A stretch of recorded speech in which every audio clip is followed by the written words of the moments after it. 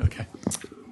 All right, good evening, everybody. It's 5:31 p.m. on Tuesday, the 18th of August. So we will commence our Future Melbourne Committee meeting. I do wish to welcome councillors, management and members of the public who are attending tonight's meeting, both in person and, of course, as is the way these days, online as well. We are meeting on Wurundjeri Woiwurrung country, and I respectfully acknowledge the traditional owners of the land we govern, the Wurundjeri Woiwurrung and Boonwurrung peoples of the Kulin, and pay my respects to their elders past and present. We acknowledge and honour the unbroken spiritual, cultural and political connection they have maintained to this unique place for more than 2,000 generations. This meeting is being streamed live and the recording will be published on the Council's website by close of business tomorrow. The unconfirmed minutes of this meeting will also be available from the Council's website as soon as practicable. I request that all mobile phones be thrown in the bin. I request that they be turned off or to silent for the duration of this meeting. No apologies have been received, I am pleased to report. Agenda item 2, disclosure of conflicts of interest. If any councillor has a conflict of interest as defined in the Local Government Act in relation to a matter to be considered by the committee, please disclose the nature of your interest prior to consideration of the item. Moving on to agenda item 3, confirmation of minutes of the previous meeting. I call on a councillor to move a motion adopting the minutes of open meeting number 34 held on Tuesday, the 4th of August 2026. There it is on the screen. Thank you, Councillor Gladys Liu. Do I have a seconder? Thank you, Councillor David Griffiths. I will now put the motion to the vote. Councillors accepting those minutes? Thank you. That's carried unanimously. Agenda item 4, matters arising from the minutes of the previous meeting. I ask councillors whether there are any matters arising from those minutes which need to be called out.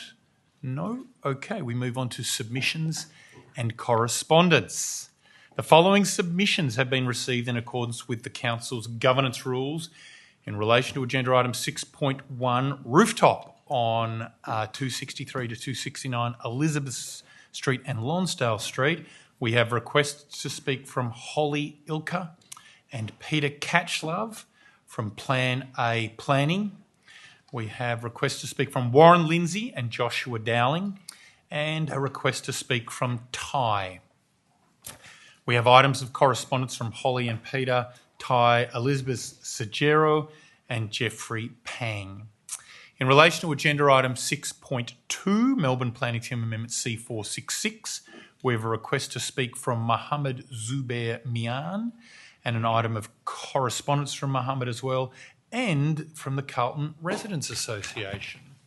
In relation to agenda item 6.3, Murrabik Royal Park Master Plan, we have requests to speak from Anthony Pyton from Brunswick Mudlarks, Professor Anthony Harris, Pauline Moore, Susie Goldsmith, John Block, Kay Oddie from Friends of Royal Park, Philip O'Connor from Royal Park Veterans, Tony Boyce, B. McNicholas, Alexandra Charpenter, and from Zach. There were 55 items of correspondence received. The names of submitters will be listed in the minutes of the meeting. I won't read all 55 out now on that item. Agenda item 6.4, the City of Melbourne's draft position on data centres and AI infrastructure. We've got a request to speak from Chris Thrum. And we have, in relation to agenda item 6.6, the Melbourne Advantage 1-year report. Yes? Just point of order for item 6.3. My name. When I've got to the end of all these, I'm going to then ask the room, is there anyone whose name wasn't called out? And then I'll circle back, if you don't mind, and then we'll do them together.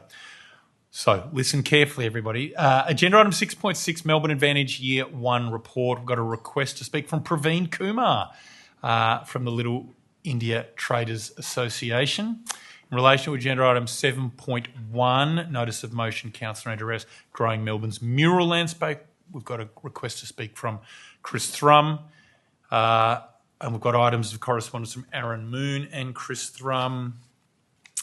In relation to agenda item 7.2, notice of motion, council support for food relief and community services. We have a request to speak from Brendan Nottle from the Salvation Army, Lynn Gazal and Chris Thrum. And we have items of correspondence from Lynn Gazal, Chris Thrum, Daniel Masters, Carmel Dwyer, Jenny Eltham, Louise Dorman, Zivka Propovska, Hanny Akau from the Burke Hill Association, David Willis, Nicholas Angelopoulos from Excello Coffee Shop, Elizabeth Vodika and Duncan Johnson from the Hill of Content. So, can I now ask the question, is there anybody who wish to be heard on any of the items that we have before us tonight, whose name was not read out when I just went through all those lists of names? Please, sir, what item and what is your name? Okay, just let me update. It's there, please.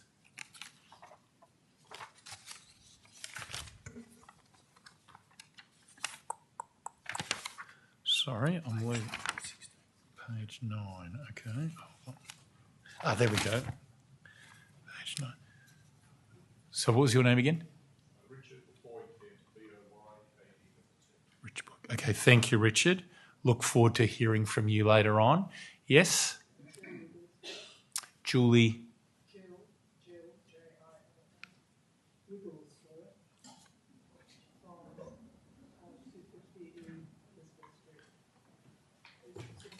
You are the planning item 6.1. Okay, thanks, Jill Wigglesworth. We will include you so we can hear from you when we get to that item as well. Thank you for coming along this evening. Let me just find my minutes for that item. Page 8. Thank you, David. Page 8. Okay, Jill Wigglesworth. Okay, I had a music teacher called Mrs. Wigglesworth way back when. Yes, Mill Park as well. Okay, 6.3. And sorry, what was your name again? Bruce Sutherland. Bruce Sutherland, that's right. Thank you, Bruce. All right, we've got a busy evening ahead of us. Anybody else wish to be heard on any items before us this evening who didn't hear their name called out in that list I read out a moment ago? Yes, gentleman at the back. I think that. G'day. What's your name? Yakul. What item? Salvos. Okay, great.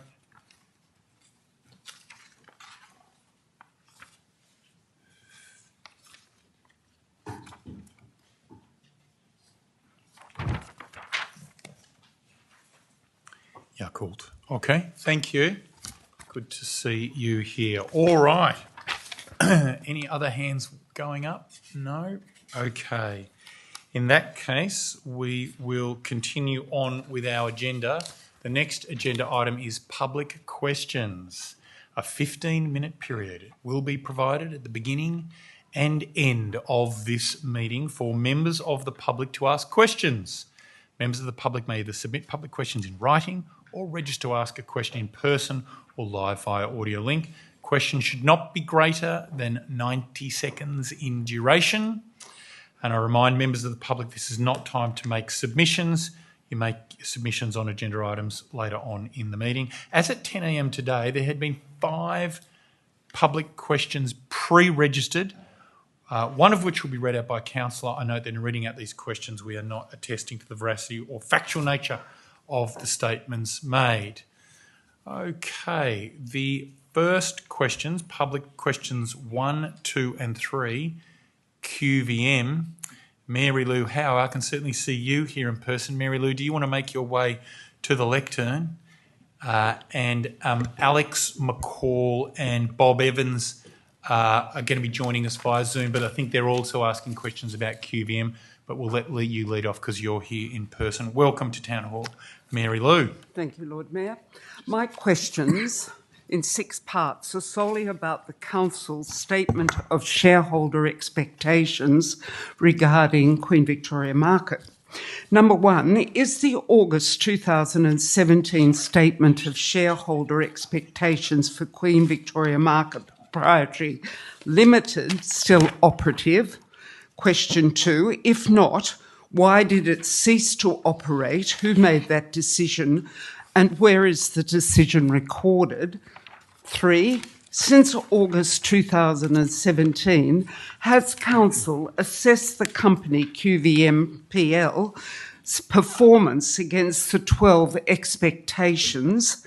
4, if so, when was the most recent assessment made?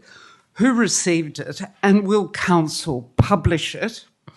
5, what evidence has Council used to determine that QVM Proprietary Limited delivered each key benefit identified in the June 2017 QVM Market Precinct Renewal Program business case as required by Expectation 12? And the last one, 6, have the statement, Council's performance assessments and the evidence relating to Expectation 12 been provided to KordaMentha for the QVM review? If not, why? What has not been provided and why? Thank you. Thank you very much, Mary Lou. I turn now to Councillor Owen Guest, who heads our Finance and Governance portfolio. Over to you, Owen. Thank you, Lord Mayor, and thank you, Mary Lou. If there's anyone more passionate about the Queen Victoria Market, I don't know who they are. I do have a series of answers here to your questions as provided by the management of the City of Melbourne, so please don't punch me if you don't like any of the answers. Of course not, Owen. To your first question, is the statement of shareholder expectations for Queen's Victoria Market still operative? The answer is yes, it is. For Queen Victoria, it is still in effect, so there's no need to answer the second question. Moving forward, your third question was, since August 2017, has Council assessed QVM's performance against the 12 expectations? Now, I will admit I've never seen the 12 expectations, and I'm not sure if they're easily found now. At the very least, I know expectation 12 has been found, but their answer is the performance of QVM is regularly reviewed by management by way of quarterly report submissions and the annual business plan and budget approval process. Your fourth question, if so, when was the most recent assessment made? Who received it, and will Council publish it? The answer here is close to my heart. These internal reviews and approvals are considered commercial in confidence and are not released to the public. However, the annual business plan is approved for release to the public 5 years after approval.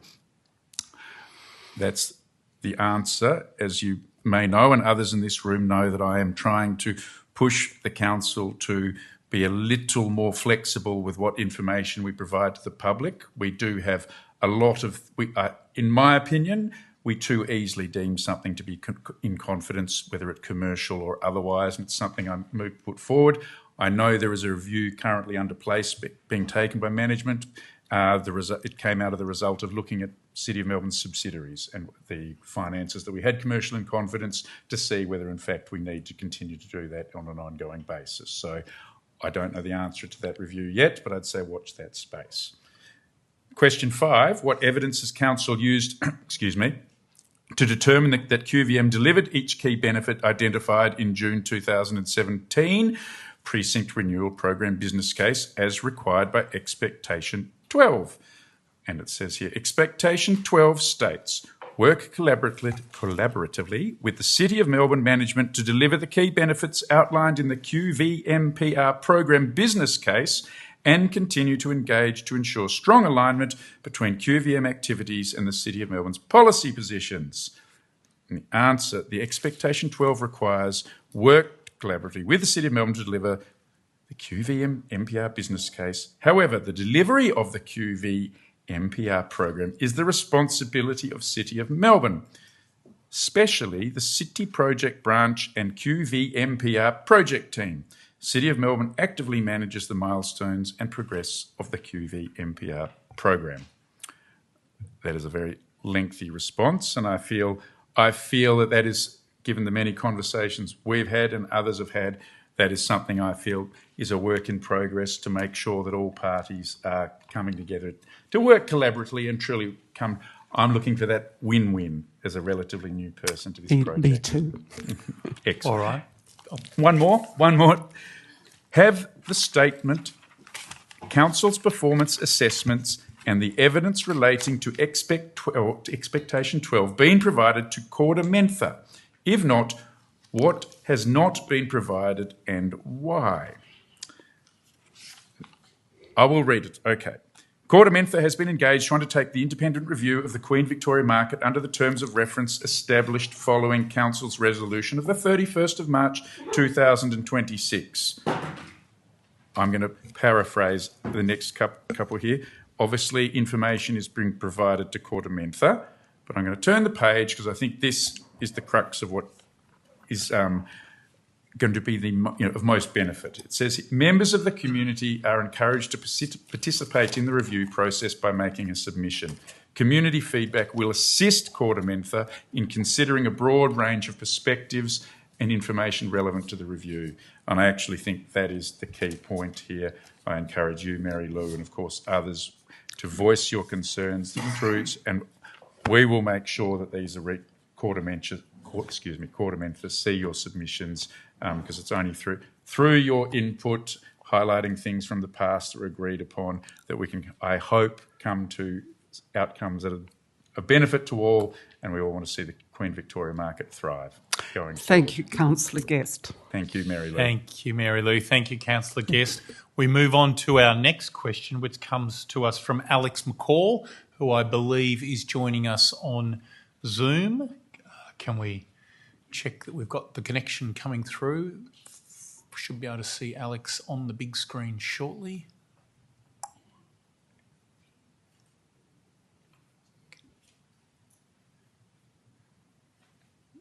If not, we can move on to our next requested questioner.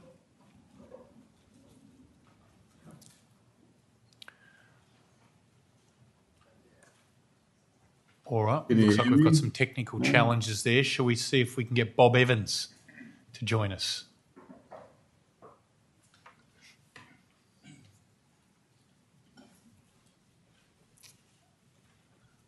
I think I'm unmuted. I don't know whether you can actually see me, but I'm ready to go if you're ready to go.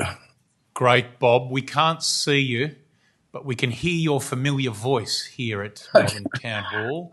Okay. So why don't you fire away with your question, please, Bob? All right, because time is tight.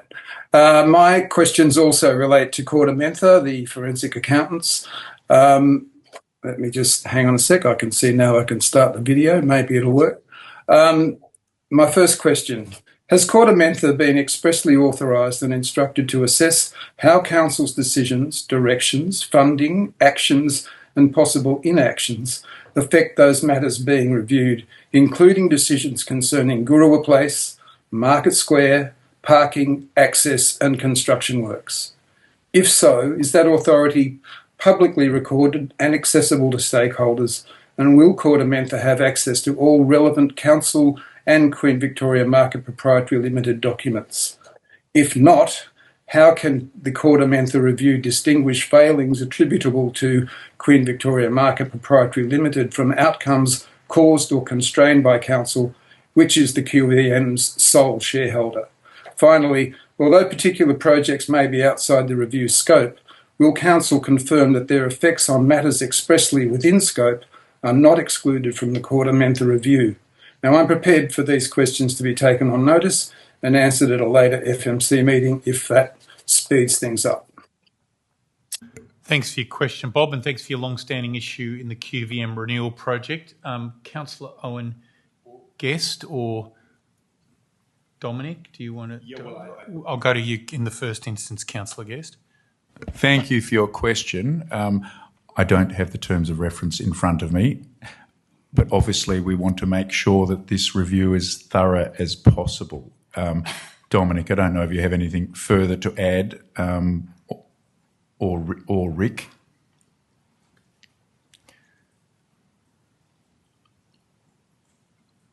Thank you, Lord Mayor, and through you. I think given the range of questions, it might Yeah. be better to take the matter on notice Yeah. and provide a detailed response to the types of questions that have been asked. I can assure you online, we want what you want. We want a thorough review here, and it shouldn't be entirely limited to the terms of reference. I hope Court Mintha feels free to place its own input if it feels the need. Great. So thank you, Bob, Thank for you. taking up your suggestion to take it on notice. Great. I'm happy with that. Thank you. Excellent. Thank you. Alex McCall, have we been able to establish a connection there? All right. Alex needs to unmute himself. There we go. We can see and I believe hear you on the big screen, Alex. How are you? Fabulous. Thank you very much. And thanks for the opportunity to actually ask a question. And my question, as you would know, relates to the Queen Victoria market and probably follows on quite perfectly with the two questions that have already been asked. And considering the QVM review has started and being conducted by Court of Mintha, and it's clearly underway, would it not be prudent of the council to defer any and all significant and or irreversible decisions affecting the market and market precinct until the independent review reports, which I believe is in March 2027? All right. Thank you for that question, Alex. I'm going to turn to you again, Councillor Owen Guest. Thank you. As our lead for finance and governance. Thank you, Lord Mayor. And Alex, you do make an intelligent suggestion. Obviously, the QVM project is something that's been going for many, many years. And I suspect, and I will, of course, turn to management on this, but I suspect some things can't be turned off just like that, as much as perhaps some of us would like to put a pause in place so that we can see what comes in. But I think Alison, our CEO, might be able to perhaps provide a more succinct answer than that. Thank you, Councillor Guest, and through you, Lord Mayor, thank you for your question, Alex. That's correct. There are some timelines and, as we've heard, terms of reference and scope that have been put around the review by Council in their previous decision-making, and therefore there are some timelines that we're obligated to meet. But what I will do is undertake, as we have done with those previous questions, to provide a more detailed response to you, Alex, that sets out exactly what those things are that cannot be deferred or delayed, and what actually is within the scope of our review. Back to you, Lord Mayor. Thank you, CEO Alison Layton. Okay, our next question comes from Ariel Valent, who is, of course, from the Northwest Melbourne Neighbourhood Centre. Great to see you here, Ariel. Please make your way to the lectern.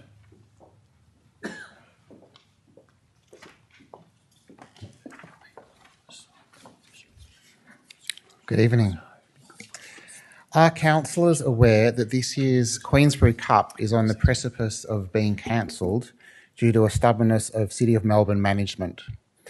Are councillors aware that City of Melbourne management is preventing the North and West Melbourne Precinct Association from contributing any funds that it receives through its arrangements with the City of Melbourne towards the Queensbury Cup? Despite this arrangement being endorsed for the 4 previous years, and despite partnerships with precinct associations being overtly encouraged in the guidelines of City of Melbourne's Event Partnership Program, the program that provides less than 1/6 of the cash required to run the event. For anyone unaware, Queensbury Cup is a billy cart race and street festival, the premier annual event that celebrates both the community and businesses of North and West Melbourne, an event that last year contributed $312,000 to the local economy, and this year is expected to attract 15,000 people should it go ahead.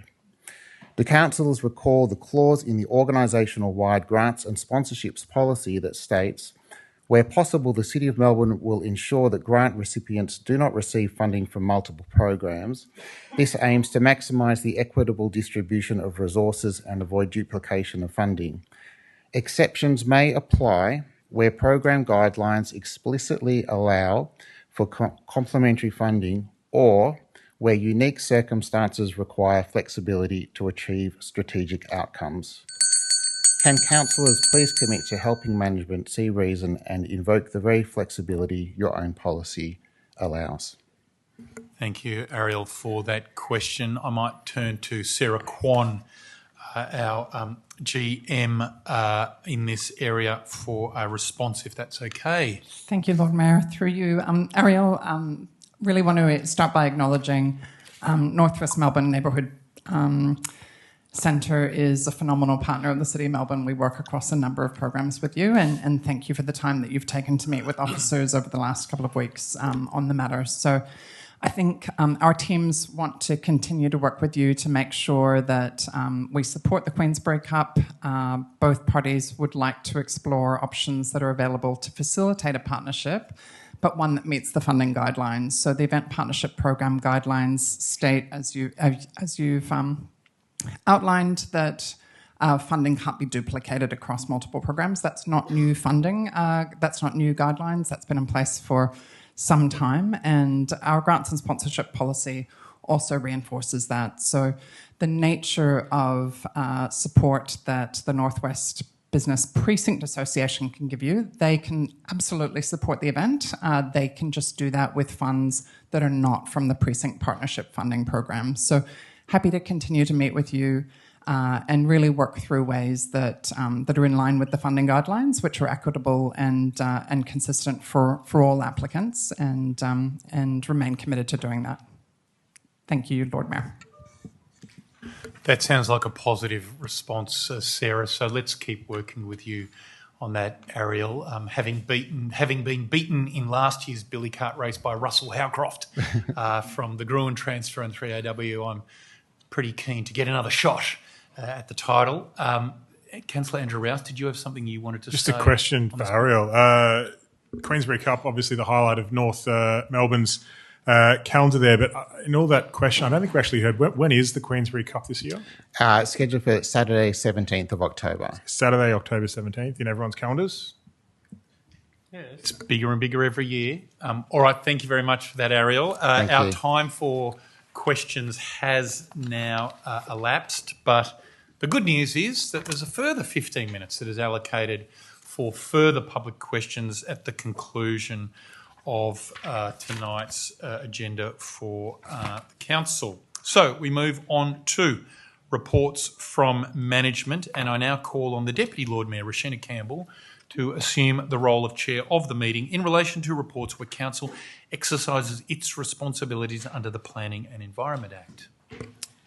Thank you very much, Lord Mayor. There are two reports from management in this section. The first is agenda item 6.1, Planning Permit Application TP 2025-511 Rooftop of 263 to 269 Elizabeth Street and 355 to 357 Lonsdale Street, Melbourne. I am going to request a presentation on this item, a brief one if that's possible. So I now call on Matt Metaxas to provide that presentation. Good evening, councillors.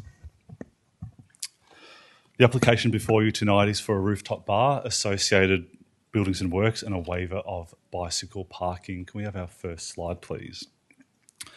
The site here is located on the corner of Elizabeth Street and Lonsdale Street within the retail core. Of particular note, when assessing bar applications, we need to consider residential buildings that are proximate to the subject site, and they are as shown on the plan here. So the nearest building containing dwellings is located at 222 to 260 Elizabeth Street in Melbourne, approximately 30 metres from the boundary of the proposed bar venue, which is coloured in blue at the centre of the page, with the Nova Apartments and Compton Apartments each located approximately 55 metres away south and southwest respectively, while the residential portion of 380 Lonsdale to the northwest of the site being set back approximately 50 metres. Could you please have our next slide? The application seeks permission to operate a bar with a floor area of 235 square metres. It's not particularly clear on this, but it is outlined in green to the left-hand side of the page. The application also seeks permission to waive bicycle facility requirements and to construct a serving area, seating, lift overrun, stairs and balustrading. Regarding the operation of the proposal, the bar is proposed to operate from 7 a.m. to 11 p.m. Sunday to Thursday, while on Friday and Saturdays 7 a.m. to 12 midnight. During this time, a proposed maximum patronage of 114 people at any given time, 87 of which can be seated. The application through the provided acoustic report, venue management plan and waste management plan demonstrates the operation of the venue can manage amenity impacts and complies with the limits outlined in the relevant noise management legislation and the EPA noise protocol. This includes the use of a noise limiter for pre-recorded background music with no live or amplified music allowed. The proposed use of this scale, being located within the capital city zone, is an anticipated land use, and the proposal achieves compliance with the licence premises policy. That being said, conditions proposed in the planning report are there to ensure recommendations contained within the acoustic report and ongoing compliance with the venue management plan and waste management plan are clear and enforceable. Thank you, and I'm happy to answer any questions. Thank you very much for that presentation. I might kick off with questions. So you've discussed the proposed hours, which are until 11 p.m. on Sunday to Thursday and 1 a.m. On Friday and Saturday. In this central city type zone, what are the hours that could have been applied for under the planning considerations? Yeah, so under our local policy, 1 a.m. is considered appropriate and within the policy context, but they're proposing from 11 p.m, and 12 midnight as the closing times. Yeah, so well within Correct. The times that we contemplate. Do any other councillors have questions? Yes, Councillor Camillo.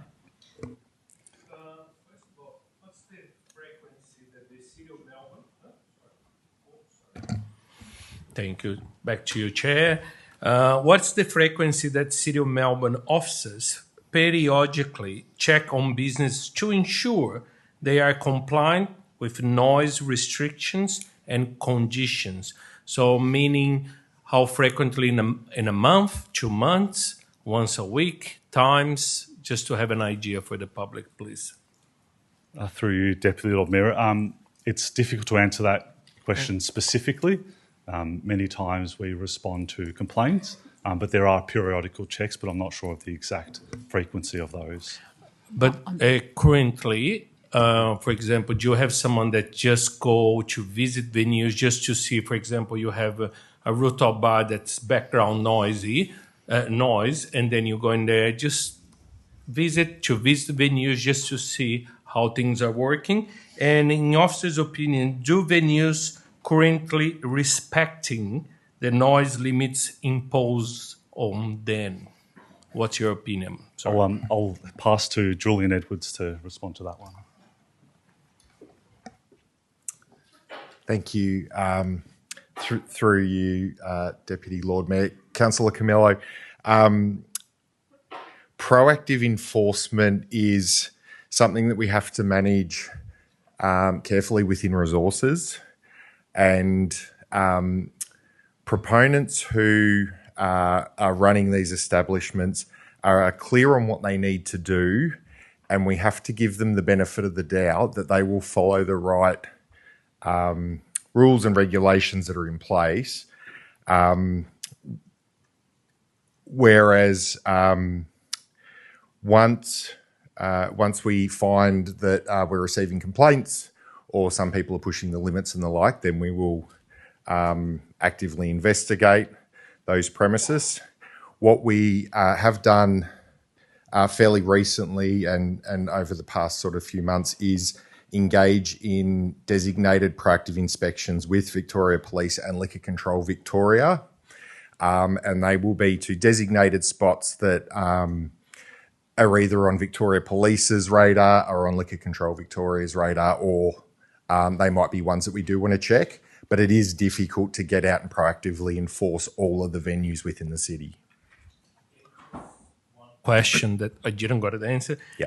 In your officer's opinions, do venues currently respect the noise limits imposed on them? In your overall opinion, to be directing there, currently What do you feel at the moment? Sorry, can you repeat the question? Do we feel that the venues are in compliance to noise at the moment? What's your feedback on that currently? Maybe in the last 6 months, just for us to have an idea. Yep. So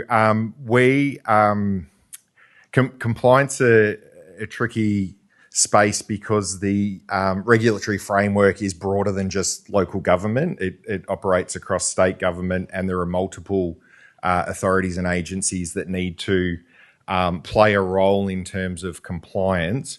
From a planning permit perspective, we can certainly talk to, and I would say that by and large a majority are compliant. Where we do receive complaints, we investigate them. Where we do find instances of non-compliance, we will take appropriate action. But if we think about the hundreds, if not thousands of venues across the city, I would say they are largely compliant because we don't receive complaints about them all the time. Thanks. I might ask a further question following on from that. Management have obviously recommended a series of conditions in respect of this application. I was wondering if you or Matthew could speak to the conditions that relate to noise.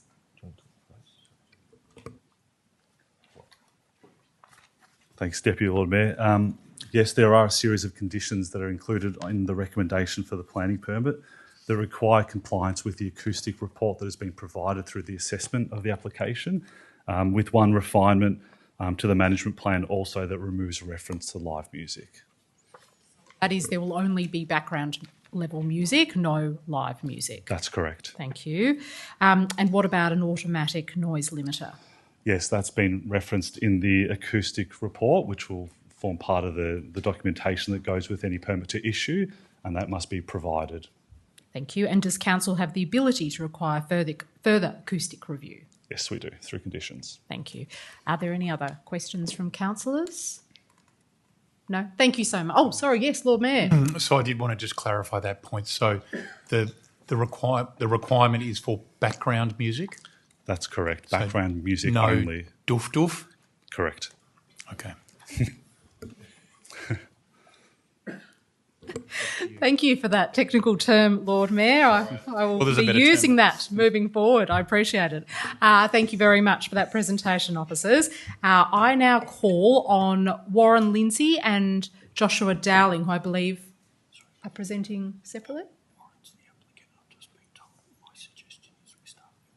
Okay. In that case, sorry, apologies. I believe we've got Jill, is it Jill Wigglesworth? Yes, who's here with us tonight. I might begin with you, Jill. If you could make your way to the lectern. Yes, just over there at the lectern. And I just remind you to speak for no more than 3 minutes. I come from the 250E Elizabeth Street, which is directly opposite this venue. And it's 25 stories up. So really no amount of acoustic anything is going to stop the music from going straight up into the air. And so I look directly onto this. I'm actually horrified to find it's going to be open from 7 a.m. until midnight at weekends until 11 p.m. during the week. That's an extraordinary length of time for it to be open. And it's absolutely bound to affect us acoustically. And it's not only me, obviously, it's all the people on that side of the building. And there are 225 apartments in that building, of which half are on that side of the building. So I think this is going to have an enormous effect on people's lifestyles if you're having this pretty much 24, well, not 24 hours, but 7 a.m. till midnight music playing. In addition to which, you've got the clanking of bottles and glasses, which there's already a lot of that in the city. This is a very high residential area, and it seems totally inappropriate to me to have a rooftop bar of that type in that residential area. We also have concerns that it's going to impact on the value of these apartments in the long term, once people realise it's there. but there's going to be nothing that we can do it. We already have double glazing in the apartments, in all of those apartments, and we already have plenty of noise from other bars further away. Like there's a bar in further up in Lonsdale Street, which is very noisy. There's the White Hart Bar, which has no roof as well, directly opposite us. So this is just going to make life extremely unpleasant. Thank you. You've still got 1 minute, so that's a warning bell at 2, Jill. So if you have anything else to add, you've still got a good 50 seconds to do so. That's probably enough, actually. I think we all have very real concerns that this is going to have a huge effect on our quality of life. And it's not only a few people. We're not talking about a couple of people here. We're talking about a large number of people, many of whom have lived there many years, including myself. And my partner is quadriplegic, and so we've redone the apartment so that it's suitable for him, which it wasn't before. And if we have to move, which I believe we would have to if this goes ahead, it's a very expensive undertaking. So we won't be letting this go easily. Thank you very much for that submission, Jill. I might ask a question of officers following on from that. I think this is for you, Matthew. So you've obviously heard from a nearby resident about the impact that this will have on that particular resident and their partner. I was wondering if officers could respond, given you've looked at this application very carefully, and provide management's view about the amenity impacts, particularly given the location of this site as well and the planning considerations there. Yes, thank you, Lord Mayor. So when officers are assessing applications such as this, an acoustic report is required. That acoustic report is required to be done in accordance with the EPA protocols, which set certain requirements. With regard to this site, albeit there will be music, it'll be at background levels, and that is to take a level of 5 decibels above the ambient noise in the area. So it's hard to picture what that might be, but it's not a significant volume above ambient noise, and that's why it's described as background music through the day. But importantly, the EPA regulations describe sensitive land uses within a 10-metre radius of the subject site, and the nearest, as I mentioned in the presentation, the nearest building with residences is 30 metres away, so it complies with the EPA protocols. Thank you. I was just seeing if any other councillors wanted to ask anything of officers at this point. Yes, Councillor Rouse. Just quickly, before you mentioned the ambient noise playing through, I presume, speakers, sorry, the background noise, also background music, not the doof-doof, as the Lord Mayor mentioned. If someone was to hold, say, a birthday party there and wanted to make a speech, I presume they also would not be allowed to do so using an amplified speaker system. Is that not beyond the level that's required through the noise limiter? Brilliant. Thank you. Yes. Thank you. I'm just seeing if there are any other questions. No, thank you, Matthew. I believe our next submitter is Ty, who's asked to submit via Zoom. Is Ty with us now? No. Okay, thank you. I now call on Warren Lindsay and Joshua Dowling, who I believe are with us via Zoom. Yes. Can we see if we can get a connection? Wonderful. Hello, councillors. Hello, Warren. Warren, I just remind you to speak for no more than 3 minutes. There'll be a warning bell at 2. That's okay. I'm actually only here just to answer questions relating to the business. The planning should be handed over to Holly and Peter, if that's okay. Yes, I'm happy for us to hear from Holly and Peter first, if that would be your preference. Yes, please. Okay, thank you. Are Holly and Peter with us via Zoom? Holly and Peter from Plan A Planning. Hello, yes, we are here. We can hear you, Holly. We're just, yes, and now we can see you too. Go ahead. Yes, perfect. So we are, on behalf of the applicant, including Warren and Josh. This application has, been with council for a while now, and it's been extensively reviewed and adapted to make sure that we cover both council's feedback and also the submitter's feedback. So That includes a lot of these conditions that are being imposed, like the noise limiter, which will be set, and you cannot change that. That's going to be set in place to limit that music at the venue. We are happy to abide by all the conditions put forward by council. This is a use, that's consistent with the intention of the zone and council's policy, and the intention is to abide by those conditions. We've responded throughout this, in particular in relation to heritage and amenity impacts, increasing setbacks, increasing management and security, just to make sure that all of that's addressed in line with the planning scheme and any questions that the community have. Thank you, Holly. I don't know if you could hear our earlier submitter, Jill Wigglesworth, who is in an adjacent property, who was speaking about the impact she expects to have in her apartment and the fear that it will lead to her and her partner having to leave their apartment. I'm interested in your response to that in light of the application before councillors tonight. Yeah, as in response to that, we do and have acknowledged all submissions received. In this case, we have put forward and done extensive acoustic reporting to make sure that we can comply with that policy and that won't adversely impact, in accordance with the EPA rules, won't adversely impact surrounding residential uses. So that acoustic reporting has been adapted over the time and establishes that, we're separated approximately 30 metres, as council and Matt has noted earlier, from those residential receptors. And it's all, as per the acoustic report, it can all comply with council's policies, noise requirements. I think also in addition to that, it's important to note these uses where we talk about a bar. There's obviously a bar use, it's the one we talk to with doof type things, and there's also bar uses which are more commensurate with local residences in the area. And Warren could probably talk to that in a little bit more detail, but this use, by the way in which it's been conditioned and the way it was set up with the acoustic reporting, is set up to work and be part of the community, not to cause an issue to it. Thank you. I mean, as I think you're aware, we've received 133 objections.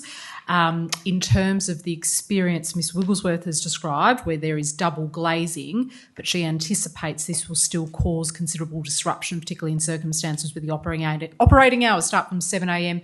to 11 p.m. and then, of course, 12 on Friday and Saturday nights. Is there anything that you wanted to say in response to what impacts on amenity could be expected by a neighbouring resident some 30 metres away with double glazing? Happy to. I think those operating hours, whilst consistent with the zone and the planning scheme's intent, it won't be operating as a fully fledged bar for that period of time. Like it may be just providing coffee or things like that in those sort of earlier hours of the day. And there may not be a requirement to have alcohol until later in the day, etc. So it won't be operating to those sort of noise levels that the acoustic report intends to for that entire period of time. So I think that's probably worth noting. And I think the addition of the noise limiting capacity of the site is a great addition to the conditions that are being imposed, because it's not something that someone can turn up on site, like someone was saying before, and they can't hear a speech, so they whack the volume up. It's being handled off-site, so no one can actually change that level. So I think for residents' purposes, the conditions that are imposed, as long as that noise limiter is maintained and is working, there is a consistent level of noise that they would hear for the period of the operation. All right, thank you so much, Peter. I'm just thinking if any other councillors have questions. No, thank you very much for your submission. We might now jump back to Warren and Joshua, who I can see down the bottom of the screen but cannot yet hear. Thank you, Warren. I think you might be muted still. Thank you. So we've now heard the submission from Holly and Peter. I take it you have nothing further to add by way of submission. You're just here to see if there are any questions. Is that correct? Yeah, I'm happy to answer any questions. I think just to add to what Peter said, if I may, our intention is certainly not to cause any disturbance to local residents, and we, the aim for our restaurant and bar is to create something that locals will be able to enjoy as well.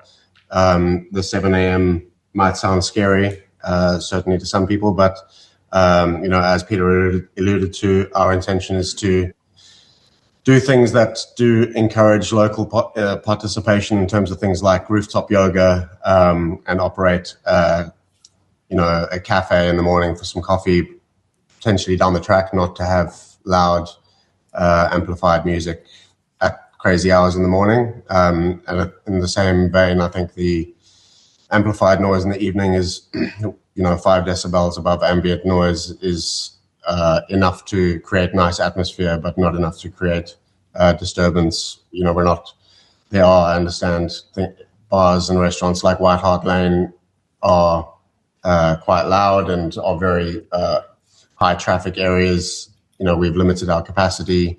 We brought that down to a number that is in line with what we feel and what councillors have recommended, so that we're not causing a lot of people noise. We've limited our music to be able to enable atmosphere while not disturbing residents. So we do feel like we've made those or been accountable for the local residents too. Thank you for that submission. I'm just going to see if councillors, yes, the Lord Mayor has a question. Thanks, Thank you, Deputy Lord Mayor. Warren, I'm just confirming that you'll be the venue operator. I oversee Australia for the company, but Josh is our venue manager on site and has been with us for a few years. Okay, so I'm not sure if Josh is with us, but I'll direct it to you and Josh. As you would know, we've had 133 objections lodged about this rooftop bar. You're not with us in person here at Town Hall, but we've got a full house here full of people who are very concerned about what is being proposed. You're putting it to us that this is going to be ambient level noise. There's the noise restrictors that are going to be put on. I guess I want to know what is your approach to engaging with local communities in venues you've operated in the past, and I mean, what comfort would you try to provide to the full house here of people who are concerned? Well, I think, thus far we've taken measures to make sure that we are doing the right thing, as I said, in terms of lowering capacities, lowering the decibel levels, the addition of the decibel limiter. I think with all things, we don't know the direction of the wind that'll carry noise. I think it's really important that our intention is to open something that the community is able to enjoy as well. And our neighbours in all the venues that I've ever operated, our neighbours are an important part of that. So I think, if there is ever a disturbance being caused, it's important to us that we're made aware so that we can make adjustments to the way we are operating. But thus far, I think we've done everything that we possibly can to ensure that we're not impacting residents negatively. And that is not necessarily a final as far as we're concerned. We want to make sure that we are operating as part of the community and not impacting the community negatively. Thanks for that. Thank you, Lord Mayor. Thank you, Warren, for that answer. I'm just thinking if any other councillors have a question. No, thank you very much for that submission. Council business, can I just see, has Ty joined us online? No.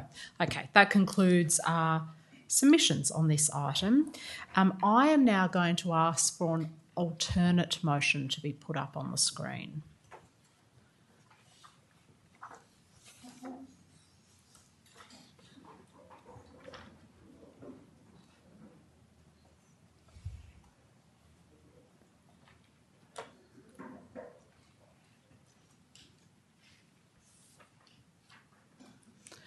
Thank you. And if I could just ask you to scroll down slightly. Thank you. Yes, thank you. That is the motion that I seek to move, and I'm looking for a seconder. Thank you, Councillor Laylew. I'll now speak to the motion. This application relates to the rooftop of 263 to 269 Elizabeth Street and 355 to 357 Lonsdale Street, Melbourne. It seeks approval for the use of an existing rooftop as a bar, together with associated works, including a serving area, seating, a balustrade, lighting and a waiver of bicycle facilities. The applicant is Plan A Town Planning Proprietary Limited. The owners are Dask Entertainment Melbourne Proprietary Limited and Bison Trading Proprietary Limited, and the design is Black Box Design Co Proprietary Limited. The estimated cost of the works is approximately $200,000. The proposal would allow the rooftop bar to operate from Sunday to Thursday from 7 a.m. to 11 p.m. and Friday and Saturday from 7 a.m. to midnight, with a maximum capacity of 114 patrons. This site on the corner of Elizabeth and Lonsdale Street sits within the heart of Melbourne's retail core and the Hoddle Grid. The planning framework in this part of the city actively encourages entertainment, hospitality and evening economy uses in this location, recognising their contribution to Melbourne's status as a vibrant and diverse 24-hour city. However, support for activation and hospitality uses must be balanced with the protection of residential amenity and respect for the heritage significance of the surrounding built environment. Now, our officers have assessed the proposal against these competing considerations, and they've concluded, subject to the conditions in the planning report, that this is an acceptable planning outcome. However, we have received over 130 objections. We have heard a powerful submission tonight from a resident concerned about the impact this will have on a neighbouring property, and we are very alive to the need to protect residential amenity and to balance that against nighttime activation and other uses. For that reason, I am moving an alternate motion that seeks to further strengthen the conditions that would apply to the permit, and I'll speak to those changes briefly. Essentially, it requires the addition of a new condition that will require the applicant within 3 months of the commencement of bar use to have the operator submit a report that provides the following information: any complaints that have been received relating to the operation of the venue, the nature of those complaints and the date, the action taken by the operator to investigate and respond to each complaint, and any measures implemented or proposed to address the identified amenity impacts arising from the operation of the venue. That report must be prepared to the satisfaction of the responsible authority. Now, this is in addition to extensive conditions that have been already recommended by management, and I support those, but this seeks to further strengthen the applicable conditions and make sure that in the event there are unwelcome or undesirable amenity impacts, that this council has the opportunity to consider those. This is in addition to the venue management plan and other conditions. I want to speak next to the risk of amenity and noise considerations for residents. This application is subject to comprehensive conditions in this space. It includes an endorsed acoustic report, a venue management plan, an automatic noise limiter, compliance with EPA noise standards and restrictions on amplified live music, and the ability for council to require a further acoustic review if issues do arrive. However, noting the significant number of objections, the submissions we have heard tonight, it is important that this further condition you see on the screen before you be considered. This additional condition will provide that further safeguard, requiring the operator to make sure that issues are reported to council and addressed. And in my view, this is a sensible addition that strengthens accountability and provides council with oversight during this establishment phase of the venue to ensure that emerging issues are monitored and responded to appropriately. I wanted then to speak to operating hours. You've heard from the operator and their planners that although the venue will begin operating from 7 a.m, it will not be necessarily to serve alcohol, more to serve coffees, perhaps other uses such as yoga classes. It is also, in considering the proposed hours, important for us to remember this site is in Melbourne Central City, where the planning policy specifically supports both a vibrant day and nighttime economy with a greater intensity of activity than would be expected in other parts of the municipality. It is also worth noting the applicant is not seeking the full extent of hours that are contemplated by the planning policy in this part of the municipality. The proposed hours of 11 p.m, Sunday to Thursday, and midnight on Friday and Saturday are more restrained than the 1 a.m. operation the policy would support for rooftop venues in the central city. In my view, this application does strike a balance between facilitating activation and recognising the relationship of this property with the surrounding area. Finally, I wanted to say something about heritage.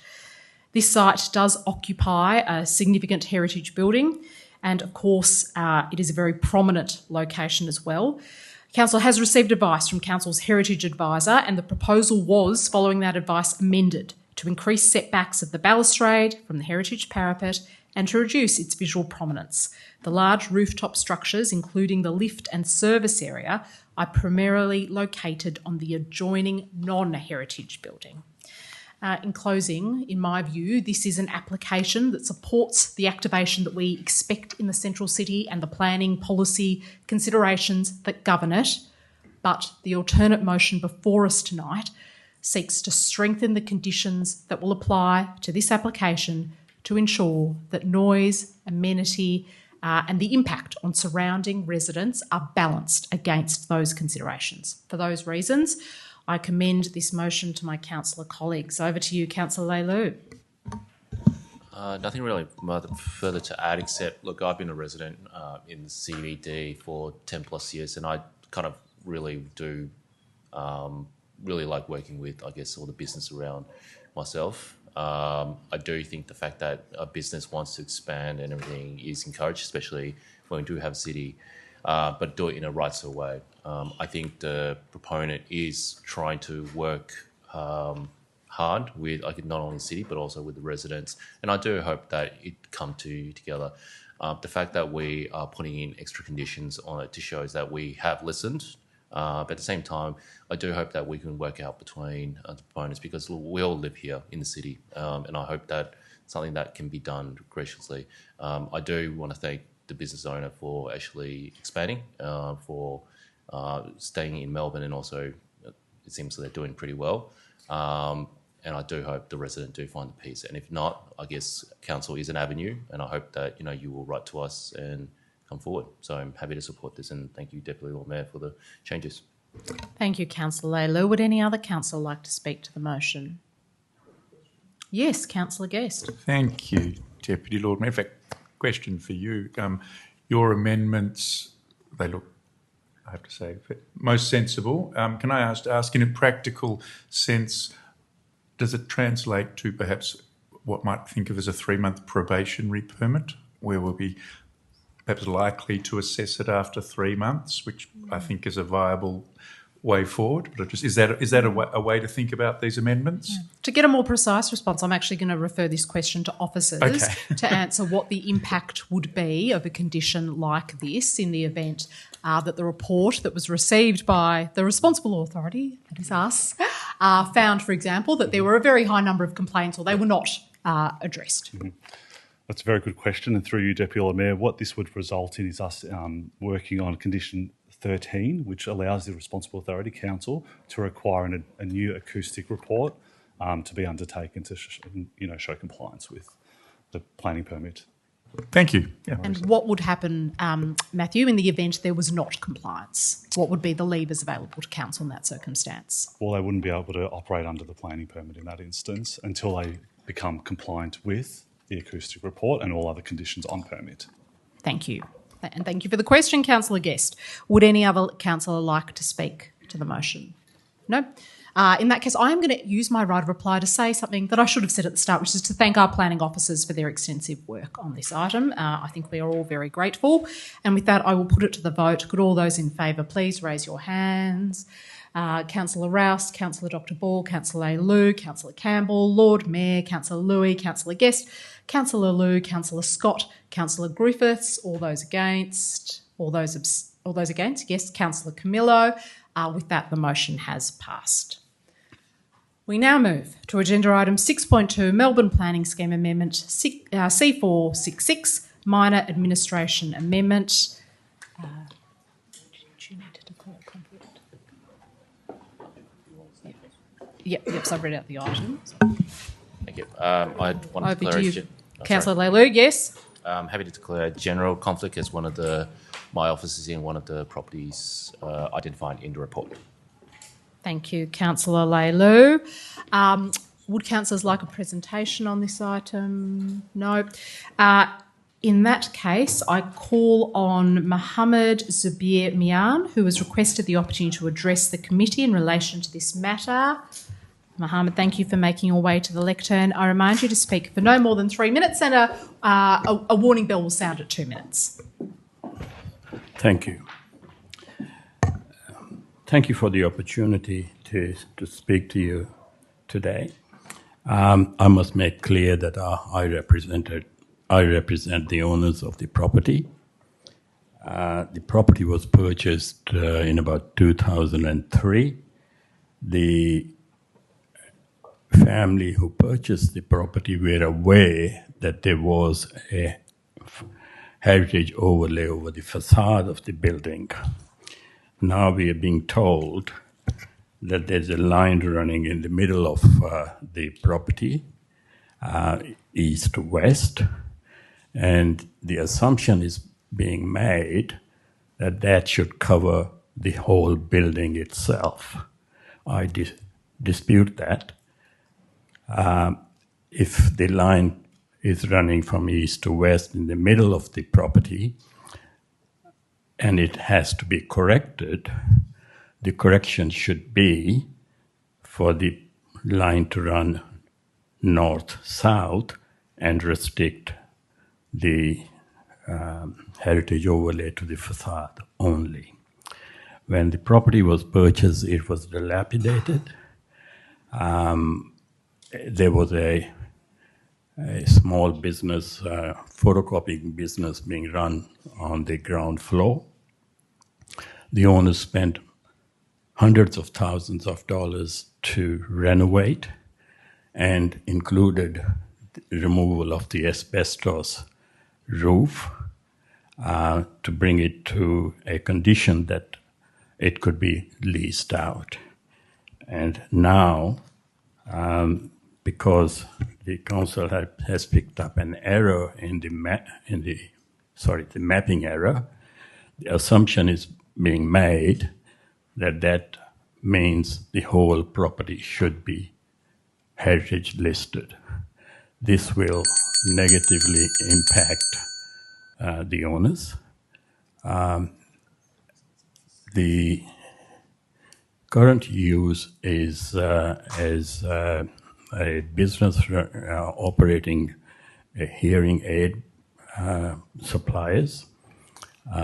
Connect Hearing are leasing the property. For the property to continue, it may well continue as it is, but I envisage that in future, this property combined with the next door property may one day be used to convert into residential. Once this property is listed, affecting the whole site, heritage listed, that would have impact on the next door property. And then there's a small property as the further up, I think it's 155 Bouverie Street. It's a very small property. It covers less than 100 square meters. Thank you. Mr Mayor, your time has expired, so I'll just ask you to conclude your remarks. Thank you very much. I might ask a brief question of, I think it's Joe Cannington. You've heard the submission from Mr Mian in relation to the property at Bouverie Street, and I'm just interested in management's response to that submission. Thank you, Deputy Lord Mayor.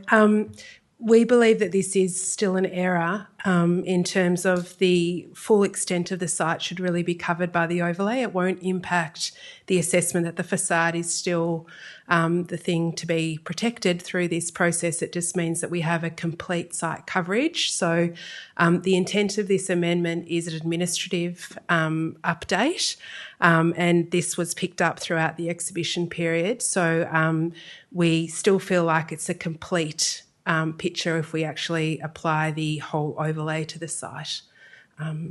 That's our position.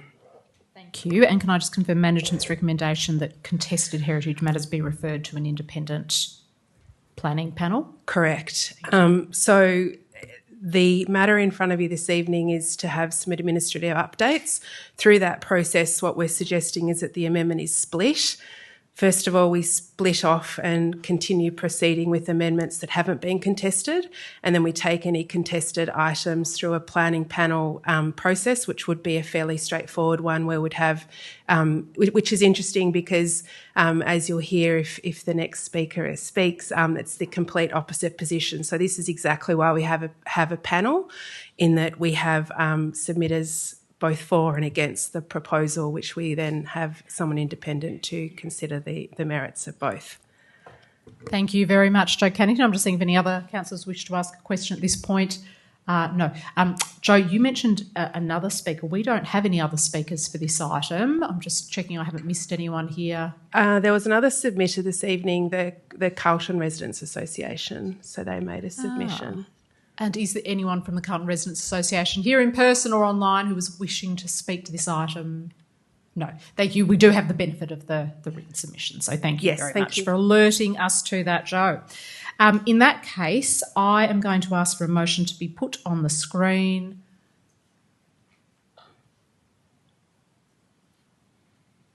Thank you. If you just scroll down. Thank you, Council Business. Okay, thank you. I will move that motion and I am looking for a seconder. Thank you, Councillor Guest. And I will now speak to the motion. This amendment is about improving the accuracy, the clarity and the efficiency of the Melbourne planning scheme through a series of minor but important administrative corrections. It implements recommendations from the Melbourne Planning Scheme Review 2023 and it was publicly exhibited between the 9th of April and the 11th of May this year. 9 submissions were received. This amendment delivers 3 key outcomes. First, it removes redundant planning requirements that currently create an unnecessary administrative burden for businesses, for landowners and for ratepayers, in that it creates an unnecessary burden on this council. Second, it corrects a range of mapping abnormalities, including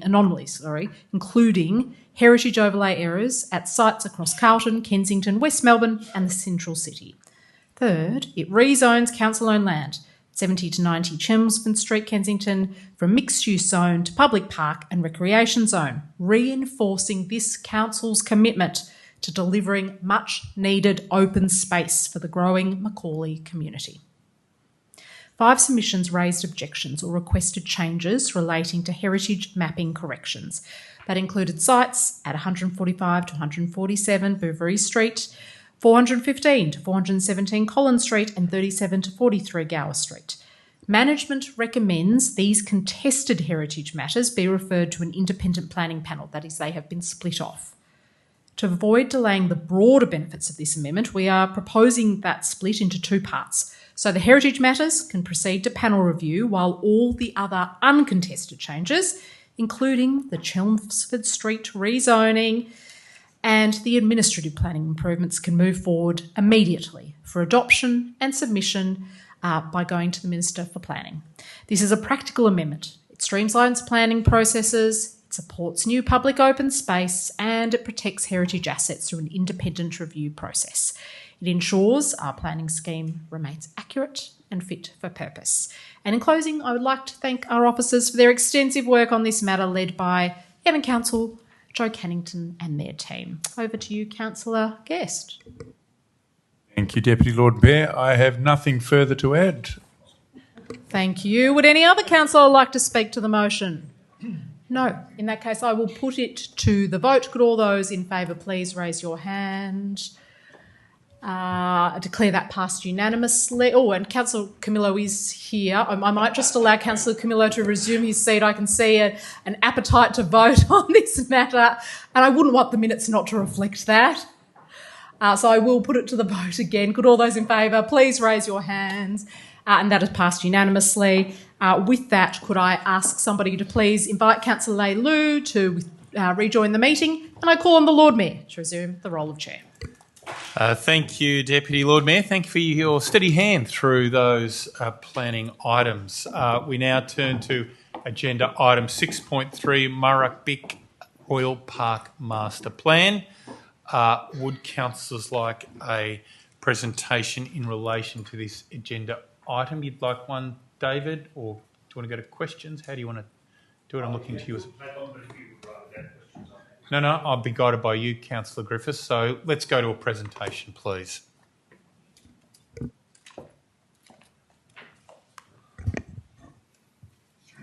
Thank you, Lord Mayor, and good evening, Lord Mayor, Deputy Lord Mayor and councillors and members of the public here tonight. Tonight we are presenting the final Murrumbeek Royal Park Master Plan, and we are seeking endorsement from the Future Melbourne Committee of a 20-year strategic framework for the protection, enhancement and management of Royal Park. Next slide, please. We'll go one more slide too, please. This slide outlines the strategic context of Murrumbeek Royal Park Master Plan. At the FMC meeting on the 5th of August 2025, Council approved the process to finalise the master plan, and that followed extensive consultation on the draft master plan over the summer of 2024 to 2025. The Murrumbeek Royal Park Master Plan aligns strongly with the council plan, particularly under the living sustainably and building a city for people priorities. The Murrumbeek Royal Park Master Plan also aligns with other strategic documents of council. The implementation of a master plan for Royal Park is supported through the open space strategy. The current master plan is from 1997, and this is a timely update to this strategic document for one of our most important parks. Next slide, please.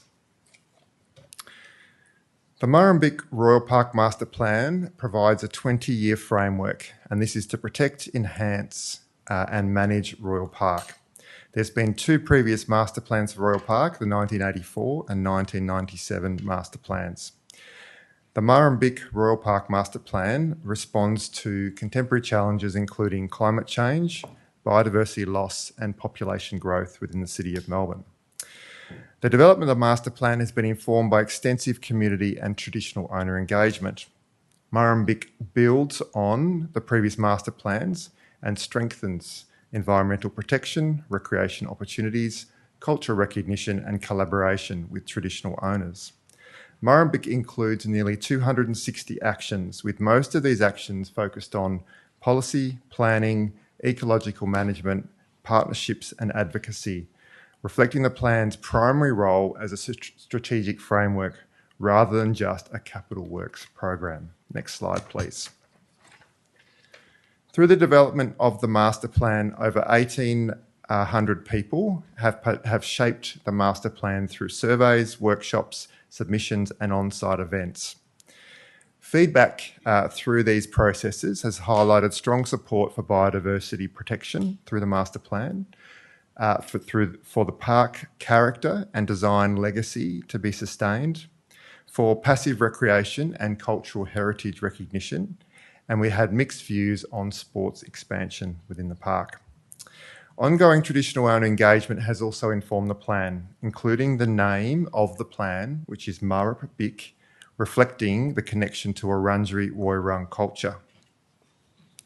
Following the decision of Council in 2025, we engaged Site Office, an independent landscape architecture consultancy, to review the master plan and to identify opportunities to strengthen the vision, the evidence base and the strategic framework. The work of Site Office and others, supported by advice from the Landscape Architecture Industry Advisory Group, which was convened to support the finalisation of the master plan, informed refinement and development of the final Murrumbeek master plan. Next slide, please. The master plan has a new vision. This has evolved from the draft and it draws inspiration from the early colonial descriptions of the land.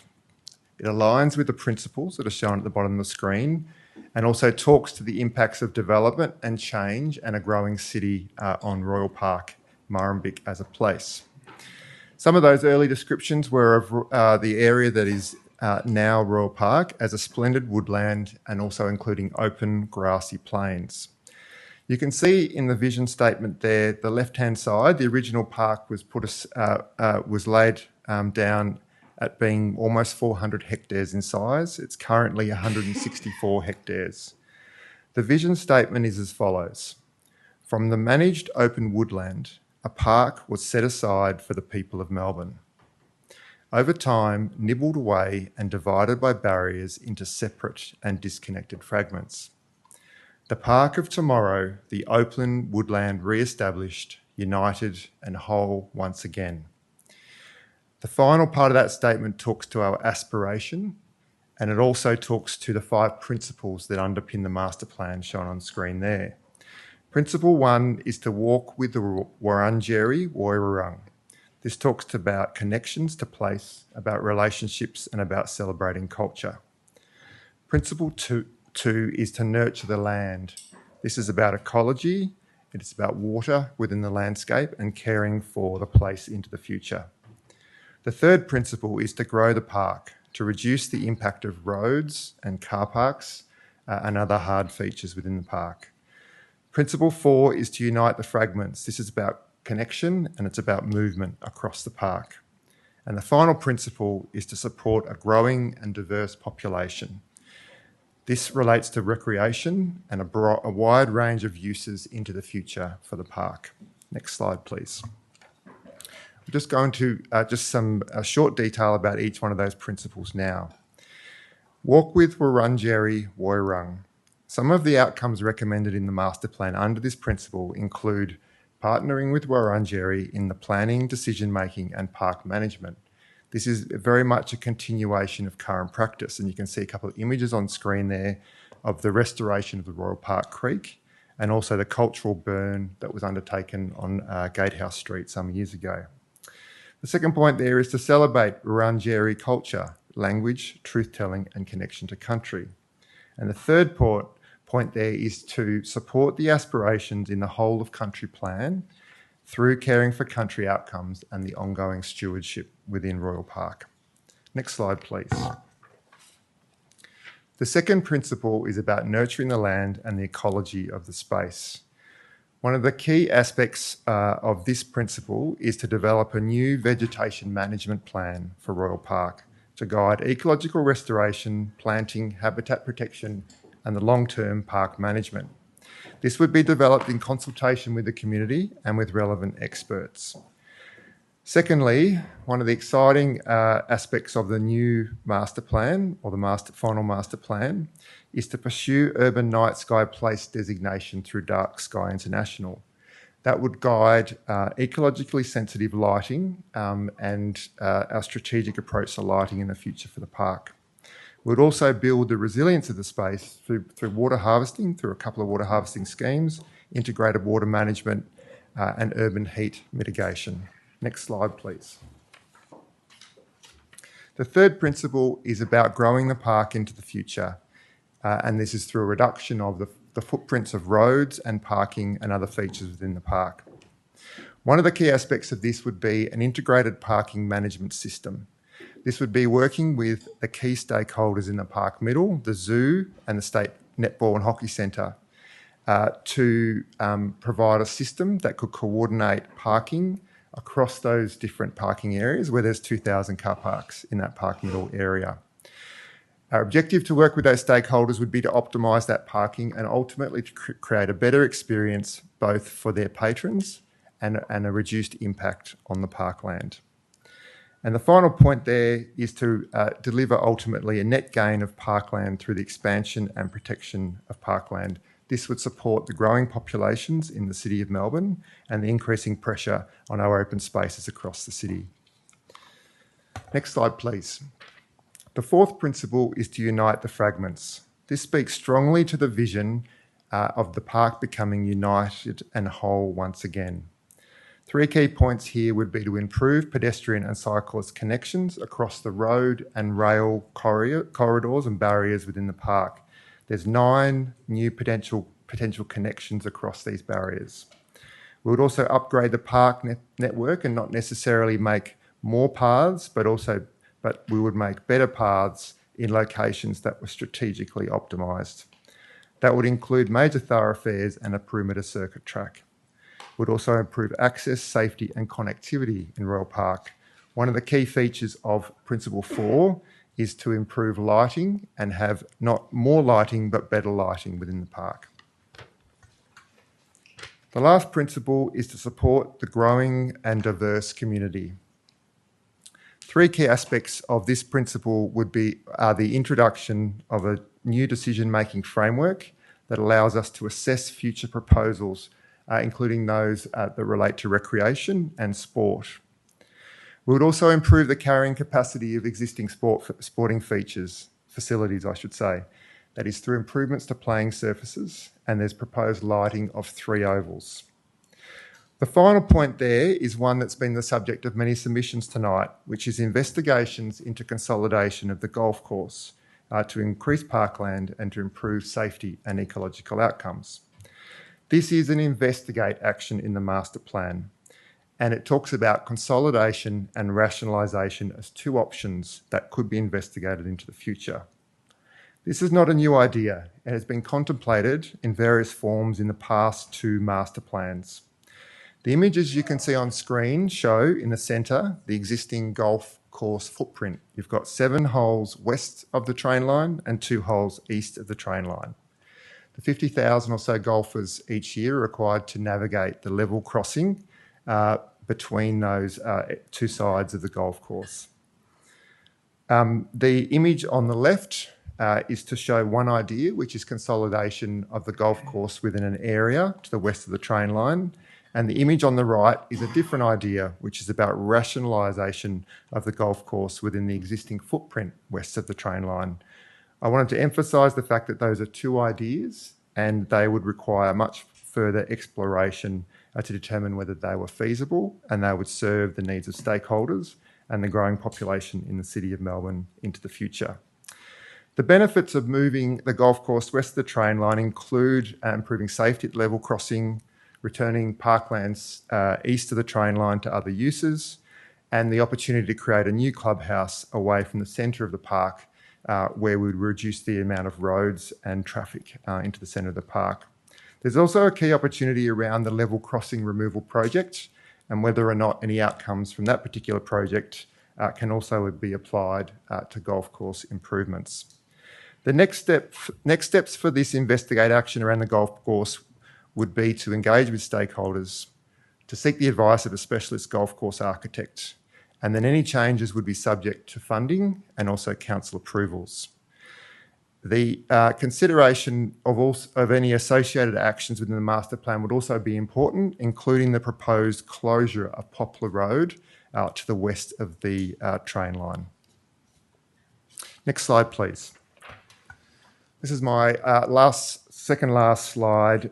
In the number of submissions received tonight, there's a number of people who pointed out objection to formalisation of any paths within the grassland circle. The image shown on screen is image 159 from the master plan. There are no formal paths proposed within the grassland circle. The image on screen is an AI generated image that seeks to illustrate the management of the grassland circle as a mosaic. They could be mown paths that you're seeing on screen, but we will update this image to remove any suggestion of there being formal paths or any paths through the grassland circle. It's really the impression of a mosaic of management areas into the future. Next slide, please. And this is the final slide here. The recommendation tonight is to endorse the master plan to provide that 20-year direction for this most important place within the City of Melbourne. That concludes the presentation. Happy to take any questions. Back to you, Chair. Thank you, David. What a tremendous presentation that was. Looking to councillors for Questions, Councillor Owen Guest. Thank you, David. Possibly, could you go to page 11 of your presentation, please? I just wondered, could you explain a little further the first bullet point, new decision-making framework to assess future proposals, including recreational, could you tell us a little bit about the new decision-making framework, please? Sure. Thank you, Councillor Guest, and through you, Chair. The decision-making framework is a new element of the master plan. It wasn't in the draft, and it's a new element for master plans within the City of Melbourne. Essentially, we receive proposals over time for places, and so the decision-making framework will allow us as management to assess those proposals against some established criteria that relate to the place. And so decisions, whether I'm here or someone else or other officers or a different councillor group, that would enable decisions to be made relating to any proposals that came through around new facilities, new recreation opportunities within the park and so forth. All right. Any other questions for David Keller? Councillor Olivia Ball. Sorry, David, if I could refer back to the grassland circle image in the previous slide. Thank you for your attention to that question, because we have had concerns. Those paths do look quite wide. So if I understand from what you just said, they would be mown at most. They're not going to be compacted. They're not going to be ground cover, any kind of surfacing laid down, and therefore they might be temporary to facilitate growing of experiments with native grasses and or mosaic burning and the like. Temporary, reversible. Is that correct in my assumption? Thanks for the question, Councillor Dr. Ball, and through you, Chair. We will update this image. I think this image is misleading in that it gives the wrong impression to the reader. So if you go to the text within the master plan, it talks about management blocks and about achieving a mosaic of management areas and activities within the grassland circle. So we will update the image. I think what we've sought to illustrate is that mosaic type of management within that grassland circle, but I think it's misleading to the reader. Sure. So is what I just said correct? It's correct in that, no, there would be no formal paths. What you might see is a mowed line between management blocks at times. Say we were proposing to burn a particular area of the grassland circle. We wouldn't want to burn all of the circle. And so you might mow around a particular area to allow that burning to occur. Thank you very much. Lord Mayor, could I ask another question that is sort of related? I wondered if there's possibly a discrepancy on the question of what are called in the plan minor, stable or mulched paths. So not about the grass circle per se, but on table 17 of page 122, it says such a path would be 1.2 metres wide. While there's an illustration, and I'll ask Council Business to put up this illustration from page 162.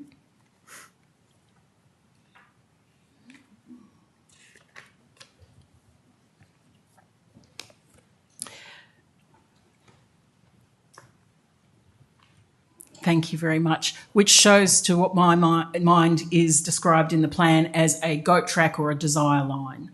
Now that does not appear to be 1.2 metres wide, nor a designed or created path. It's created by the movement of people in their desired directions. So are those two things contradictory? This is what I think of as a minor, stable or mulched path, which we have illustrated here. But the table number 17 says that such paths will be 1.2 metres wide. Okay, thanks for the question, Councillor Dr. Ball. The 1.2 metres width is indicative only. So I would go to the text and the description. That the width is seeking to help the reader understand what the scale of this particular path would be compared to, say, a shared user path or a much wider path. So in the description and the text within the document, that would relate to what you're seeing on screen in terms of the image. But the 1.2 metres is provided as a comparison to what might be a more formal path.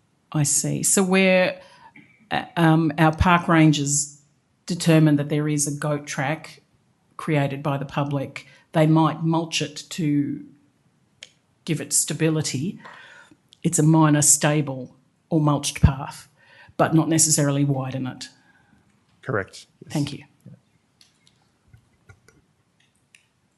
Thank you for that question, Dr. Paul. A very good one. Any other questions from councillors on the presentation? All right, thank you very much, David. It was an excellent presentation. I now call on Anthony Pyton from Brunswick Mudlarks, who requested the opportunity to address the committee in relation to this matter. Thank you, Anthony, for your long-standing interest in this process. Just a reminder, please keep your submission to 3 minutes. Thank you, Lord Mayor. Firstly, thank you to all the councillors for Ryder Pavilion. We had Councillor Ball, Liu and Griffiths here last year for the big opening, and it's a fantastic pavilion. It's actually now shared by a number of organisations and groups that we call SIC, Sport Inclusive Communities, which includes Yalden Parkville 150-year-old cricket club, men and women. We've got the Brunswick Zebras, boys and girls. We have the West Brunswick Amateur Football Club, men and women. And of course, we have the Mighty Mudlarks.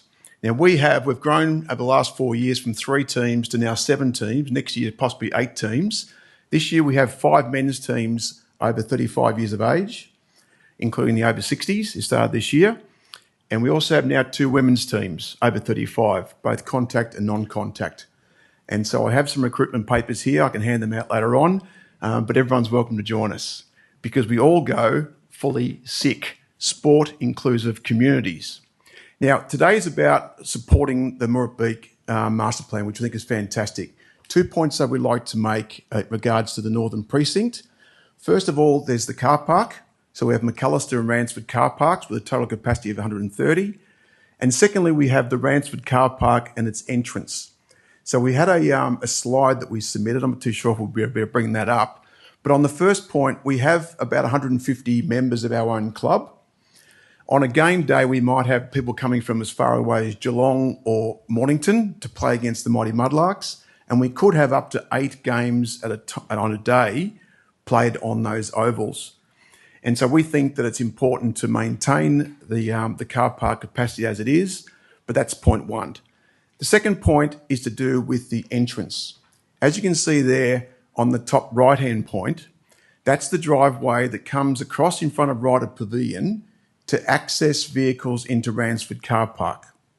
Now, I know there's a point about car parks, but we recommend that rather than having the entrance go through there, which causes congestion and also pedestrian safety issues, there was a road up the top there that was used during the construction that went directly from the Ransford car park to Park Street. And we believe that if you have an entrance there and you grass the bottom section, you would have no net loss of parkland because it would be the same at the top as the bottom. You would also have access to for the ambulance to go on Ransford. You would also have delivery vehicles, less congestion, and then when boys and girls are running around, there's a lot less safer. So thank you for this time to have the opportunity to sort of talk to this plan. We certainly commend it. And if you all want to come along and join the Mudlarks, fully SIC, Sport Inclusive Communities. Thanks very much. All right, thank you very much for that spirited contribution, Anthony. Not sure if this is the time to ask this question, but is there an initial response to the submission from Anthony from officers?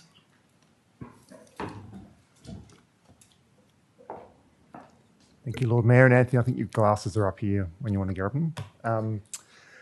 Thanks, Lord Mayor. So we will consider the information provided in the submission tonight. I think we would anchor it. No worries. Anchor it to the objectives of the master plan around returning more of the park to parkland, around the reducing car parking within the park itself. But we would consider those access suggestions that Anthony's made. We'd also need to consider the operation of the depot, which is to the east of the pavilion there as well. But it would be considered in the planning of that particular precinct. All right, thank you for that. I now call on Professor Anthony Harris to address us. Thank you. Professor Harris. Welcome. Thank you, Lord Mayor. Thank you, councillors. Just a couple of comments. The first thing I'd say, congratulations to the council and council officers, David and his team, and the architects for creating what I think is a tremendous final plan, very different from the original draft plan. I commend them for adapting that plan in response to community consultation and community feedback from those people who put a big effort into providing that information. I say that because I think the plan is an excellent vision for the future. There are a number of, obviously, issues with it that people will no doubt comment on. But one thing I would say is that if we're going to implement this plan over the next 30 or 50 years, it's necessary, and I think there are some already, to have some performance indicators and to some measures to make sure we're progressing towards that future. And they should be reasonably regular, not every 5 years or 20 years, but perhaps even every year. And I think one of the aspects of the improvement in the plan from the draft was that transparency with the public and the public's ability to contribute to the changing in the plan. And I think if you were to publish those performance indicators each year, you would get the community interested in and contribute to the development of the plan. And then turning to another aspect of that, which I'm pleased that Councillor Owen raised, the performance, the management matrix. I've forgotten exactly what it's called in Appendix 3. That again is something which is very useful, and I commend the council for introducing something like that, which is relatively rare. One of the issues with that, however, is that none of these matrices can be precise. They're going to be just a list of factors you're going to take into account with various weightings, and there are some suggested weightings in the plan. What I thought to myself was I'll put through the original draft plan and see if it would pass through the matrix. And I think you could drive it through the matrix. So in spite of the fact we've now changed the plan drastically, I think had you put the original plan through that matrix, it would have been possible to have it agreed. And what that suggests to me is that one should also, in making those decisions based on that matrix, perhaps publish the outcomes of those decisions and publish the weightings that are in the matrix so people can see exactly how you've weighed up the competing interests and the competing aspects of the plan. That way it's not left to the discretion of council officers, which I think would be a burden on them to have to make those decisions without public input. So I think you should continue as you have started. That's to say, have in much community input and informed community input and expertise into the development of the plan and its implementation. Thank you. Right, thank you very much, Anthony. I did read your written submission, which I thought articulated all the points you've made very well. David, what I'm going to do is, rather than ask you to come up and respond to every submission, if you could just take notes, and perhaps at the end of our submitters this evening, I'll ask you to respond to any that you wish to, obviously noting that councillors will have an opportunity to speak later on as well. All right, our next, I now call on Pauline Moore, who is joining us online. Have we got Pauline ready to go on the Zoom?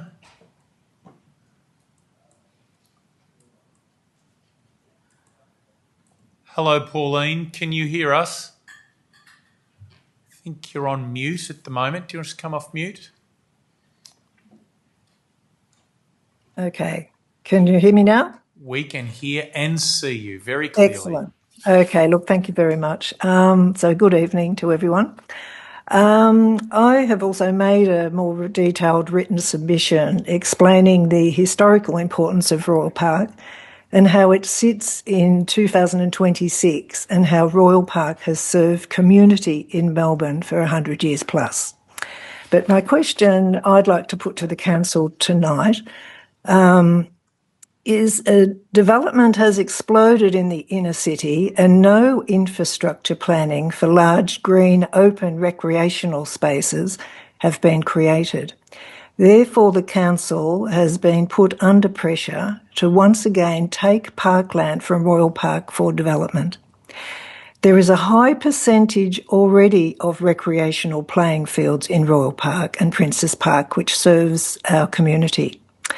My question is, and a food for thought, high density development has occurred in South Yarra, as it has in the inner north. And if it was planned that areas of the Botanic Gardens be taken to create recreational spaces, the community would be totally outraged, and this would just not occur.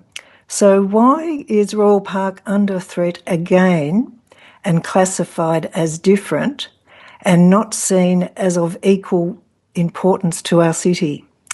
The Botanical Gardens and Royal Park, although different in many ways, are of great importance for Melbourne and should not be under any future attack from development. Royal Park needs to be nurtured and the further development of natural parkland expanded to serve the residents and City of Melbourne as it was intended. And I would like you to really think about this carefully before making a decision. Thank you. All right, thank you very much for your submission, Pauline. I now call on Susie Goldsmith, who requested the opportunity to address us. Thank you, Susie, for coming to Town Hall this evening.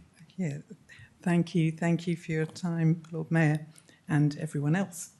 Okay, I've got a few points to make. I've made a written submission as well. I thank the council officer for the comments about the grassland circle, but I'm not wholly reassured by those comments. The beauty of the circle is the vista and so on, and to interrupt it with what's called a mosaic seems to me quite a risky proposition. So many people really love to stand there and photograph it at any time. 2 a.m, you'll see people viewing some supermoon or something. People are there all the time enjoying it. And it seems to me even mown paths will encourage people to walk through it.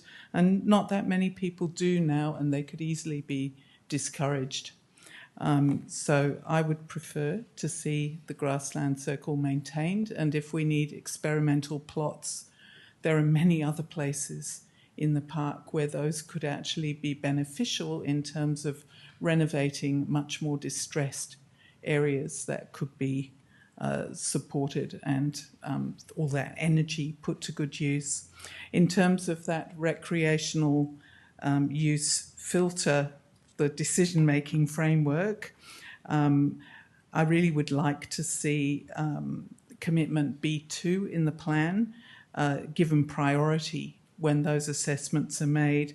And I think part of that is also something else within Council's remit about the new developments and making sure that appropriate funding and appropriate provision of land, maybe land that's prone to intermittent flooding, is quite useful for playing areas where people actually plan to live, because Royal Park isn't necessarily that convenient for everyone, for everything. So I also think that it would be helpful if those facilities were more open to use by other park users. For example, that the toilets could be shared. We've got a lack of toilets around, and on the face of it, they're available in those facilities. I was told that during the consultation. Oh, there's plenty of toilets. There are ones in there, but you can't actually use them. So that's not actually very helpful as an approach. So I think that those facilities, including the zoo, could be more open to the park. The zoo could have information about the park and encourage visitors to the zoo to understand the context that they're within. And the final point I'd make is that I'm fine for thoroughfares for bicycles, but when they're on so-called shared paths, some encouragement to bicycles to see that pedestrians take priority. Thanks. Thank you, Susie. Some points well made there. I now call on John Block, who requested the opportunity to address us. Thanks, John, for waiting for your chance to submit. Thank you. My name's John. Thanks for the opportunity to speak, and I'm just here in support of the Royal Park Master Plan. The current master plan was governing Royal Park was written in 1997. It's as old as me, and it's beyond time that we have an updated master plan. And so I read with interest the draft master plan when it was released recently. And, be blunt, I did not like what I saw. And in a very rare positive experience on social media, I found a group of like-minded individuals who shared my concerns, and I was particularly very impressed by the work of Friends of Royal Park, who provided a lengthy submission onto the draft master plan, which I believe was really substantially considered. This led me to join the Friends of Royal Park, and the revised master plan is a substantial improvement on this draft. It's brought in scope, vision and ambition. I'm particularly heartened by actions to support the park's growth, enhance its ecology and recognise its value so as a place that many visitors enjoy the wildness of it. There are measures that will shape decision-making on the management of the park for years to come, hopefully not another 29 years. But included in the master plan are some long-term ambitious projects which I think are important to be included. They may take 29 years to deliver, but the rationalisation of lanes on Elliott Avenue, a rail bridge on the embankment, and greening the tram tracks are really worthy goals. And I would really rather have a master plan which includes these strategic policy directions in them than not. There are elements of this master plan I am concerned about, and I echo what some previous people have said. I'm a bit concerned about how the growth in a variety of activities is going to be managed in competing with the space of wildness and wildlife. But with that said, I believe that this master plan gets a lot right, and I urge you to endorse the master plan. And I look forward to working with other Friends of Royal Park through the years to make sure that it's faithfully implemented and the vision that's set out in those pages is fully realised. Thanks. Thank you, John, and thank you for your interest and participation in the process, and well done for joining the Friends of Royal Park. Our next submitter, I don't think needs any introduction. Kay Oddie, please make your way to the lectern. I might move that. Lord Mayor and councillors, it's with much appreciation and very many thanks that Council arranged the review of the draft master plan. The result is a significantly improved plan. I also thank the consultants, Site Office, Ron Jones and others who undertook the review for Council. I've made a detailed written submission to the new master plan, but I'd like to talk to three of the proposals with suggested amendments. Firstly, Royal Park's landscape is open grassy woodland, much loved by the public for this. The new master plan proposes a number of changes to its vegetation associations of trees, shrubs, understory grasses. The changes are not well defined for someone who has a botanical background and have not been discussed in a wider forum, but must be. So the change to the recommendation I ask councillors to consider is shown in slide 1. I know on slide 1. No. The ones I sent to you? No. So anyway, I want to add an addition to the recommendation, which is B2.2, and I'll read it out. That might be easiest. I think you need to get rid of that. B2.2.2, prepare a vegetation management plan that assigns new planting associations, identifies short, medium and long-term goals and targets, updated planting schedules and vegetation protection and management guidelines for the entire park, in collaboration with expert ecologists, community park groups and other key stakeholders and Royal Park open space managers. So I'd like councillors to consider that amendment. Secondly, the grassland circle has been covered, and I again objected to the paths running through the in that AI document. But perhaps by way of clarification, that some kind of description of different types of paths and that their structures can be incorporated into some kind of council document. So we know what's a goat track, we know what's a formed path, how wide they all are. So moving on to my third point, the new master plan provides 2 tables of guidelines whereby new activities and facilities in the park are assessed. But the first question that should be asked is whether the new activity or facility is needed in Royal Park at all. So I thus ask that this additional guideline is inserted in table 22, which is the location-based guidelines. And I'm nearly finished. There's a K on indulgence. Please keep going. I've just got one more line. So activities and facilities, I'm asking that first line, a new line, be put in, justify the need for the activity or facility to be in Royal Park, and that cannot be located outside the park. And I closed adding to what other people have said, that new facilities and activities must come to the councillors for determination, not decided at officer level. Thank you. All right, thank you for that, Kay, and thank you for your many, many, many years of interest commitment to the park. Well, we're getting there. And dutifully noted down your submission. All right, I now call on Philip O'Connor from the Royal Park Veterans, who I believe is joining us via Zoom. I'm seeing nods of the head. We don't have Phil. Let me know if he turns up online. So I'll move on, and I now call on Tony Boyce. You out there, Tony? Great. Make your way to the lectern, please.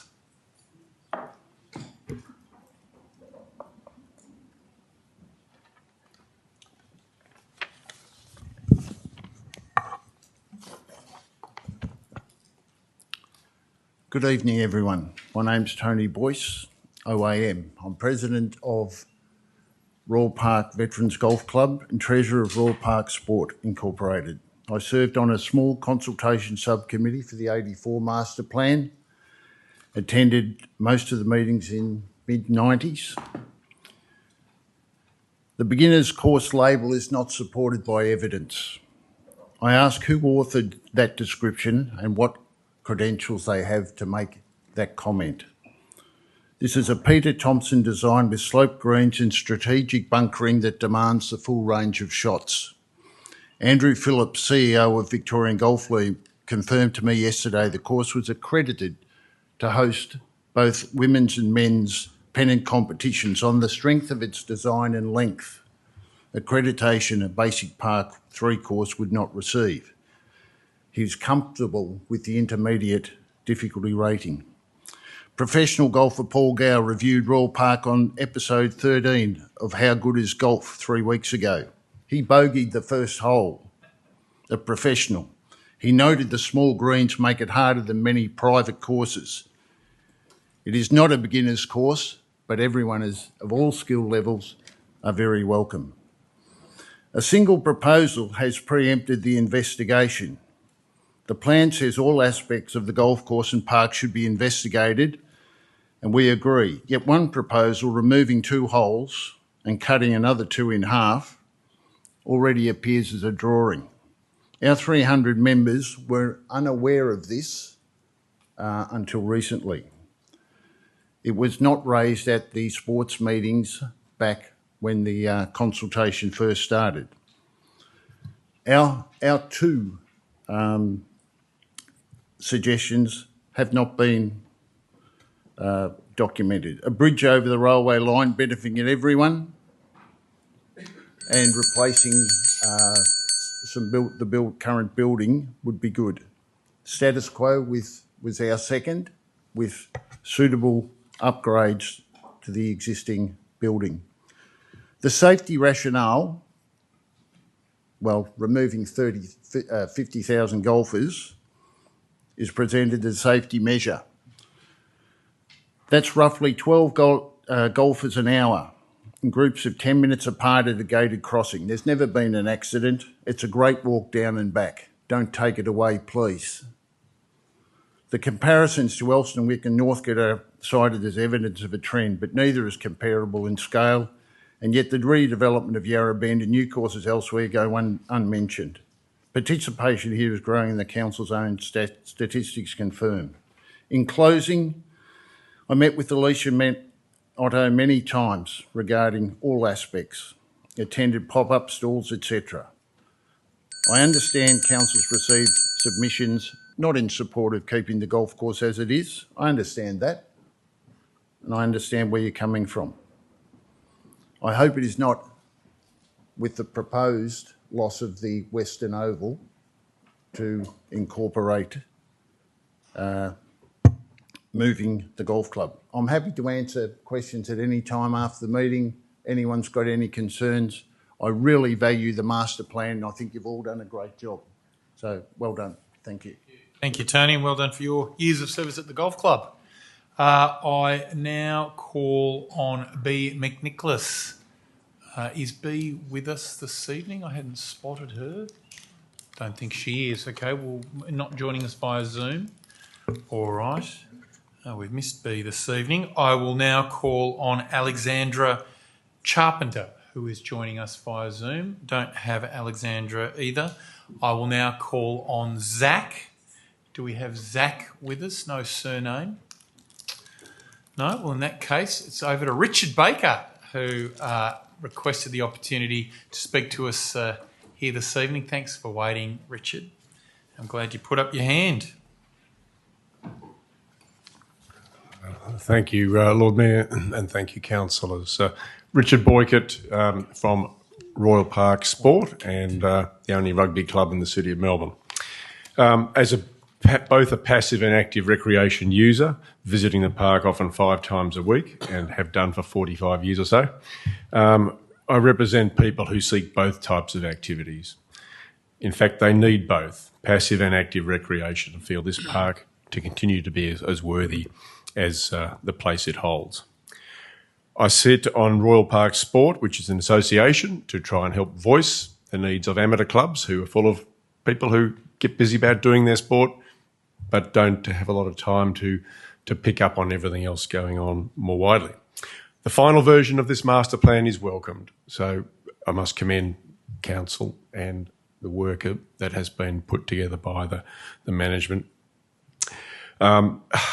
It hopefully will enable Council to start on the priority actions that have been listed, and that those actions will continue to enable the effective meshing of active, both formal and informal, and passive recreation benefits of this critical part and significant, state-significant open space. The communities I frequently attend with and I represent is shown up there in the Brenz precinct, and there's a red ring around that right-hand centre area of a future path, which would need to cross the roads that currently exist. This new facility at Brenz has been a fantastic, absolutely fantastic development for people and the community in this park. And this has enabled vibrant women's and youth teams in rugby, VFL, football, touch rugby and cricket to be supported. Its inclusiveness and equality has opened up the precinct to much greater family participation. 6 Wallabies and 1 Wallaroo having played their rugby at our local club shows what happens here. I'd like to make an observation, critical concern about the separating the removal of parking and access to the provision of appropriate alternatives, fringe parking in particular. And if that is separated to be delayed by years, that will completely disenfranchise the active recreation people. That was my takeaway. We have 1,000 visits a week, nighttime, weekends, and that access is absolutely crucial. Time. We believe they must be coordinated. My recommendation, request is that they make sure they are coinciding and coordinated. On a side part, off-leash dog areas, great to have.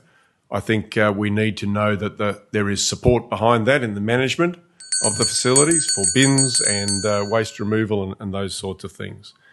And I finally would like to say the encouragement on lighting should be also complemented by security to protect these fantastic facilities that have been at risk and will be. Yeah. Thank you. Thank you, Richard, and apologies for getting your name wrong earlier. Richard Boycott, thank you very much. Thanks for everything you do at the Rugby Club and for, what was it, 45 years? Extraordinary. Thank you very much.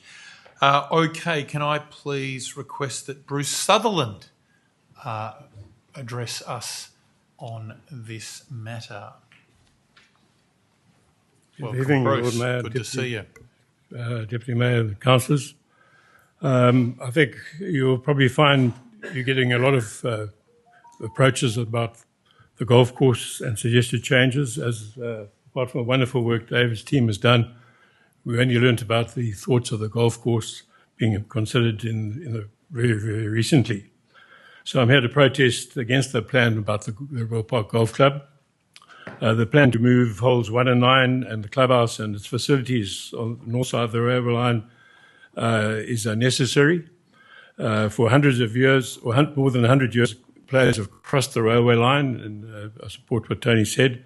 There's probably about 2 or 3 million people have taken that road over the years, and we haven't had one fatality. The change would come at a significant cost.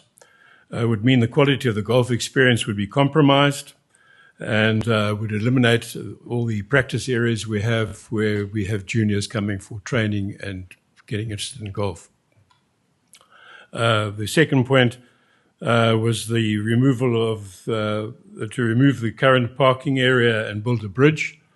I recently had been visited by the removing the crossings by the technical team, and they indicated the extreme problems of trying to build that bridge, and it would cost a lot of money. Would leave the golfers definitely without a car park, and would negatively impact on the people using the Ryder Oval. And including the pedestrians and cyclists who would use that bridge to come over. So we ask that hopefully these two matters will be removed from the plan and that we can start from scratch and discuss the thing constructively. Thank you. All right, thank you very much, Bruce, for that submission. That, I believe, concludes our submissions on this item.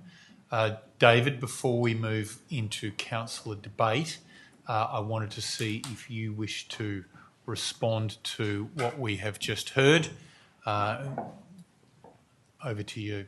Great. Thanks, Lord Mayor. Thanks for the opportunity to respond. We just wanted to thank our submitters, firstly, for some very detailed submissions and a number of submissions tonight. Firstly, I just wanted to reiterate that on the golf course action and proposal, the action is to investigate, and our commitment is to work with stakeholders, and that we would seek the views of any stakeholders with any proposed changes in the future. Just going to the couple of comments from Tony around the status or the naming of the golf course in the master plan about being a beginner course. We're happy to talk to you further, Tony, about that, and we can revise that if necessary. Richard, thanks for your comment around parking changes. Yes, we are strongly of the view that alternatives are required before any changes take place around parking within the master plan. Kay, just to your point around the vegetation management plan, in my presentation tonight, I sought to outline the consultation and process around the vegetation management plan, and I'd just like to reassure you that we would be seeking the views of community groups, experts and management staff in the development of that plan. Susie, you made a point around integration with the zoo and working together. We enjoy a really good relationship with Melbourne Zoo on a number of different issues, and we're keen to work with them to improve the experience for zoo patrons, but also the experience of the broader parkland around the zoo as well. And just going finally to Anthony's point around continuing community engagement, that is our commitment within the plan, to continue to engage with the community around proposals and actions and the management of the place over the next 20 years. Thank you, Lord Mayor. Thanks, David. Just before you sit down, can I ask a question? This picks up a point Councillor Ball made, and we heard from Susie and from Kay on it, just about the paths across the park. So is there a typology we've developed from, I don't know, goat tracks through to mown grass so that we can get some certainty and confidence about what particular future paths might look like? Yeah, thanks, Lord Mayor, for the question. So yes, in the master plan, there is a hierarchy of different park types outlined. The couple of the questions tonight related to particularly the grassland circle and some certainty around whether there will be paths or not within that space.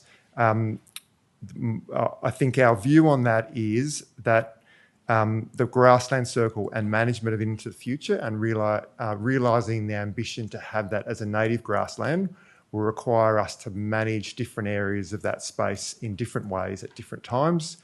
That doesn't necessarily mean we would have formal paths or mown areas, but there would need to be management blocks that we were managing in those spaces. Thank you. I think we've got some further questions from council. We'll go to Councillor Philip Leilou first. Very quick one. I think we heard kind of a theme here where we've got the rugby and the golf. I know it's an environmental-led portfolio who's driving this, but can we just make sure other sports clubs and other sports and active users and everything was also included, who might not have been here to kind of do this? So I don't know if that sits with the community portfolio and also working with the environment, but can we just get other sports clubs and everything to be part of that as well, other sports led? Is that possible? Absolutely. Thanks for the question, Councillor Leilou, and through you, Lord Mayor. The development of the master plan has sought to engage with a whole range of stakeholders. There are existing uses, a wide range of existing uses within Royal Park. There's formal sport, there's informal recreation, and there's a whole bunch of other uses. It's important in the future that we're able to support those ongoing uses. And yes, in terms of engagements with sporting clubs, there are actions in the master plan that relate to formal sport and supporting those clubs in the future. There are also a whole bunch of actions around supporting informal recreation activities and the value of the place for biodiversity, but also the value of the place for nature and nature's sake for itself. Okay, so maybe, Kat, that probably sits in your area, which is more the sport. Is that something that you can also pick up on, so that the informal part, or? Sorry.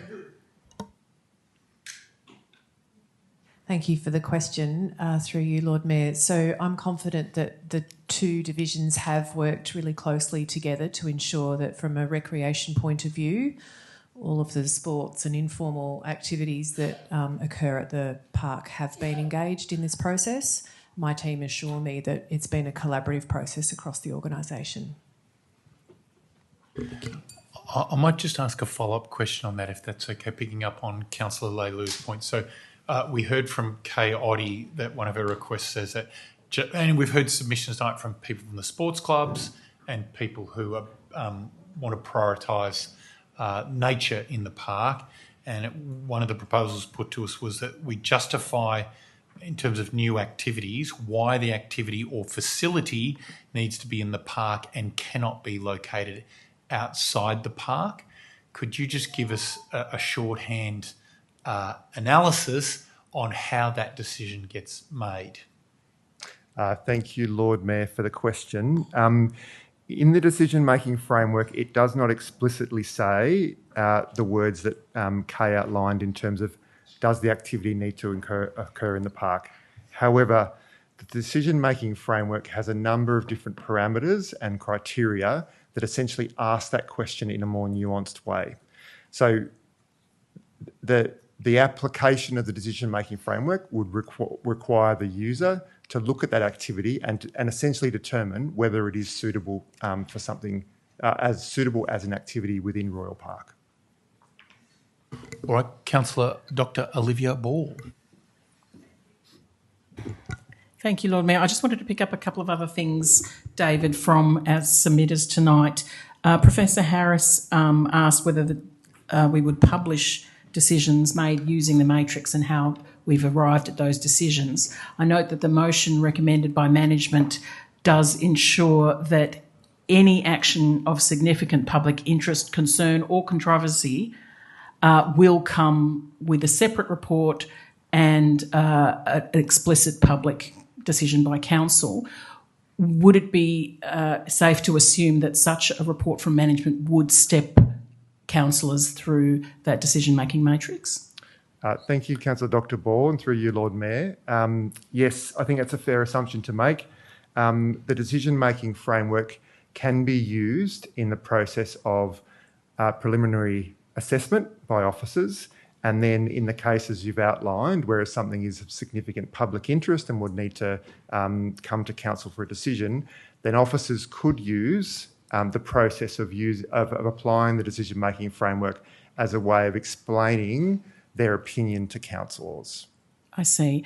So for matters that are, say, minor or don't meet that threshold level, or perhaps matters that are rejected on the basis of the matrix, those decisions might not ever be published. At this stage, we are not proposing to publish those decisions, but it is an interesting suggestion tonight in terms of the transparency around decision-making and whether those things might be made available to the public. Thank you. Further, I wondered at Susie's suggestion as to why we propose to test native grass cultivation on the grassland circle as opposed to anywhere else in the park. Can you speak to that? So there is a rich history of experimental work and work to re-establish native and Indigenous vegetation within the park. Some examples of that would be the meadows along Gatehouse Street, and more recently some work within the grassland circle. So yes, there are lots of opportunities within the park to look at innovative and novel ways of increasing biodiversity, increasing native vegetation. So I think to respond to your question, yes, definitely outside the grassland circle, but the grassland circle is, it's an iconic space. It would be personally, my favourite spot within the city of Melbourne. But there is also an aspiration to see that as a predominantly native landscape. And to achieve that, we'll need to work really hard on figuring out the best way to grow those Indigenous grasses within that space.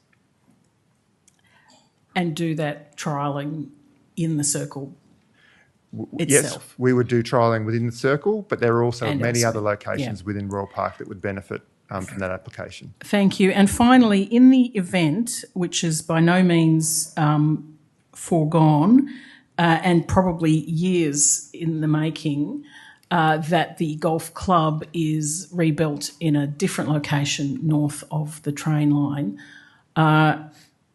there would be car parking associated with that location, I assume. Is that correct? Yes, there would be. Yes. Great. I think there was some concern that there might not be any car parking provided, but there will be. Terrific. Thank you very much.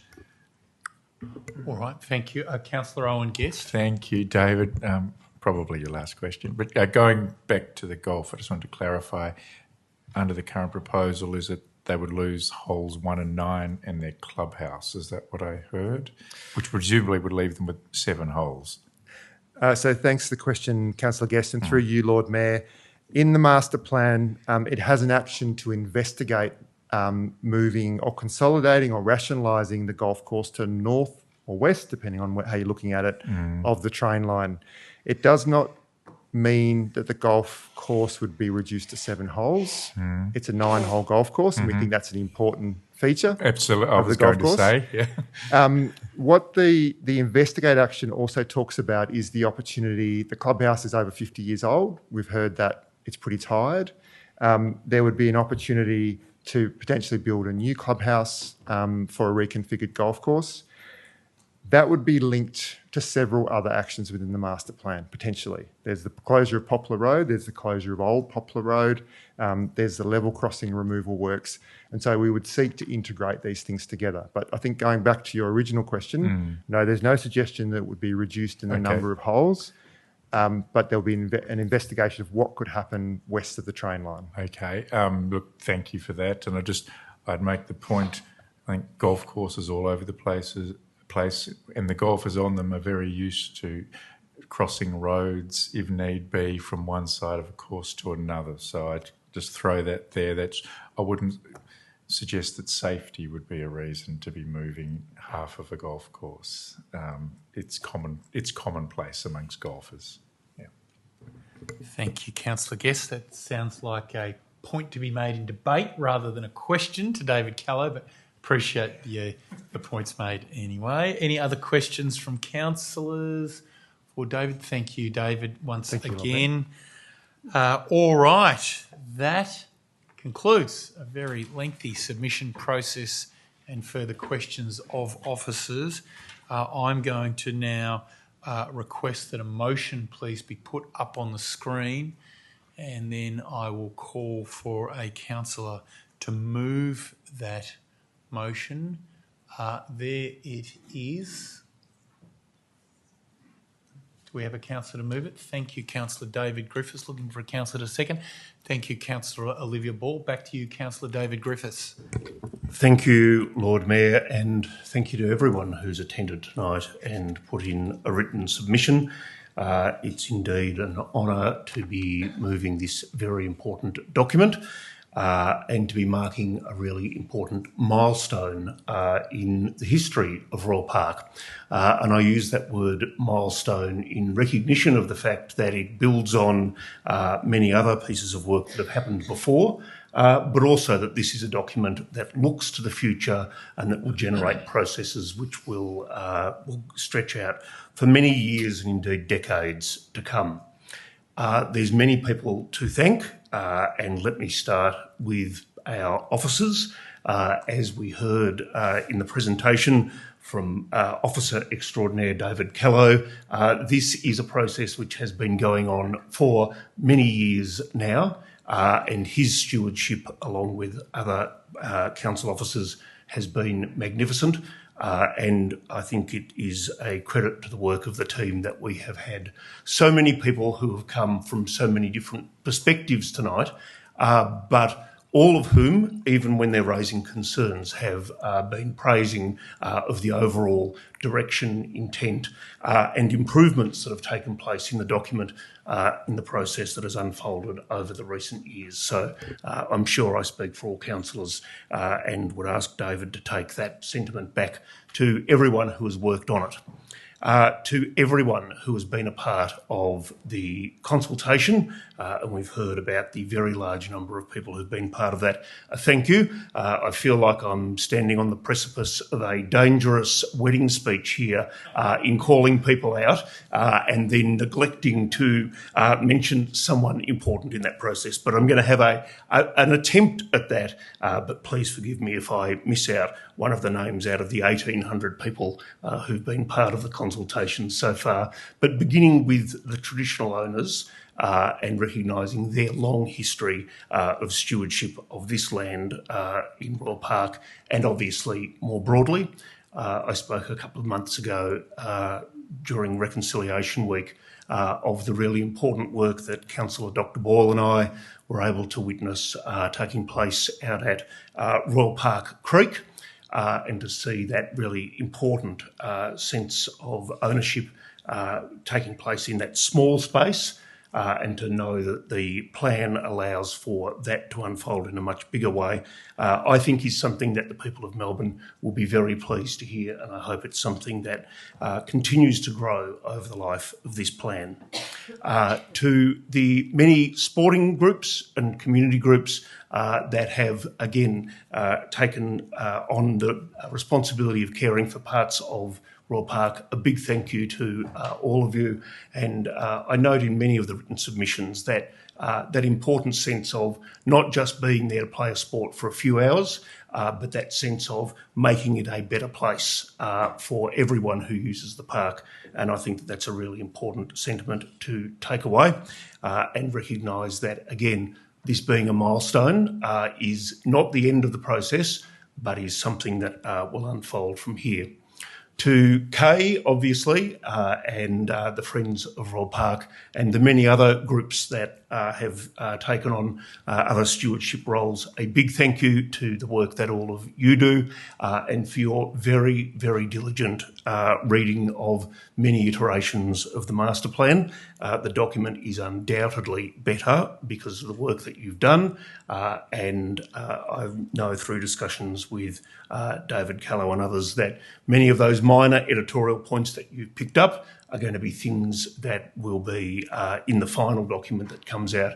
And I think what we've heard about the grassland circle tonight is again an example of how that will play out. And that's been fantastic. To our Parks and Gardens Advisory Group, and recognising there's some members of that here tonight, where some really robust and strong conversations have taken place. A big thank you to everyone who's participated through that. And to my fellow councillors as well, a really big thank you.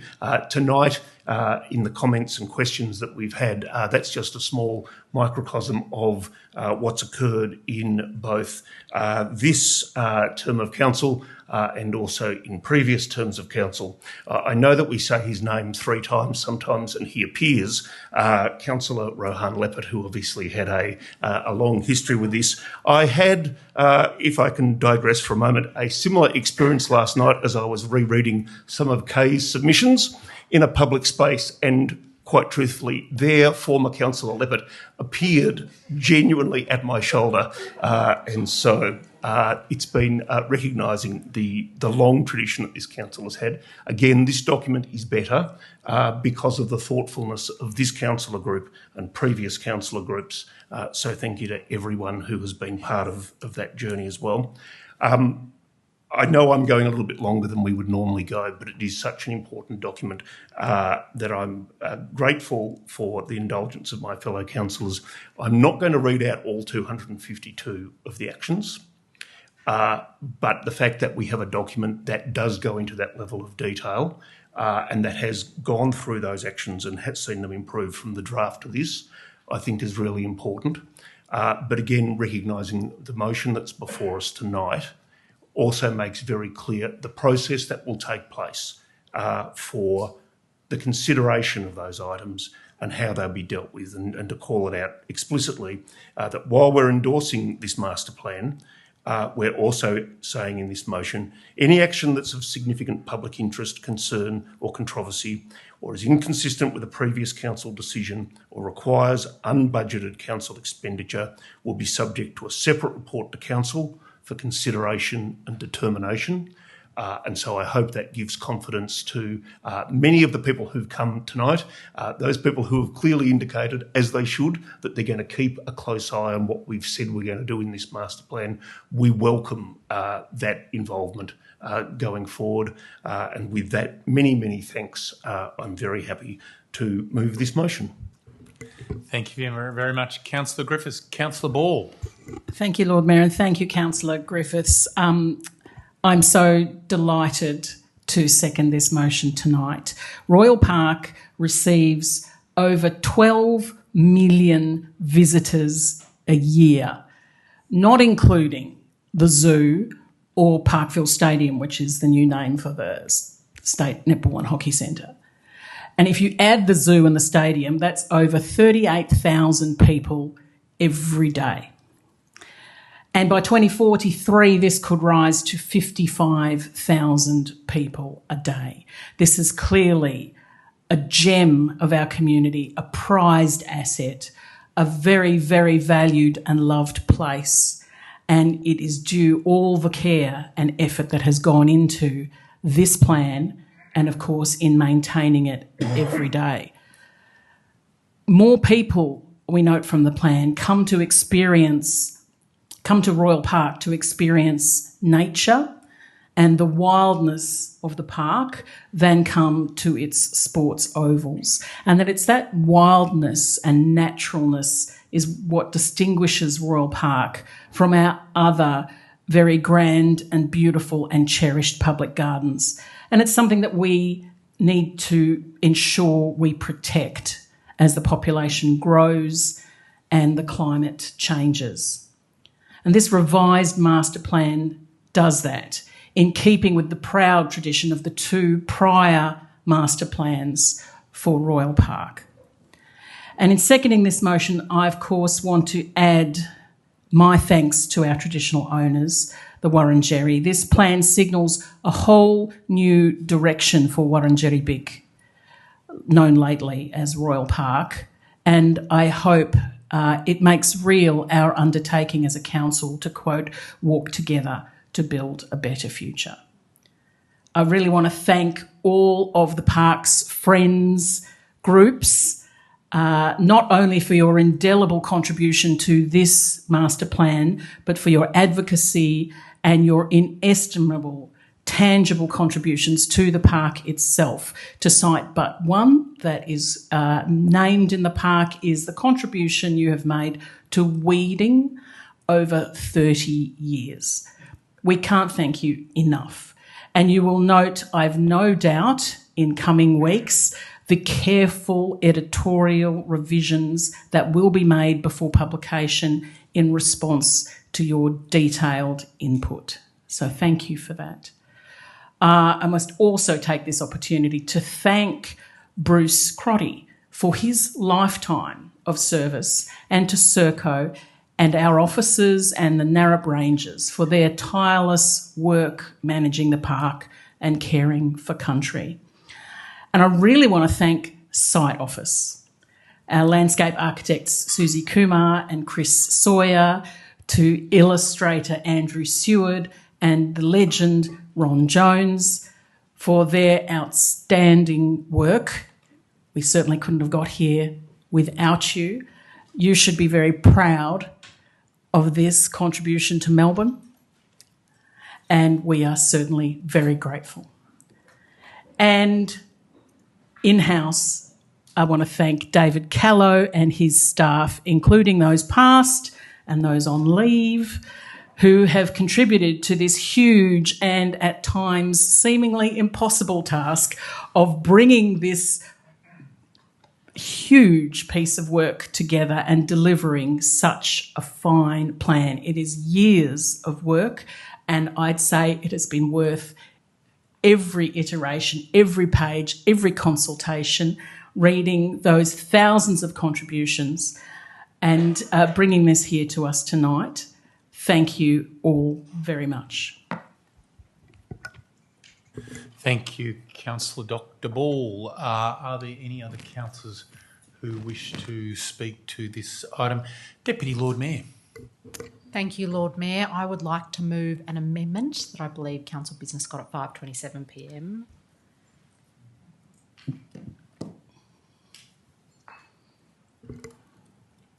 Can we just confirm? 5:27 p.m, very precise. Yes, that is the correct version of the amendment. Thank you, yes. Did you want to step out a seconder? Yes, you're the mover of that. I am the mover, yes. And the seconder, Councillor Raphael Camillo. Back to you, Deputy Lord Mayor. Thank you. Can I begin by thanking David Callow and his team for their extraordinary work, and also to our mover and seconder for their very passionate support of the Royal Park Master Plan. I also do support it, but this amendment seeks to address two issues at a high level. The first is the issue of parking, which we have heard both in written and oral submissions, and in respect of that, it seeks to ensure that any parking changes, firstly, have no unacceptable impacts on access and affordability for visitors, in particular to the zoo and the State Netball and Hockey Centre. We know for those two sites that visitors come from Greater Melbourne. We also know that the affordability of a visit to the zoo is not what it once was. Two adults who are taking their family each pay $58 to get to the zoo. So any change to the cost of parking at the zoo does need to be balanced against access and affordability issues. Similar with the State Netball and Hockey Centre, although that site's parking is controlled by the State Sport Centres Trust. This plan does seek to integrate parking across the zoo and the State Netball and Hockey Centre, and I would never like to see a situation in which parents are paying parking in order to be able to watch their kids play sport. That is inconsistent with other policies of this council, including increasing the level of physical activity, particularly amongst younger people. We shouldn't be adding a financial burden to doing that. It also seeks to ensure that in this time of high cost of living pressures that we are not adding to that burden. So it really seeks to request that any changes are subject to that access and affordability consideration. It also makes a change to when actions are required to come back to this council, and that is, rather than noting that they would be required to come back, it requires them to come back to this council if they are matters of significant public interest, concern or controversy, or inconsistent with the previous council decision, or require unbudgeted council expenditure. That is, those things could not happen without a further decision of this council. And it expressly calls out some matters that I hope will address submissions we've heard tonight and in writing, including matters relating to the Royal Park Golf Course. I've heard loud and clear from submitters that they did not have notice about those changes as they would expect, and some anxiety about those changes being made, and also changes to parking. We've heard that both tonight and in written submissions. So those are the types of matters, but not the only matters, that would be required to come back to council for decision under these amendments. For those reasons, I commend this amendment to my colleagues. Thank you very much, Deputy Lord Mayor. Councillor Raphael Camillo. Thank you, Lord Mayor. I think I got to try to be as brief as possible and practical in this item. I just am very pleased to support and back the Deputy Lord Mayor in these amendments. The Royal Parks providing a long, very-term vision for Melbourne's most shareable and significant parks. And these amendments before us strike an appropriate balance in addressing several of the concerns raised by the submitters tonight. They also ensure that any proposed actions attracting significant public interest or community concerns, like raised tonight, will be brought before Council for consideration prior to implementation, such as the Royal Park Golf Course and parking. These provide a fair and transparent process that recognizes the range of views held across our community. And I would like to thank officers, David Cullen and his team, for the considerable work on this, and I also thank all members of the public who took the time to make submissions, especially the park groups. Thank you. Back to you, Lord Mayor and Deputy Lord Mayor. Thank you, Councillor Camillo. Councillor Philip Leilou. I'm happy to support this amendment. I think it's good that we're giving the park back to nature, and it's important we do that because we look after it, but not at the expense of, people using it. So I think what we have there is good balance, and I think activation sports is something. We talk about nature and giving back to nature, and that's fine. But also we have initiatives that actually activates sports, activates community, and it should not be at the expense of that. And so I think there are sports clubs and people who have made the park their home, and it should not just be at the expense. So I guess with this amendment, it just means that, look, if there is anything changed to the golf club, it needs to come back, right? It needs to go through this. If anything's changed to the rugby club, it needs to come back. And I think that's important because, again, this will impact people's... I would hate for us to, deprive Australia of a future, Wallaby, right? I would hate to deprive Australia of a future, golf winning champion, given that we're pride on it. So there is always a balance. This struck to that. What we have at the moment, the status quo, is working, in my opinion. And so any changes to that will have to be brought back to the council. And I think that's what this means. So just for clarification, that's what it means. And if it doesn't, then, that's something that we can also look at. Thank you, Councillor Leilou. Any other speakers to this amendment?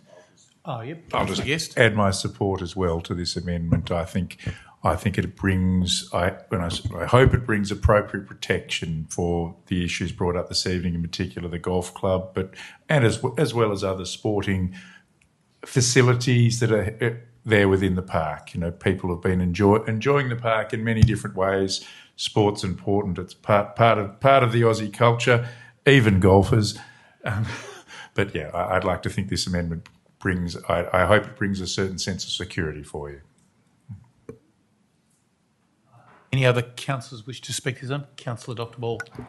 Thank you. I'd like to speak against this amendment because private cars have been normalised as the default form of transport for the briefest blip of human history. And the future will be different. If we have vision and courage and we act now, our future could be better than the present. If we fail, it will be so much worse. This amendment, I regret, lacks vision and fails to see what's ahead. It just wants to keep things the same. Things cannot and will not stay the same. We have to transform the way we move around, and we have to green our city, cool our city, and provide Melburnians with this essential connection to nature. The master plan as before us tonight is not anti-parking. It seeks to move parking in large part to the periphery of the park and underground, while making due provision for disability access and improving the efficiency of parking, which deleting C.2 undermines. And that approach proposed by this master plan maximises the parkland and the quality of our experience of it. So I cannot support this short-sighted amendment. Thank you, Councillor Dr. Ball. Any other speakers to this amendment? No, in that case, I will put the amendment to the vote. All those in favour, please raise your hand. Councillor Camillo, Councillor Rouse, Councillor Leilu, Councillor Campbell, Councillor Rees, Councillor Louis, Councillor Guest, Councillor Lou, Councillor Scott. All those against, Councillor Griffiths, Councillor Ball. That amendment has passed. So that amendment now becomes the substantive motion. We continue the debate on the substantive motion. Are there any other councillors who wish to speak to it? You've spoken to the amendment, so you can speak to this now as the new substantive motion. Councillor I just Camillo. want to ask,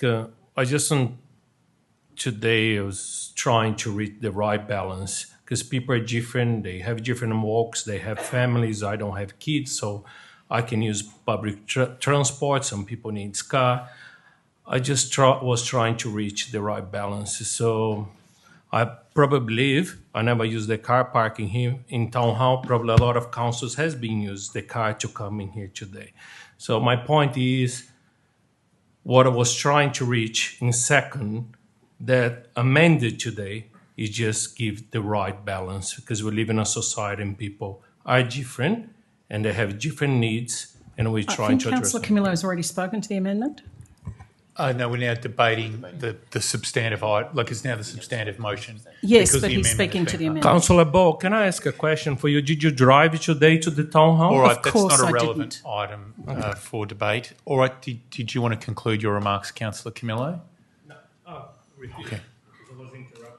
Okay. Are there any other councillors wish to speak to the motion that is now before us? I'll certainly speak to it. Can I begin by thanking all the people who have come this evening and presented to us? Can I thank the 1,800 participants in the engagement process that the council undertook, including surveys, workshops, pop-ups and submissions. Listening to the debate tonight, listening to our submitters tonight, notwithstanding some differences of opinion, I think this is Melbourne at its best. People putting forward thoughtful arguments, people sharing their lived experiences of the park. what was clear to me is that people engage in this public space in different ways.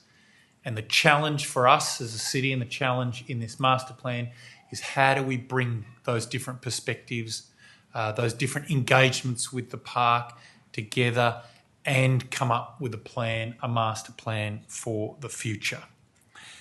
And I think that the document that's before us this evening, the updated master plan, is a very significant improvement on the draft. And the fact that we've heard all those different perspectives has been the secret sauce, if you like, in us getting to that better document. Is it a master plan? Actually, before I turn to that point, I also want to put on the record my thanks to the officers who have literally put in not just thousands, but I suspect tens of thousands of hours in this plan. It is truly an extraordinary effort, an odyssey, and we thank you all on behalf of the people of Melbourne. Is it a perfect plan? I'm confident that it's not. But is it the best that we can pull together as a people, trying to recognise differences of experience, use and priorities? Yes, I think it gets pretty damn close. And so thank you for that. We should remember that Royal Park goes all the way back to the 1840s, not the 1850s, where so many things in Melbourne we talk about from the 1850s. It goes all the way back to the 1840s, and Superintendent Charles La Trobe, who saw this park as the lungs of the city. We can debate the legacy of Charles La Trobe, but I think everybody would acknowledge the extraordinary foresight of setting aside such a large park so close to what was then a township. In the 1840s, Melbourne was a town of some not even 5,000 people. Now it's a city of more than 5.5 million people. And so not surprisingly, over 180 odd years, this park has evolved to meet the changing needs and perspectives and outlooks of our people. And the truth is, this park is going to continue to evolve. And this master plan, I think, is an absolutely exemplary bit of work in terms of setting a course for that future park. The amendment that has been moved and accepted tonight does require that changes to the park going forward will require a vote of councillors. That's something that I strongly support. And what it means is that the changes to the park going forward will continue to be the subject of public debate in this chamber for all the pain that might bring, but also all the good and the certainty that they can give people that you will be listened to around changes going forward. This is an exemplary bit of public policy, and it's a standout visionary master plan, but rightly the future implementation of changes will require it to come back for a vote of the council and to hear the input of the people. Royal Park is Melbourne's largest park and one of our most significant public assets. As we've heard, it currently welcomes almost 40,000 visitors a day. That is expected to grow to 55,000 visitors a day by the 2040s. So it is appropriate that we lean in and allow the park to continue to evolve. In terms of the positives in this plan, it very much strengthens the biodiversity and ecological restoration of the park, helping future-proof the park against climate change and embracing things like native species and native grasses, which is something I'm very passionate about and very much welcome. It also improves connectivity, making it easier and safer for people and wildlife to move throughout the park. It provides a balanced approach to recreation, ensuring the park continues to serve a growing and diverse population. And let's be honest with ourselves, everybody. It doesn't shy away from some of the difficult conversations that we are going to have as we move forward with this master plan. And so it foregrounds some of those debates that lie ahead in the years ahead. Whether it's lighting, sports provision, traffic, biodiversity, or the future of the golf course, the team has approached every issue, I believe, in a thoughtful and transparent way. Can I particularly say that as a golfer, I understand the sensitivities around the Royal Park golf course. How it could be named a beginner's golf course is absolutely beyond the comprehension of anyone who's ever played that course, that Peter Thompson designed course, which may be short in its length, but the brilliance of its design, with indeed, as we heard, the sloped greens, the layout of the bunkers and the whole design, indeed makes it intermediate, or if I'm playing it, indeed very challenging golf course. I think you've heard very clearly this evening that any future changes around the golf course will be subject to a very thorough process and a vote of a future council. But I would also flag that there's potentially upside there as well. The truth is that clubhouse is tired, and so loved but tired. And so all of that will be the subject of future consultation, debate and a vote at council. I would also thank all the folks from the different sporting clubs that we've heard from tonight, whether it's the Mudlarks or the rugby players. Anthony, thank you very much. And indeed, as we have heard, this is a park that will continue to provide vital sporting facilities into the future. Can I also do a note to folks that have highlighted the important ecological value of this park? I think what we have before us is a plan that will see that ecological value improve significantly over time. And what we're left with is a plan that nobody, including myself, is 100% happy with, but a plan that I think is an important roadmap for the future, which I think we can all get behind, knowing that there's future debate to come. So on that note, I do want to again thank our team for the many thousands of hours, thank the members of the public for bringing their different perspectives and points of view to it. And as I said, I think this is Melbourne at its best, and I'm looking forward to voting for the motion in a few short moments. Are there any other councillors who wish to speak on this item?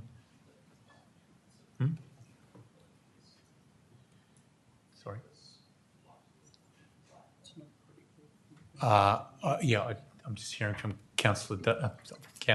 from our head of governance, David Thompson, that's not required.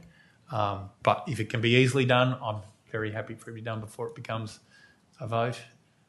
No, all right, in any case. All right, I don't think there's any further. Councillor Owen Guest, did you? Okay. All right, I'll put the motion before us to the vote. All those in favour, please raise your hand. I'm declaring that carried unanimously. Thank you, everyone. Thank you, councillors. Thank you, officers. We go forward as a city. That's a big deal.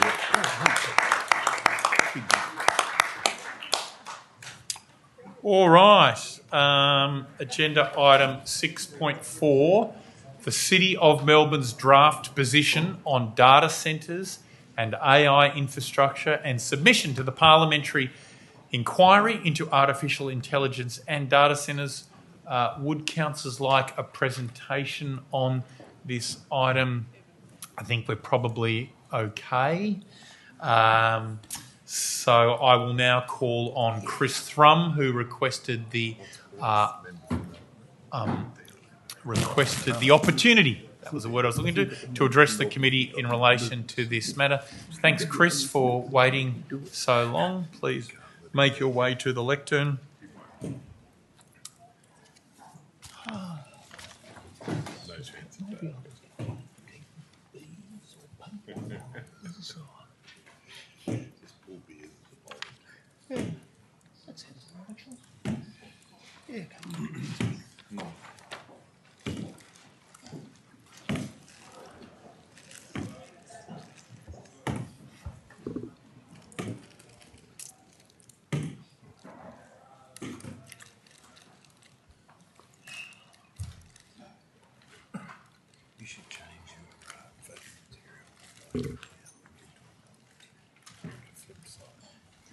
Thank you, Lord Mayor, and welcome back, Alison Layton, to the show. See that you brought a huge crowd. You're very popular. You may be more popular than Rick Kwasek, believe it or not.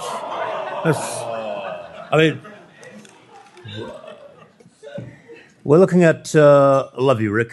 We're looking at Agenda Item 6.4. It's about data centres and AI infrastructure. And as people are aware, there has been a backlash to data centres in the United States of America. In France, too, there's a lot of intrigue and curiosity about the way that France is pivoting away from the US artificial intelligence and US tech platforms. The French government is participating in securing their digital sovereignty. That's the translation. A while ago, the French Prime Minister Sébastien Lecornu was given a detailed briefing by French intelligence agents, and they recommended that France put more guardrails into the Atlantic Ocean. The PM of France stated, and he reconciled the situation by stating that we must use our own AI technical platforms. We cannot rely on tools developed by foreign powers. France must have its own tools. So for France, they're such an innovative, technical, supreme society, they have the ability to pivot away from the US. You could ask, does Victoria have that capacity? I would argue that Victoria does not have that innovative capacity to do what France is doing. Now, MIT Professor of Physics Max Tegmark, he says that data centers are less regulated than sandwiches. Max Tegmark has flagged quite a few canaries in the coal mine in regards to data centers and rogue AI agents and what have you. There's huge concern about the way that the red carpet's been rolled out for data center operators in Australia. In America, there's been a moratorium in New York to become the first US state to enact a statewide moratorium on data centers. New York is pausing state environmental permits for new hyper-scale facilities that require over 50 megawatts of energy in 1 year. To give you a comparison, the data center that Tweed Forest wants to build at Port Hedland is 40 times that scale. In Illinois, Governor J.B. Pritzker has introduced legislation to pause tax breaks for data centers. So there's a lot on the table, but I would consider there should be more caution in regards to data centers and AI.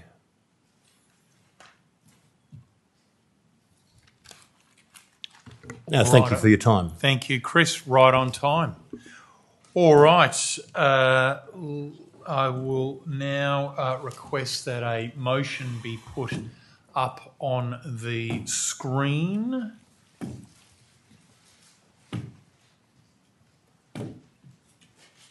That is the one, and I'm going to move this motion, looking for a councillor to second. Thank you, Councillor Griffiths.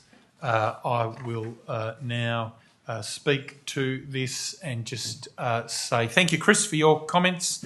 Data centres and AI infrastructure are becoming essential to Melbourne's future economy, and the challenge of not whether we accommodate them, but how we do so in a way that protects communities, manages environmental impacts and delivers long-term public benefit.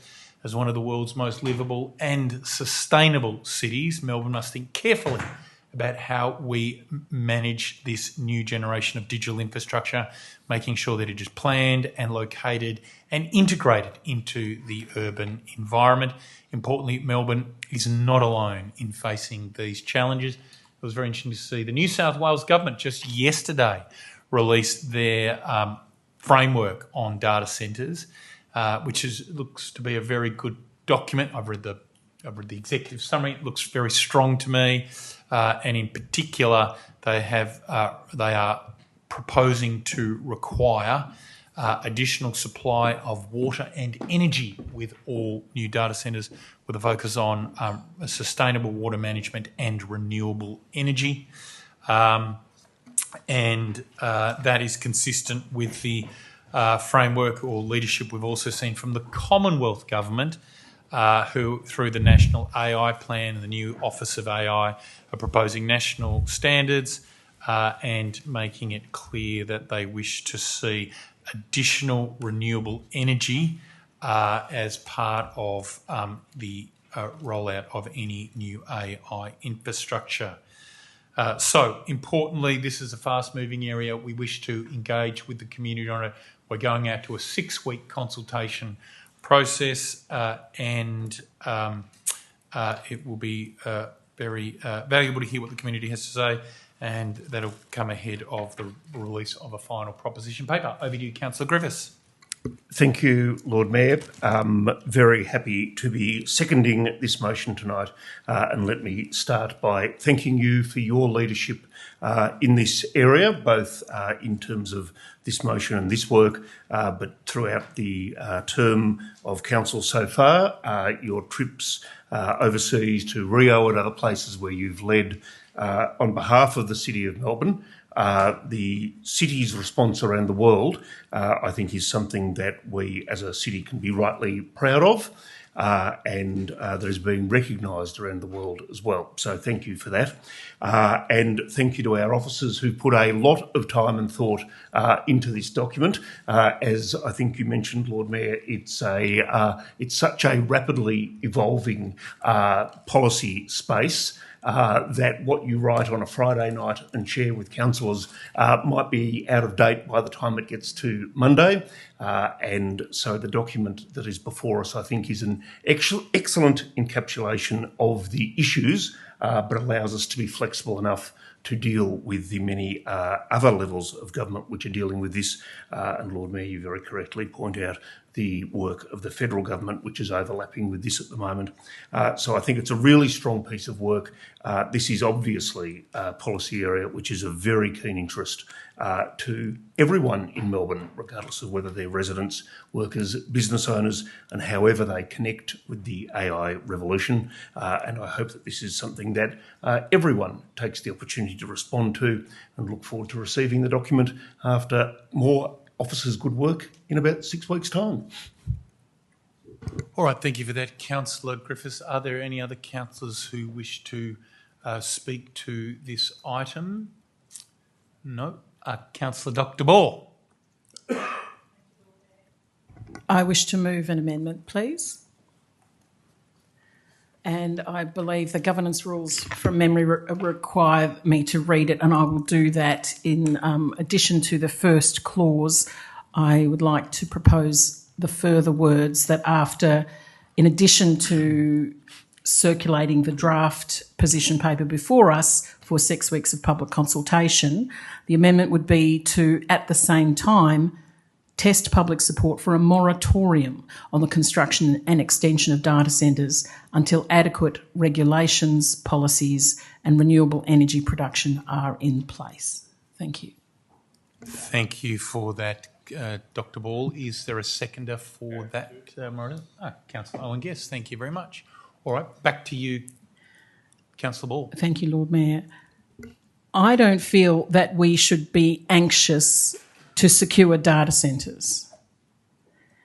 Quite the opposite, because Australia is in demand to host data centres. We've heard this from the sector itself when they came to lobby us.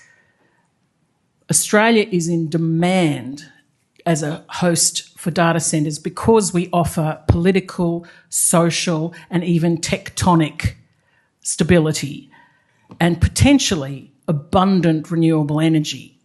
And Victoria is especially appealing because of our cool climate and because Melbourne is the world's best city, according to Time Out. So it can readily attract and educate skilled workers, however few are needed for this enterprise. But we do not have abundant water, nor have we made our electricity supply entirely renewable.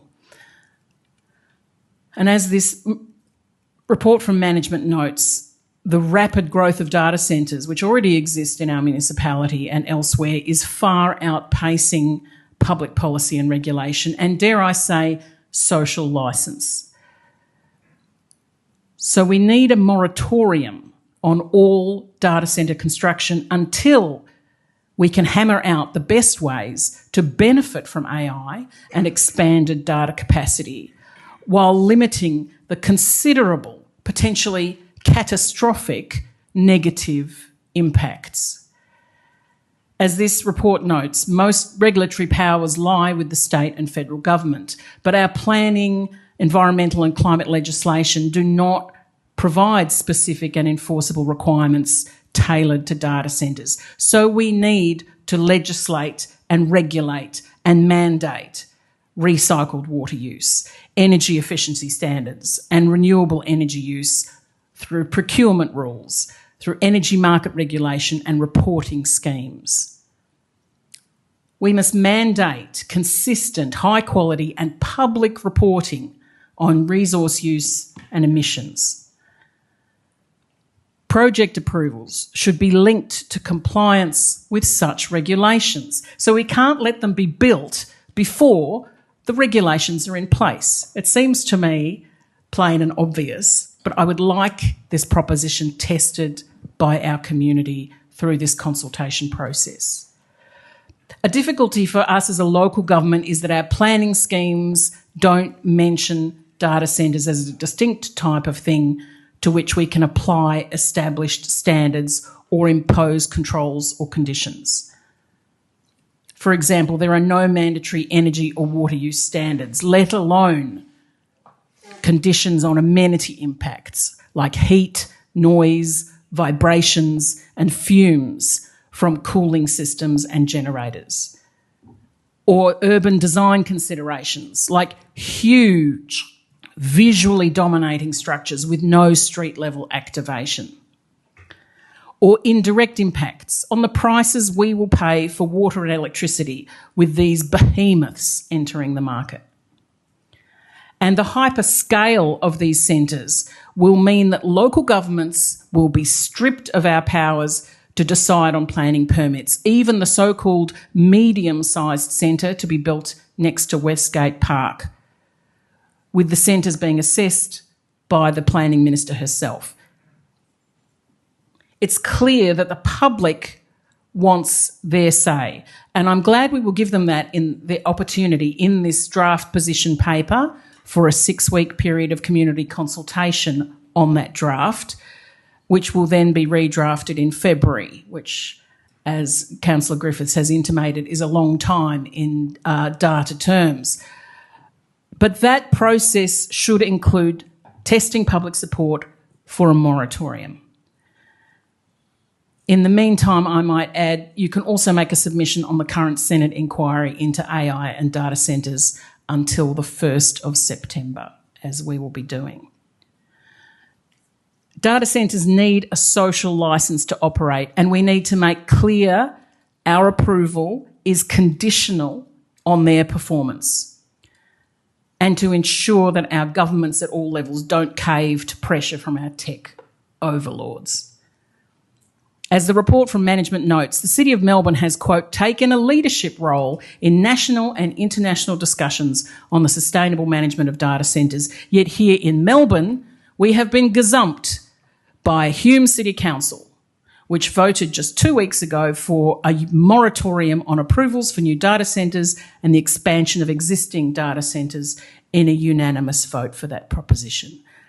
Congratulations to Hume for taking the lead, and let's ask our community what they think and test their support for a moratorium. The fact of a moratorium would ensure maximum speed and maximum pressure to get on with regulating, planning and policy making. If we let unconstrained construction proceed, who knows when the regulations will actually catch up? So I commend this to my colleagues. Thank you, Councillor Ball. Councillor Guest. I'll say one or two things just to practice the art of brevity. I agree with somewhat of what Councillor Ball has said, not perhaps as strongly, but I do think this is an area where we're big delving here into the unknown. I also was hoping we had a large crowd in here earlier, and I was hoping some of them might be here for this particular item and able to partake of some wisdom, but we haven't got that. So anyway, I'm seconding the motion. I'm not sure exactly how I feel. I do feel it's a delve into the unknown for us all, and we need to have the appropriate checks and balances. We may be howling at the moon. I realise data centres are coming whether we like it or not, but we do need to be careful. All right, thank you for that, Councillor Guest. Any other speakers to the amendment? Councillor Griffiths. I'll speak to the amendment, but it might also be a question that the mover and seconder want to respond to. The document that's before us tonight attempts to set out the different sizes and scales of data centres, and I know that that's something that we discussed through portfolio, and I think that's perhaps a subtle distinction which doesn't always come up in the public debate around things like the moratorium that you discussed, Councillor Dr. Ball. I'm, I guess, putting out there to officers, if this amendment passes, I think it would be good to attempt to test public sense of, do they want to stop a 1 megawatt data centre at a hospital as much as they want to have a moratorium on other areas, and perhaps to invite the mover and seconder to consider the wording to find if there's a way of making it a bit more specific to test public sentiment around that whole scale of what a data centre might be. Sorry, that wasn't perhaps beautiful. Thank you, Councillor Griffiths. So, Councillor Ball, to be clear, do you Would you oppose like me a data centre at the university or the hospital? Would you like me to answer that? Yeah, yes, I do, because whoever hosts them, it doesn't make them policy neutral or impact neutral. Once we have a moratorium, once we have the regulations in place, those things can proceed. Planning permission doesn't just kick in for large-scale developments. You need a planning permit to adjust your outdoor toilet. We just don't see those applications come into the chamber, but planning approval and conditions are applied on every kind and scale of development. So I don't see why they shouldn't be applied here. And as I say, the fact of a moratorium would accelerate the process of regulating these things because there are arguable needs and benefits.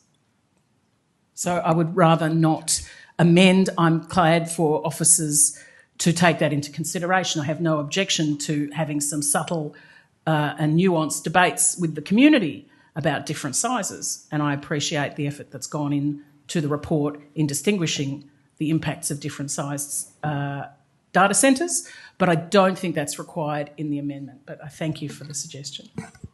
Thank you for that response. Councillor Griffiths, did you want to add anything further? Councillor Andrew Rouse. Thank you, Lord Mayor, and I think Councillor Griffiths almost took the entire question that I was going to ask.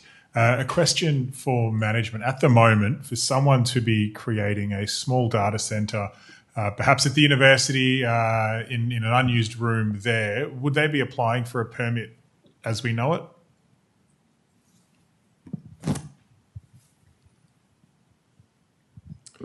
Thank you for the question, and through you, Lord Mayor, as Chair. For the example that you've given, Councillor Rouse, if it was inside an existing building, then a planning permit wouldn't be required.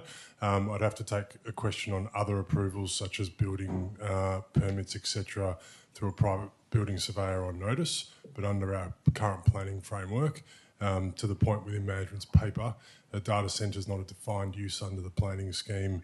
And if it was internal works to a building to fit a data centre of a scale inside a building at a university or a hospital, would not require planning approval at the moment. And so to Councillor Griffiths' earlier point, there's a very good chance we wouldn't even know these things are happening because they would never come to us for a permit in the first place.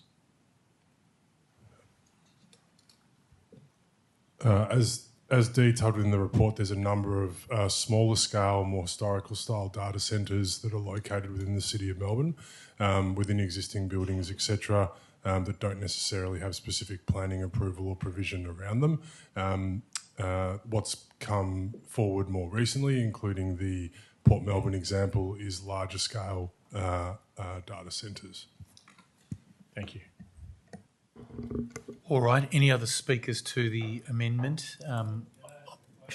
You can ask a question any time, Councillor. To management. So, does management suggest that a moratorium would be necessary? Do you think that's a good recommendation?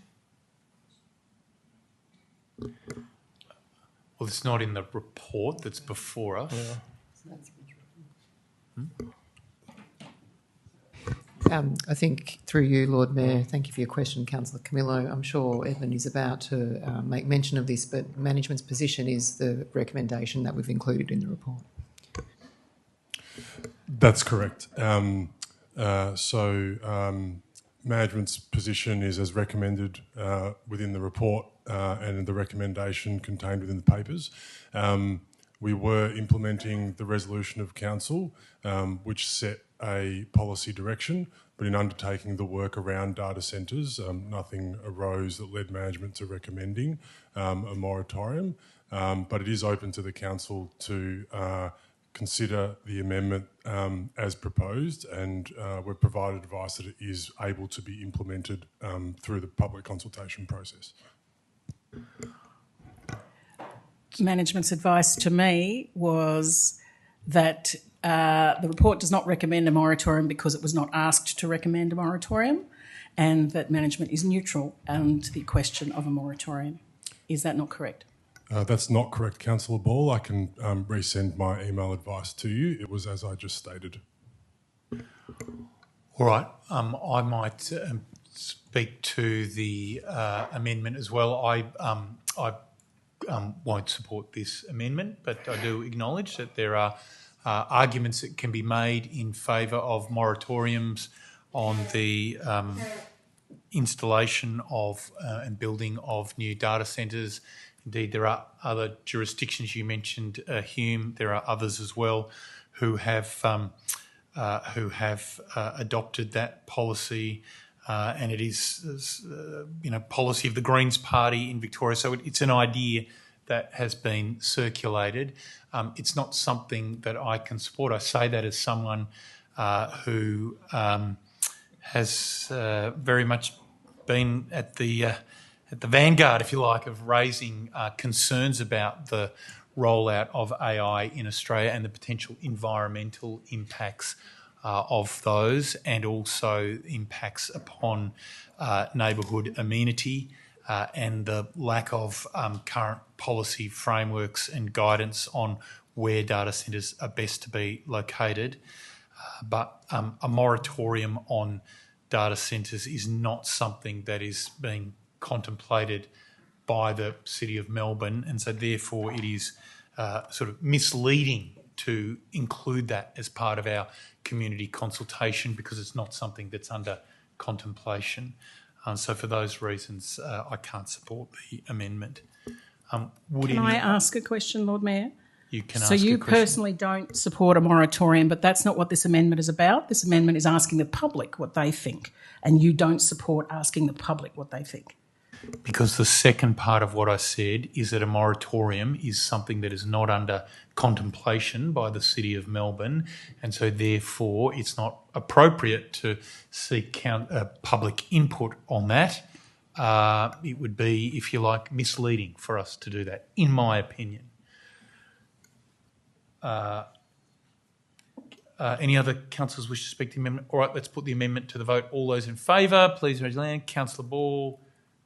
Councillor Ball. All those against? Councillor Camillo, Councillor Rouse, Councillor Leilu, Councillor Campbell, Councillor Rees, Councillor Louis, Councillor Lou, Councillor Scott, Councillor Griffiths. All those abstaining. Councillor Guest. That amendment has failed. So we return to the original motion. Are there any councillors who wish to speak to the original motion, which remains a substantive motion? No, Councillor Rouse, over to you. Thank you, Lord Mayor. Look, very happy to support getting this out to the public for some feedback. As mentioned, 6 weeks is a long time, so I do have concerns at the speed in which we'll need to move to make sure this is still hyper relevant for the situation we find ourselves in. I specifically look forward to hearing more from the public and seeing the evolved version of this to see item 4.1 to be more addressed. That is not just about building the infrastructure, but how that integrates into the more human sides of it as well. As has been mentioned, data centres are a very nuanced topic, and far too often the conversation and discussions and debates around them completely forsake those nuances as well. I personally like to think of data centres like our public transport network.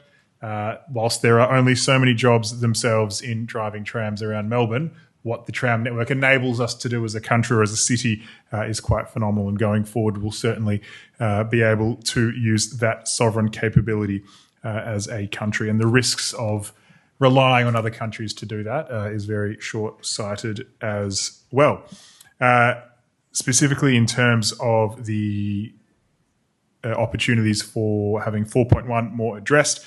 This is a consistent issue that we've seen at all levels of government, not just around building infrastructure, but how it integrates into society and how it integrates into our economy as well. And so it's a big opportunity for us to buck that trend and make sure that we are very much leading the way compared to our state and federal colleagues as well. Thank you, Councillor Rouse. Any other councillors? Deputy Lord Mayor. Thank you, Lord Mayor. I just have a question for management. I think it's to Evan Council, but maybe not. I was wondering if you could speak to the plan for community engagement. How will we ensure the full breadth of interested parties, be they industry stakeholders, people from tech industry, people with interest in energy policy, and of course residents and businesses in Melbourne, how they all have the opportunity to have their say? Thank you.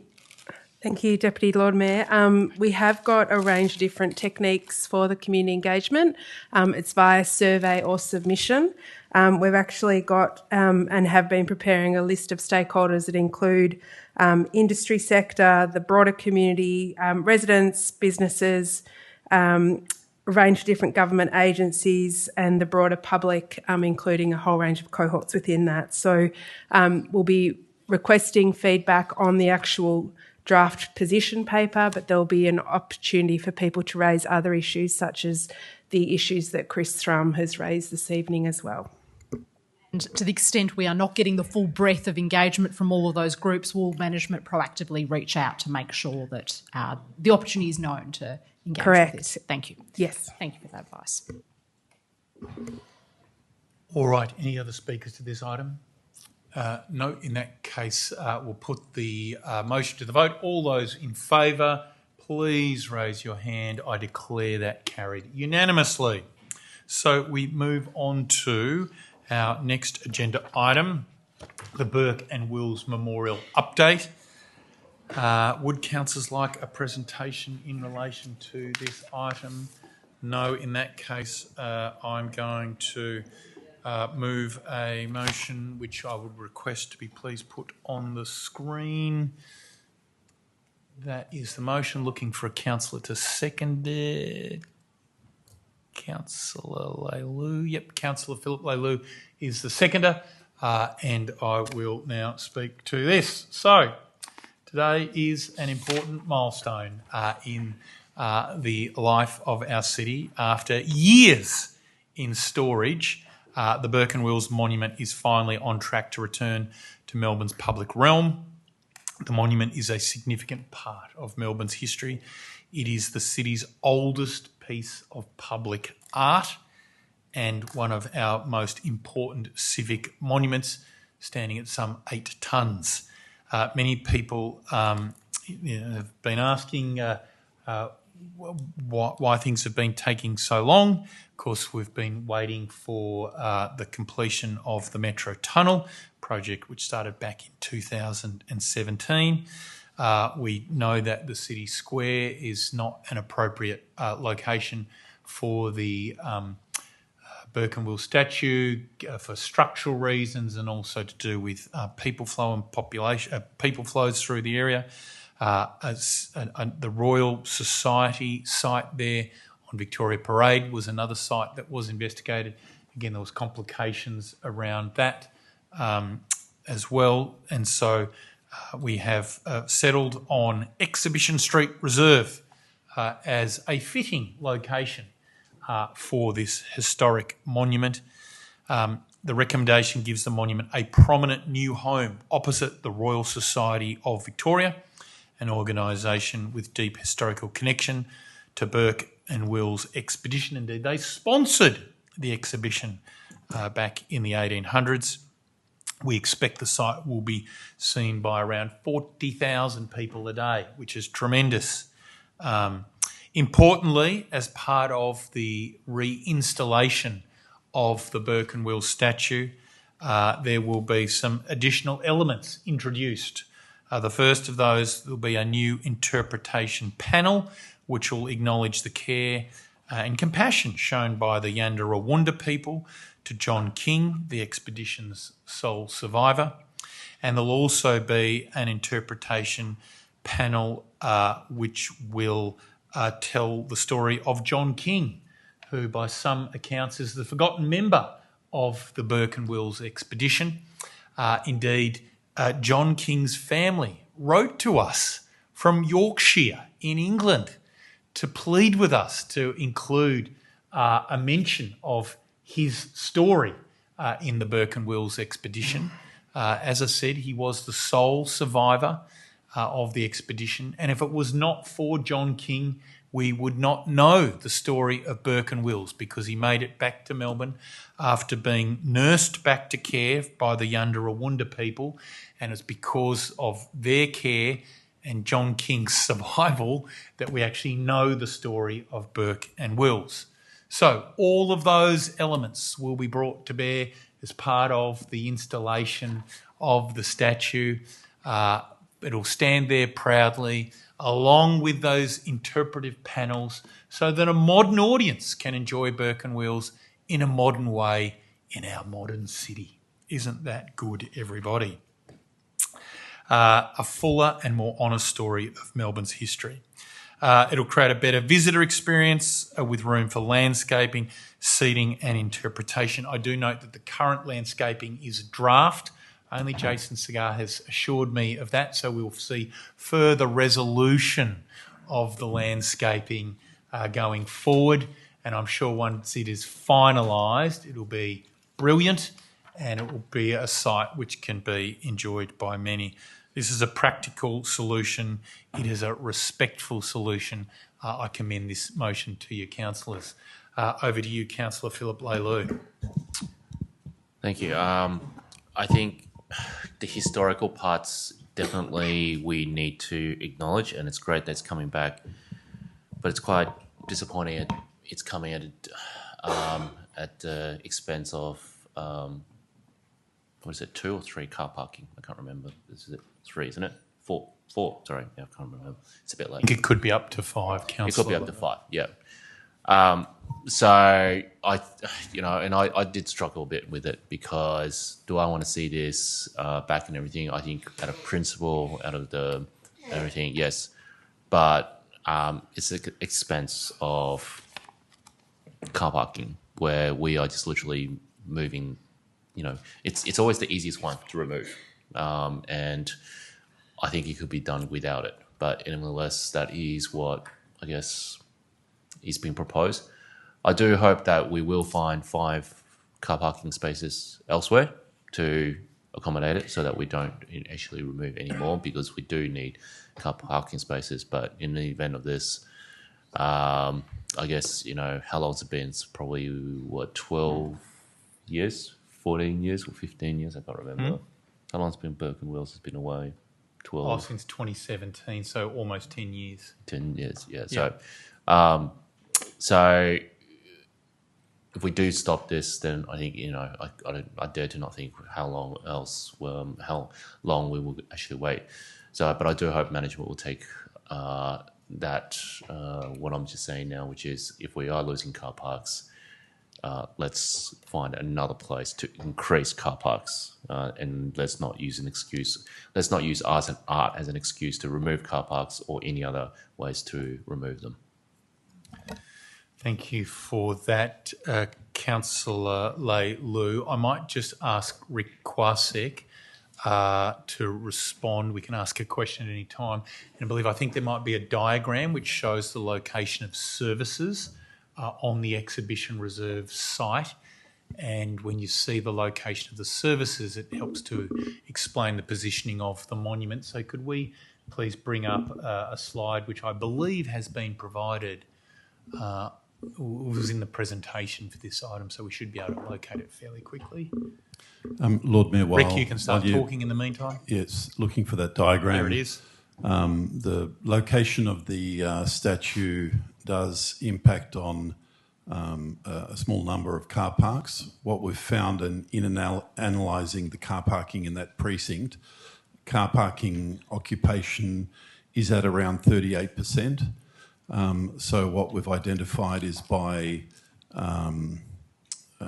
removing 5 car parks to accommodate the landscape and statue, the balance of the parking use will be distributed amongst the remaining car parks, and thereby increasing the occupation of those remaining car parks, and therefore not actually losing any overall parking capacity. And car parking capacity and parking revenue, and parking dare I revenue. venture? That's right. And in relation to the impacts of services, the 2 red lines identified on that page, the dashed red lines. The dashed red lines. Sorry.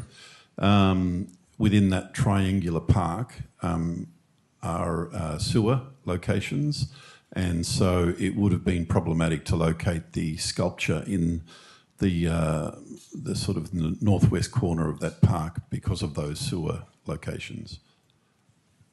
All right, that's helpful. Thank you, Rick. Do any other councillors wish to speak to this? Councillor Owen Guest. Thank you, Lord Mayor. Look, I will begrudgingly support this motion, but perhaps not for the reasons I'd like to support it. The location I don't think is going to be universally accepted and admired, but it is what it is, and I'm aware that if we don't place the statue soon, it's going to cost the City of Melbourne significantly more to put it into storage, and we will lose funding from the state government. As I say, it's a disappointing reason to support this motion, but for that reason I will support this motion. Better to get this statue up somewhere than not get it up, and who knows, maybe we'll find a better location down somewhere in the future. Very pragmatic of you, Councillor Guest. Are there any other councillors who wish to speak to this item? No. In that case, I'll put this motion to the vote. All those in favour, please raise your hands. I declare that carried unanimously. We move on to agenda item 6.6, the Melbourne Advantage Year 1 report. Get excited, people. Would councillors like a presentation on this item? I'm taking that as a no, not because it's not fabulous, but maybe because of exhaustion. All right, I'm now going to call on Praveen Kumar from the Little India Traders Association, who requested the opportunity to address the committee in relation to this matter. There he is. Welcome, Praveen, to Melbourne Town Hall virtually. Thank you, Lord Mayor, and thank you, councillors. Can you hear me? We can hear you. Thank you so much for joining us. Thanks for your very impressive bookcase there. And you have 3 minutes. Okay. As you know, my name is Praveen Kumar. I'm the Vice President of the Little India Traders Association, and I'm speaking on behalf of the association today. We are an incorporated traders association representing Indian-owned and Indian-serving businesses across the city of Melbourne.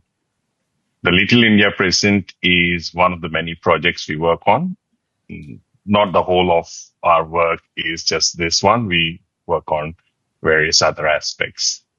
Our members deliver a wide range of services and activities in the city, including the Melbourne Diwali, which some of you have visited. It's the largest community-led event held in Docklands. We have read the Year 1 report closely, including what it says about the Little India Precinct, and we are following this strategy's progress with real interest. I have one question for the committee this evening. The report sets out what have been achieved in Year 1. It does not set out what could prevent the rest being achieved. We can't see a risk section in it. So our question in this is, what are the principal risks to deliver the 24 priorities and the 2030 projections? How are those risks being monitored now? And will they be reported to this committee alongside the progress in the future years? And we ask this for two reasons. 2 out of the 16 metrics have declined, and by the report's own summary, one is still to be advised. And the priorities closest to our members is the precinct development and placemaking are reported in words only with no measures attached. 4 years of this strategy remain.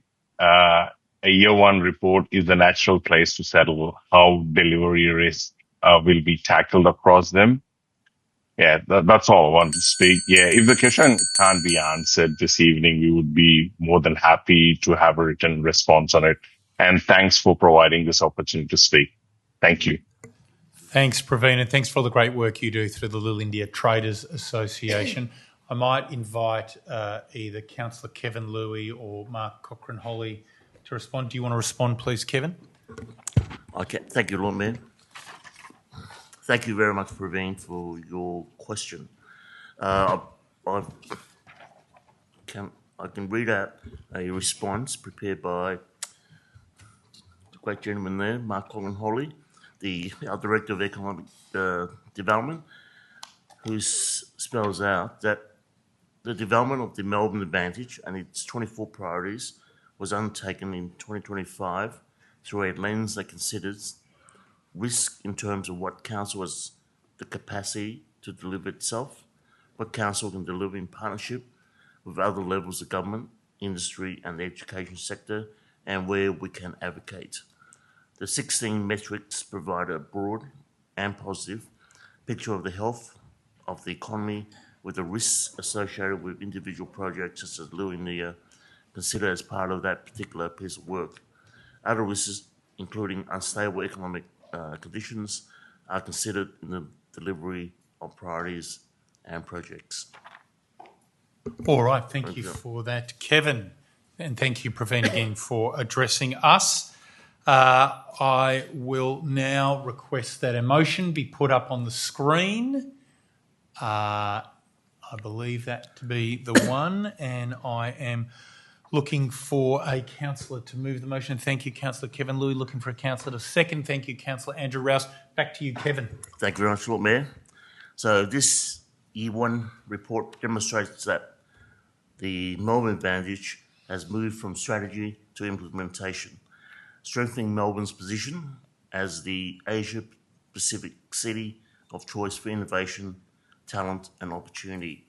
Melbourne continues to be one of Australia's most important economic engines with a city economy valued at more than $138 billion, supporting over 680,000 jobs and more than 46,000 businesses, and growth at a faster rate than both state and national rates.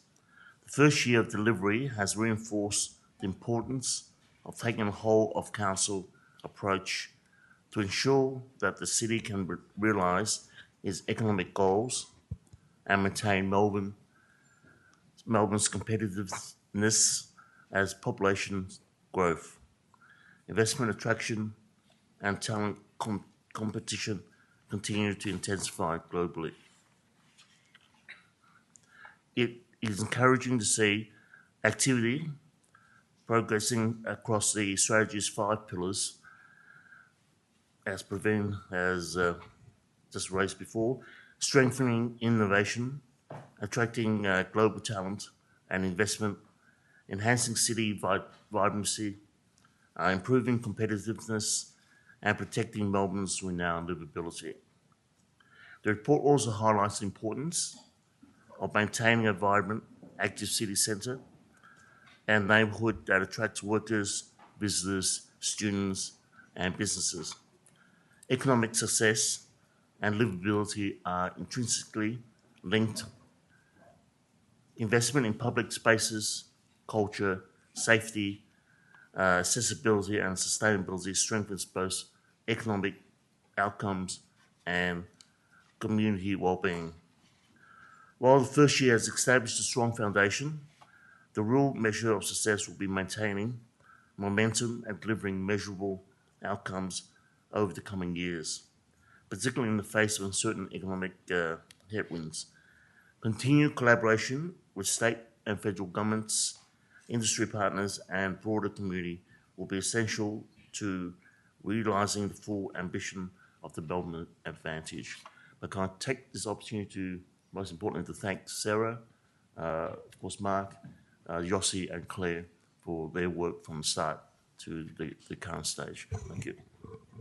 All right, thank you very much, Councillor Louis. Over to you, Councillor Rouse. Thank you, Lord Mayor. I'll keep it short and brief. 14 out of the 16 measures are looking very good, so there's lots of things there for us to be happy and proud of. There are 2 areas that have gone back a little, specifically calling those out as areas for us to improve. Shopfront vacancies has marginally increased. I believe that's largely because of new stock that has come onto the market that will be filled up shortly. But we are still well below the national average compared to other capital cities, which is great to see and definitely leading for Australia. Student experience, unfortunately, we have dropped from 2nd place to 6th globally. Our ambition is, of course, to be number 1. This is largely linked to changes in the visas and unexpected increases in costs. However, the positive news there is, of course, recently we were announced in the QS Student City Rankings. We've climbed from 5th globally to 4th globally, and certainly ranked number 1 when it comes to student mix, which tells us that once students get here, they're having an amazing experience, but getting here is the hard part of that process. There's some really positive news in terms of our startup ecosystem climbing from 32nd to 30th, and of course that just reaffirms that many hands make light work, and council does need to keep operating with state and federal governments to ensure that continues to go positively. The second year is a really, really exciting part. We've got our Innovation Advisory Board, which will be coming online shortly, and certainly their expertise and guidance to ensure that the second and third years are just as every bit as successful, if not more, will be really, really fantastic. And just echoing Councillor Louis' comments, and a massive thank you to the team and their great work that has gone into this. Thank you very much for that, Councillor Rouse. Are there any other speakers to this item? No, in that case, I'll put the matter to the vote. All those in favour, please raise your hand. I declare that carried unanimously. We move on to agenda item 6.7, Municipal Association of Victoria State Council meeting, October 2026. Would councillors like a presentation in relation to this item? I think it's been well debated before. No. In that case, I call on a councillor to move a motion. Now, I think I was... Yeah, we'll finish. Reports from management. Then we'll move on to general business. Before we move on to general business, one more item. Okay, so can we please pull up the motion, please, on 6.7 Municipal Association of Victoria State Council meeting. This is our final item of reports from management, and I was going to suggest that this be split, this motion, because not all councillors support every motion. So can I please request that, yes, let's move it in two parts. Excellent.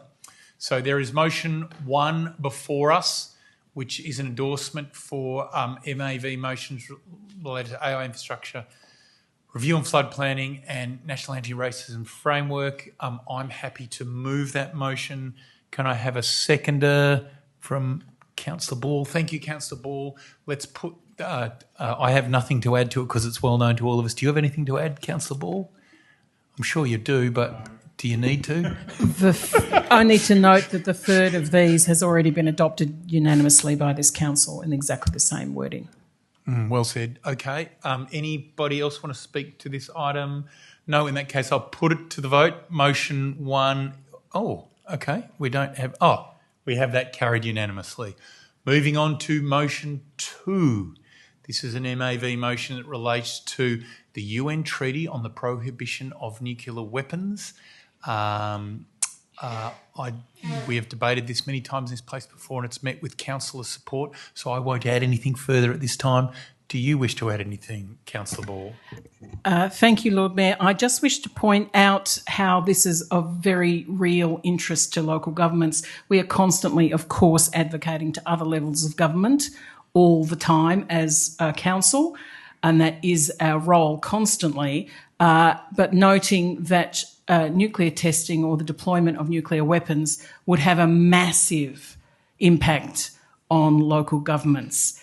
And emergency responses that would fall to us, either solely our responsibility or in collaboration with other levels of government, include remediating unsafe buildings that are still standing, managing street and road debris, collection and disposal of vast amounts of waste, identifying safer places to meet and communicate with the community, licensing temporary food outlets, waste, hygiene and local sewerage arrangements, arrangements for triage and temporary hospitals in, say, local parks, mass burials, evacuations, managing loss of infrastructure such as traffic lights and telecommunications, council officers' mental health, enforcement of curfews, managing food shortages and food distribution, managing social unrest, managing disease, and it goes on, but I won't. In 2021, the local government sector spoke as one, unanimously calling on the Australian government to ratify this treaty. And since then, we've had a change of federal government, and yet the treaty has not yet been ratified, and so we should reiterate that call. I thank my colleagues. All right. Are there any other councillors that wish to speak to this motion? No, in that case, I'll put the motion to the vote. All those in favour, please raise your hand. Councillor Camillo, Councillor Rouse, Councillor Ball, Councillor Leilua, Councillor Campbell, Councillor Rees, Councillor Louis, Councillor Liu, Councillor Scott, Councillor Griffiths. All those against? Councillor Guest, that motion has passed. So that does conclude reports from management.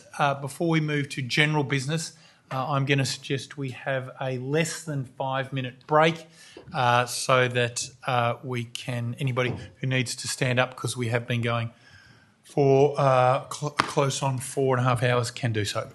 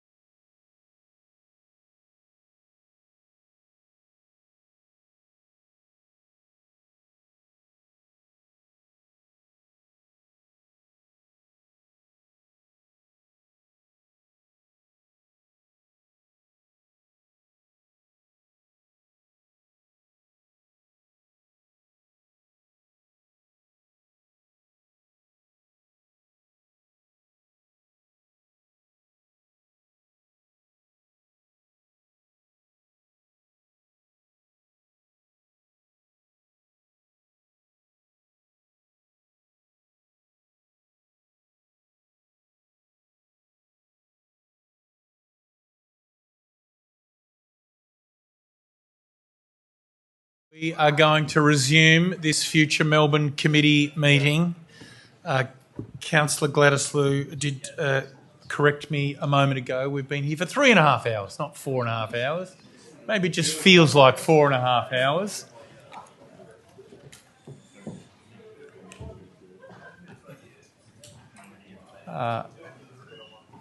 Do I need to pass a procedural motion starting the meeting? On indulgence, I'm going to reopen this meeting at 9:11 p.m. And we move on to agenda item 7, general business. There are 2 items of general business.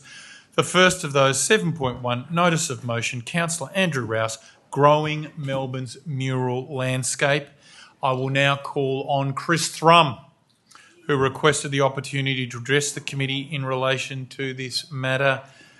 Welcome back to the lectern, Chris Thrum.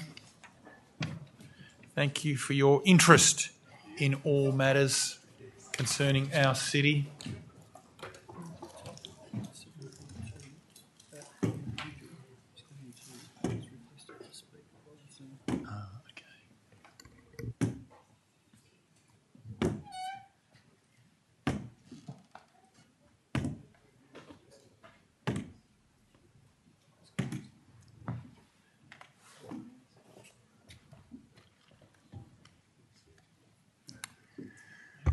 Thank you, Lord Mayor. Looking at 7.1, notice of motion, Councillor Andrew Rouse, growing Melbourne's mural landscape. Great to see that Councillor Andrew Rouse is on the same page as a lot of people to grow Melbourne's mural landscape. To be brief, we should really aim to replicate the Montreal Mural Festival. It's a beautiful street arts and mural festival, while seeking inspiration from the Darwin Street Arts and Mural Festival as well. Darwin laid down the gauntlet to the City of Melbourne recently after their 10th anniversary festival, claiming that they were better than Melbourne with street arts and murals. Since then, the City of Melbourne has been responding. We saw the tremendous, beautiful mural celebrating Bon Scott's 80th birthday. So had significant media coverage both here in Australia and overseas. And this motion too is an indication that the City of Melbourne is serious about promoting street arts and murals. Now, in regards to the motion's item 1.2.4 section, we've got an option here, and in it says instead of an urban mural fund, we should go for an alternative program. And for me, that alternative program has to be the Melbourne Street Arts and Mural Festival. We should create a vibrant, exciting 9-day Melbourne Street Arts and Mural Festival. And from that, all the goals and ambitions that Councillor Rouse discusses in his motion can be and will be achieved. Now, as I was perusing through this motion, I was reminded of Aaron Moon's presentation at the special FMC budget meeting on the 12th of May 2026.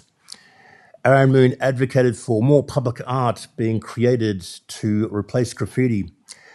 Aaron Moon also highlighted the mural art that was created by Tom Seville, an Indigenous artist working with the city of Moonee Valley. Aaron presented beautiful photographs of mural art that Tom Seville did with the city of Melbourne. So I think we could really follow the lead of the city of Moonee Valley and reintroduce or introduce more mural art underneath highways and railway lines and what have you. Darwin Street Arts Festival highlights the top-end city's claim as the mural capital of Australia, and this is a step forward to reclaiming the title. You've got to remember the Challenger Darwin has laid down the gauntlet, and I can tell you right now that the Lord Mayor, Nick Rees, and the City of Melbourne are responding to it. Once again, thank you to Aaron Moon for all the inspiration that he's delivered. Because of his work and inspiration, we're now talking about mural artwork and proceeding forward in advancing more the mural artwork and street arts of Melbourne. And thank you, Councillor Andrew Rouse, for the motion as well. Thank you for that, Chris Thrum. I don't believe there are any other requests to speak on this item, so I will now call on Councillor Rouse to move the motion. Can we please have it put on the screen, please? There it is. I'm going to take it as moved. Looking for a seconder.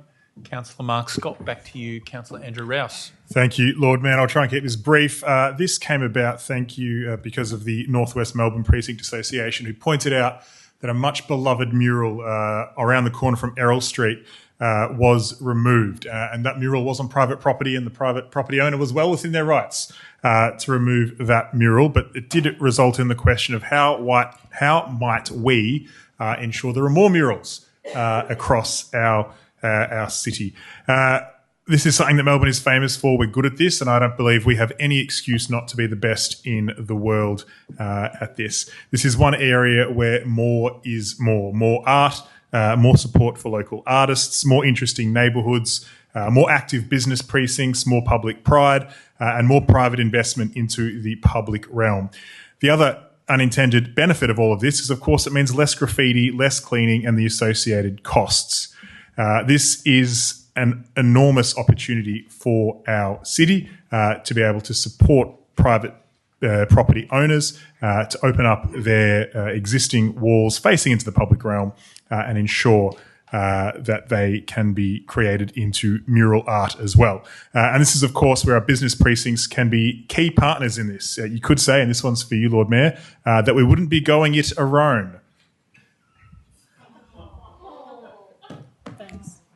The business precincts, of course, know the neighbourhoods, they know the property owners, they know where the blank walls, the problem walls, and the places where a great mural could have the biggest impact.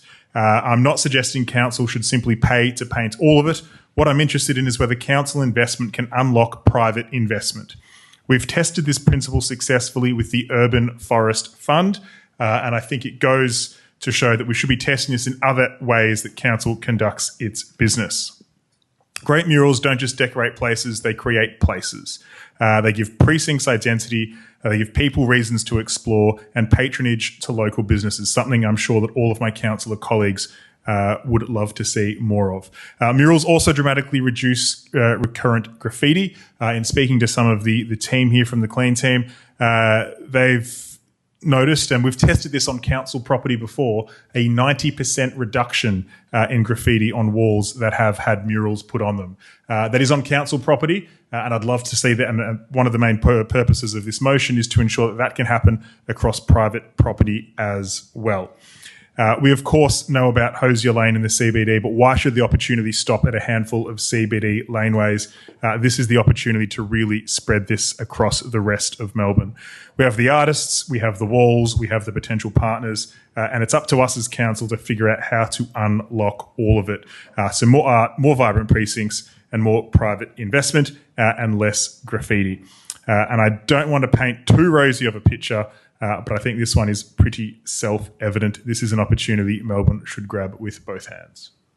Thank you, Councillor Rouse. Very well spoken. You can take that to the Banksy. Over to you, Councillor Scott. Wow. How do I follow that?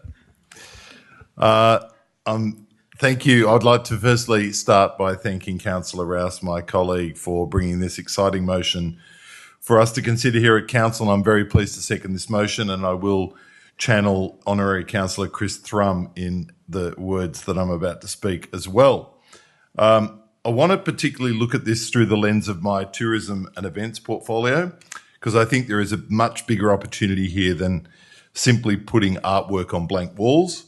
Melbourne already has an international reputation for street art. Hosier Lane has become not simply a laneway with art on its walls, but a genuine visitor destination. Tourism Victoria actually describes it as helping put Melbourne's urban art scene on the global map.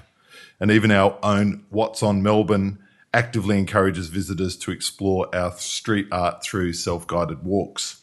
So we already know that this is part of the Melbourne visitor experience. The question this motion asks is, how do we actually take that strength and spread its benefits more widely across our municipality? And from a tourism perspective, one of our challenges is always encouraging visitors to explore more of Melbourne, to stay longer, to discover different neighbourhoods, and ultimately spend money with more local businesses. Murals can actually help us do exactly that. A blank wall can become a reason to walk another block. A collection of murals can become a trail.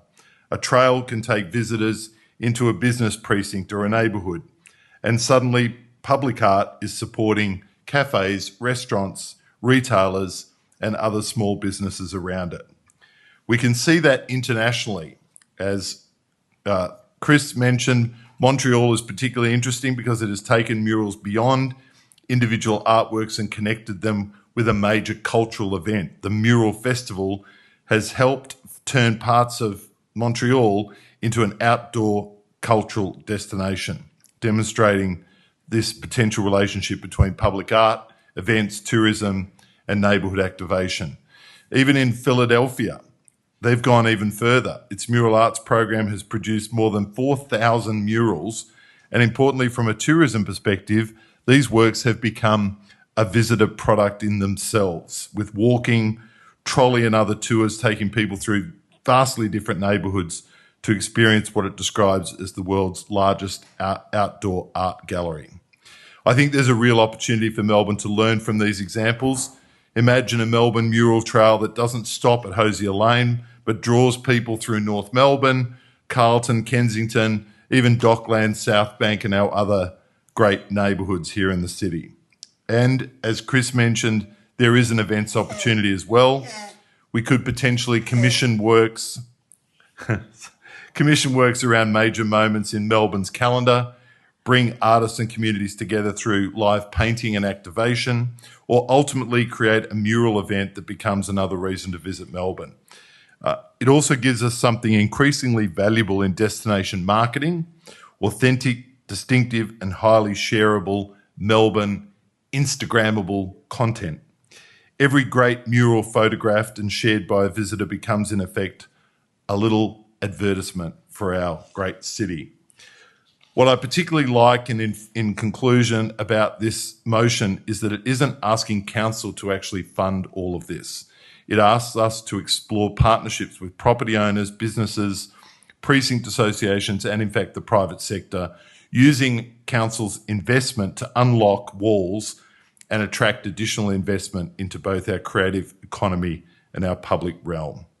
I'm really pleased to second this motion, and I urge all councillors to support it. Thank you very much, Councillor Scott. Any other councillors? Councillor Camillo? I just have a question, Lord Mayor, just for a clarification of the public, because the public out there, if you have a wall that you want to become a mural and you want to do a partnership with the City of Melbourne, you still can contact now the City of Melbourne. So, Sarah, are you able to comment about that? Because I got some information from the cleaning team and your team that if anyone, council is already open, but this just got to be a big investigation for make this, what are we already doing, even bigger and better.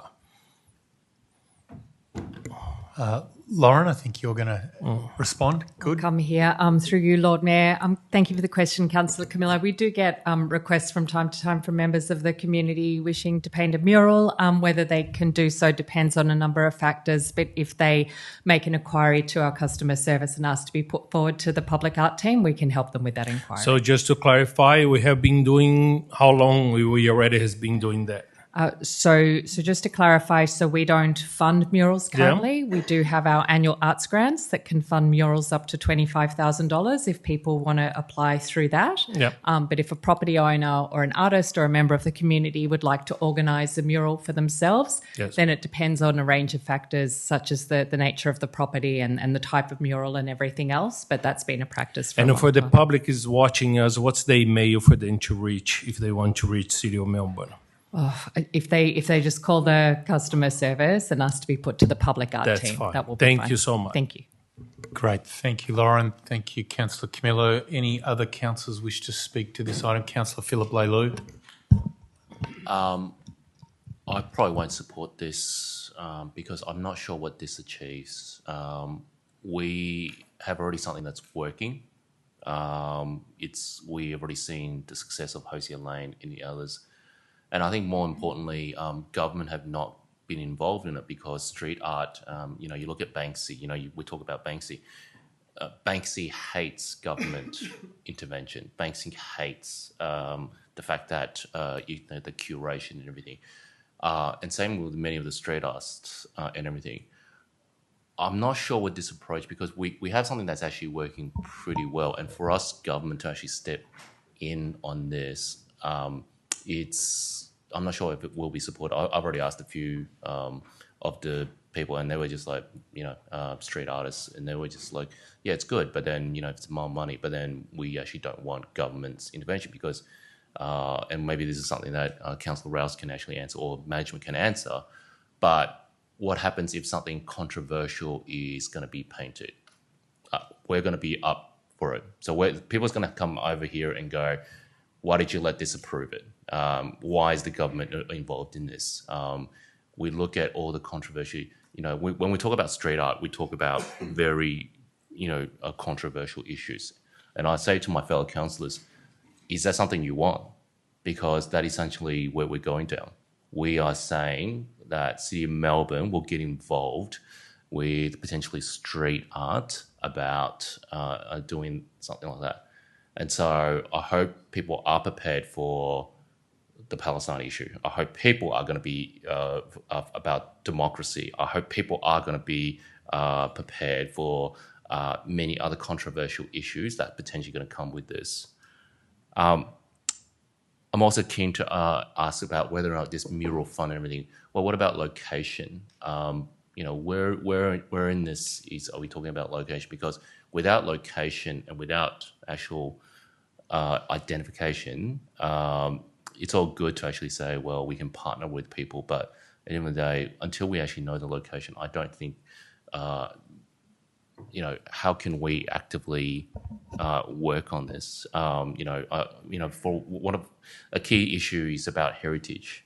I would have liked us to deal with more about heritage and street art because there are people who are confused about which walls and which areas are actually heritage, and it's not until people have painted over those heritage walls and everything that council actually get involved. And I've had a couple of issues where people have painted over the mural where it's heritage wall, and council actually asked the business to remove the street art, costing them tens of thousands of dollars. And in the end, it was actually not a good result for everyone. And I had to step in, and that's kind of the issues that we're going to be having. We're going to have to step in on dealing with a lot of issues that we probably haven't even decided on as well. I've been here quite a long time, and I think we've talked a lot about street art and everything. Councillor Rouse, you're probably not the first one to come up with these ideas. There are many other previous councillors and current councillors who actually come up with ideas about how do we invite street art and everything.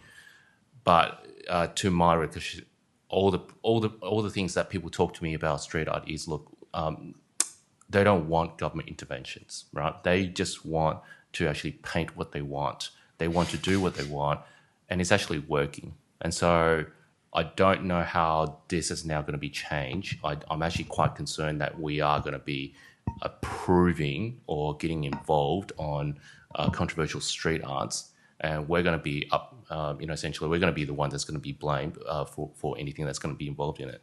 So this is something that I don't really want to go into.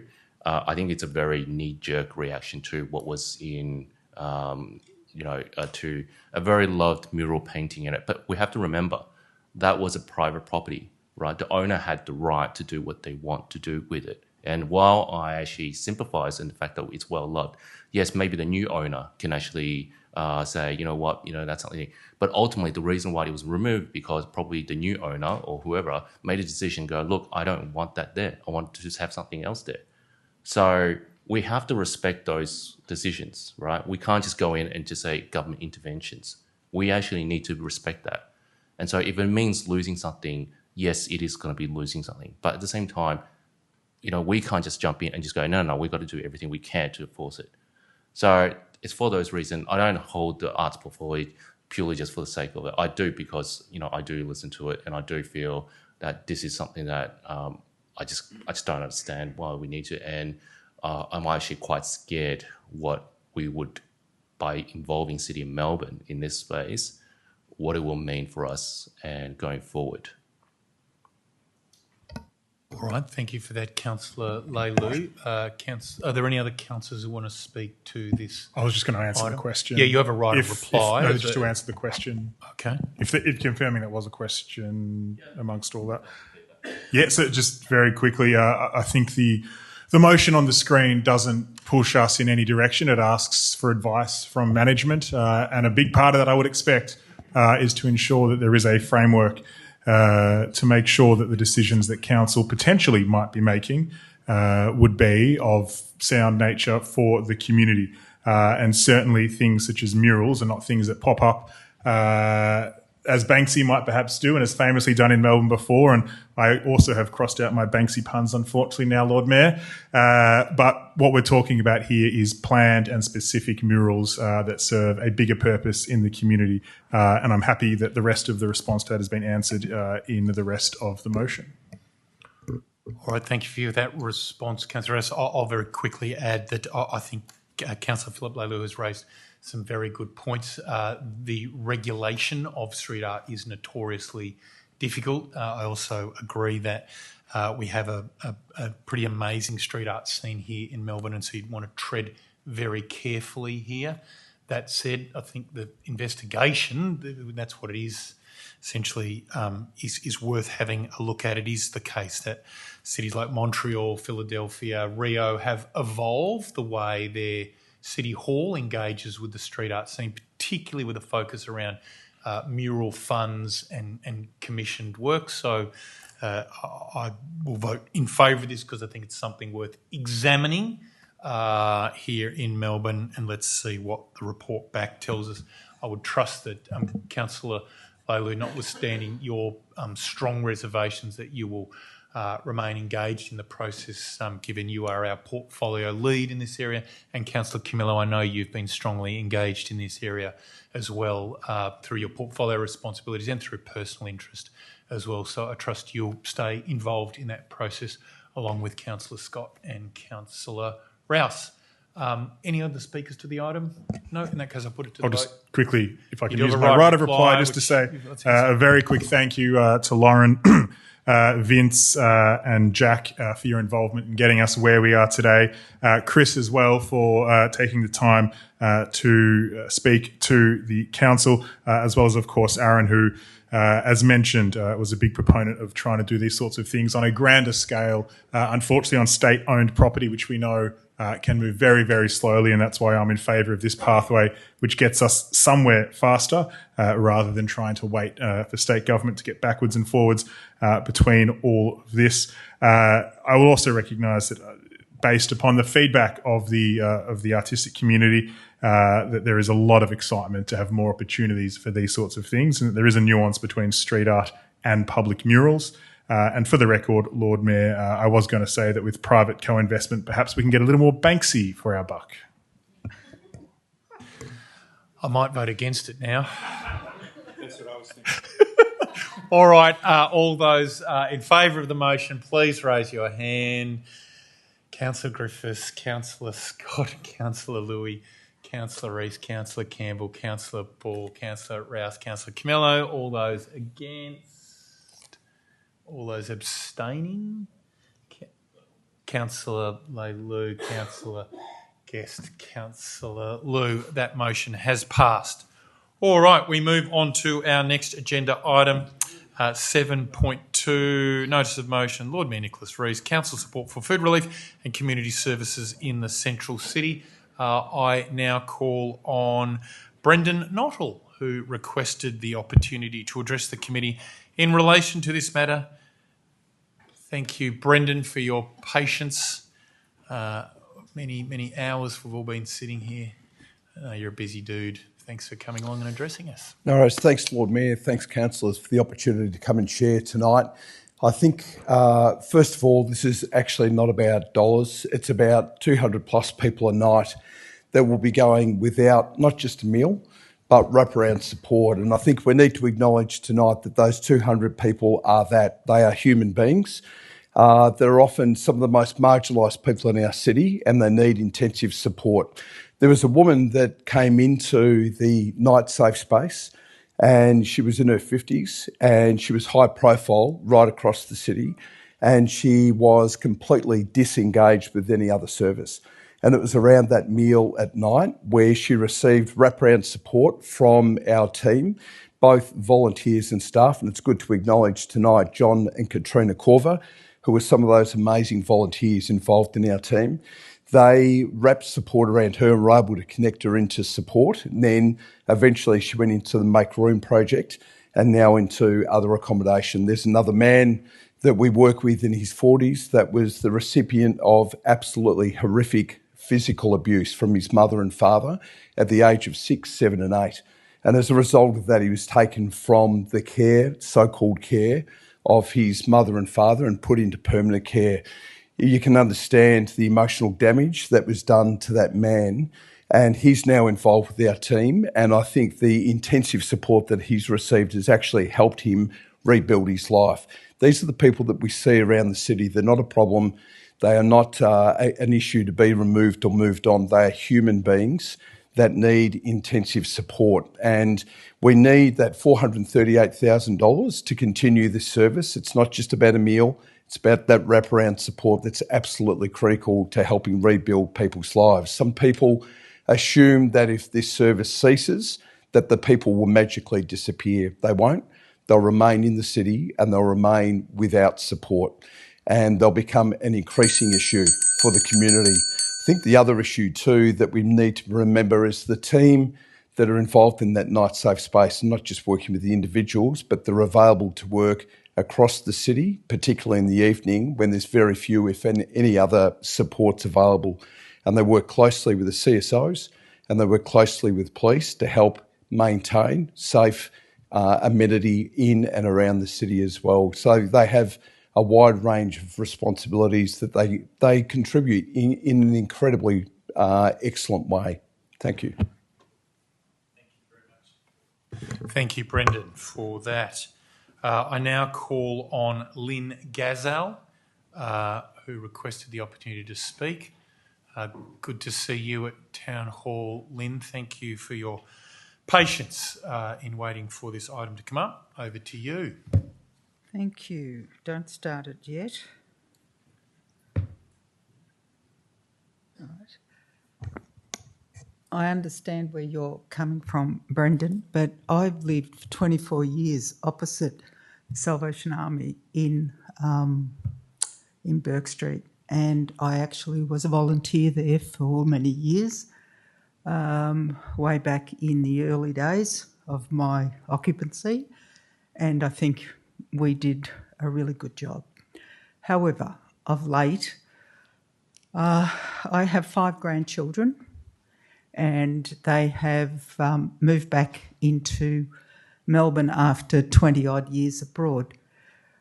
They can't visit me. They live in the suburbs. They can't come and visit me because they, along with me, cannot walk past the Salvation Army at times because we are abused.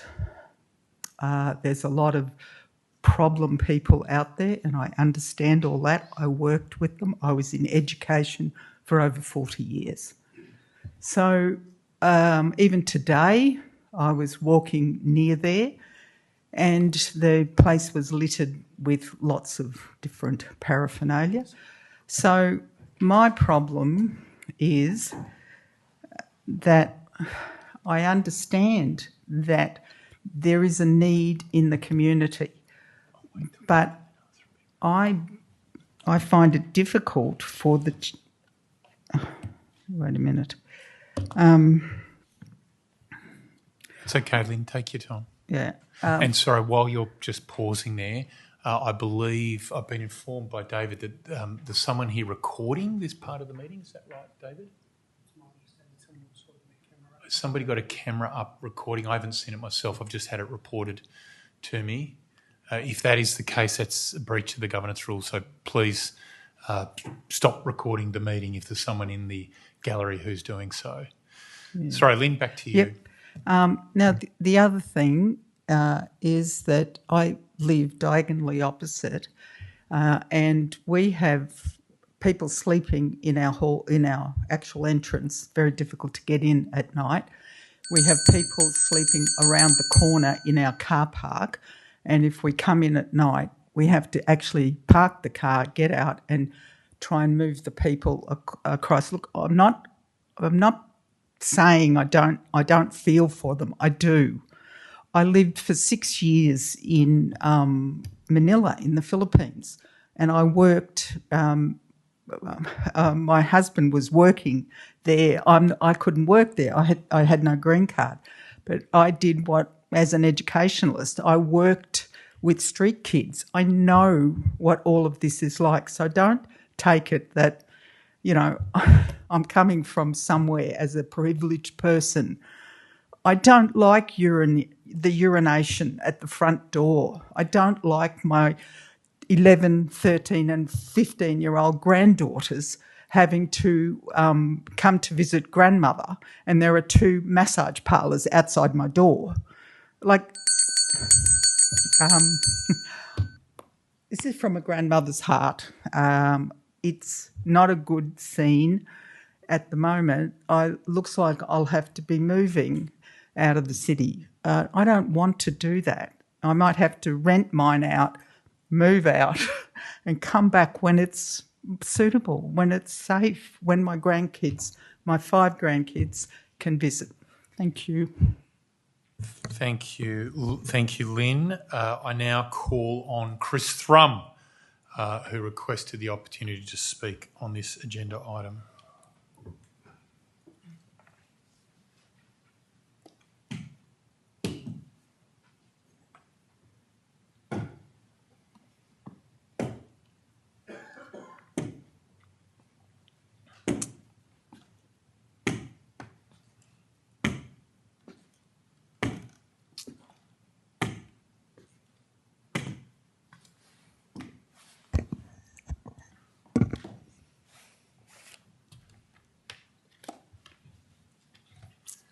Thank you, Lord Mayor, and appreciate the thoughts and sentiments of the previous speakers. I fully support the motion that the Lord Mayor is being put forward today, and there's many reasons why. I totally approve item 1.2, read the bridge funding for the Cafe After Hours program. In regards to re 1.4, in terms of how management's going to have to balance the books and all that, I just ask management to seek inspiration to achieve a balanced position of the budget, try and find inspiration and balance the books. This is a vital overnight food and support program, and of course it's very complex issues in regards to what's going on there. I'm not going to pretend that's not happening. However, the Lord Mayor's assimilated the situation. He's become aware of what the situation is. He's weighed things up, and the Lord Mayor's considered that the best path forward for the City of Melbourne is to go forward and provide bridge funding for this to continue. The Lord Mayor is showing compassion. The Lord Mayor is showing some understanding and consideration. And the Lord Mayor is showing kindness. And sometimes when people are in most extreme circumstances, it can be difficult, extremely difficult for people to be tolerant or kind. And what the Lord Mayor is showing here is he's actually showing a kind of leadership that could be appropriate, where we should recognise that maybe the best thing for the City of Melbourne is to continue to support the Salvos. You know, everyone here is familiar with the Salvos. We know the great work that they've done for decades. And so this is a time where I think we can show some TLC to the Salvos. Thank you for that, Chris. I now call on Han Akomi, who requested the opportunity to speak. I believe he has dropped off Zoom. And I believe we had a gentleman at the back here. Did you requested the opportunity to speak to this? I'm sorry, I can't. Was it Yasulu? Yahul. Sorry, Yahul. Would you like to make your way to the lectern? Thanks for sticking around so long. No worries. Yahul, you've been here Tested from my the start. patience, but we got there. I first like to acknowledge the traditional owners of the land on which we gather on today. Pay my respects to the Wurundjeri people of the Kulin Nation, always was, always will be Aboriginal land. The reason why I'm standing here today, Lord Mayor and councillors, is to highlight the issue of the inconsistency about support for the more needy, the most vulnerable people in our society. And that includes people who access the Salvation Army.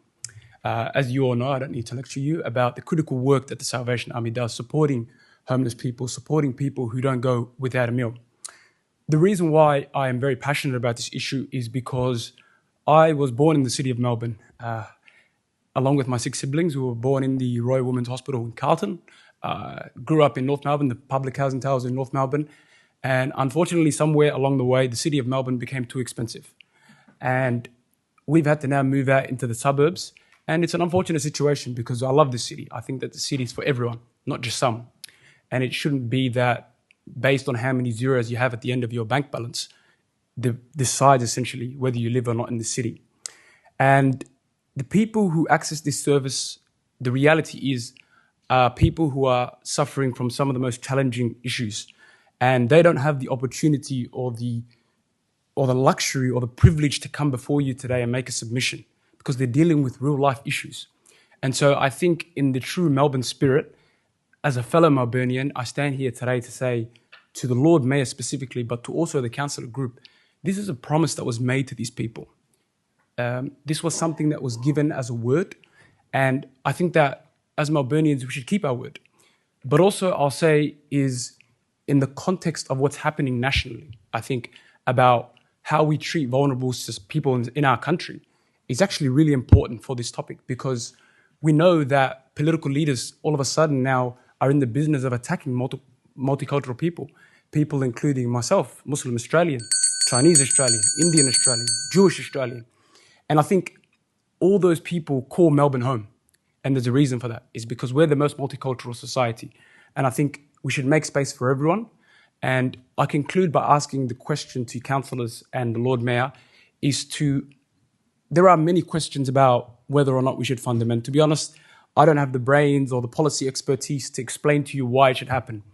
But I will say this, as a Melburnian born and raised here, I think most Melburnians want to see the Salvation Army stand.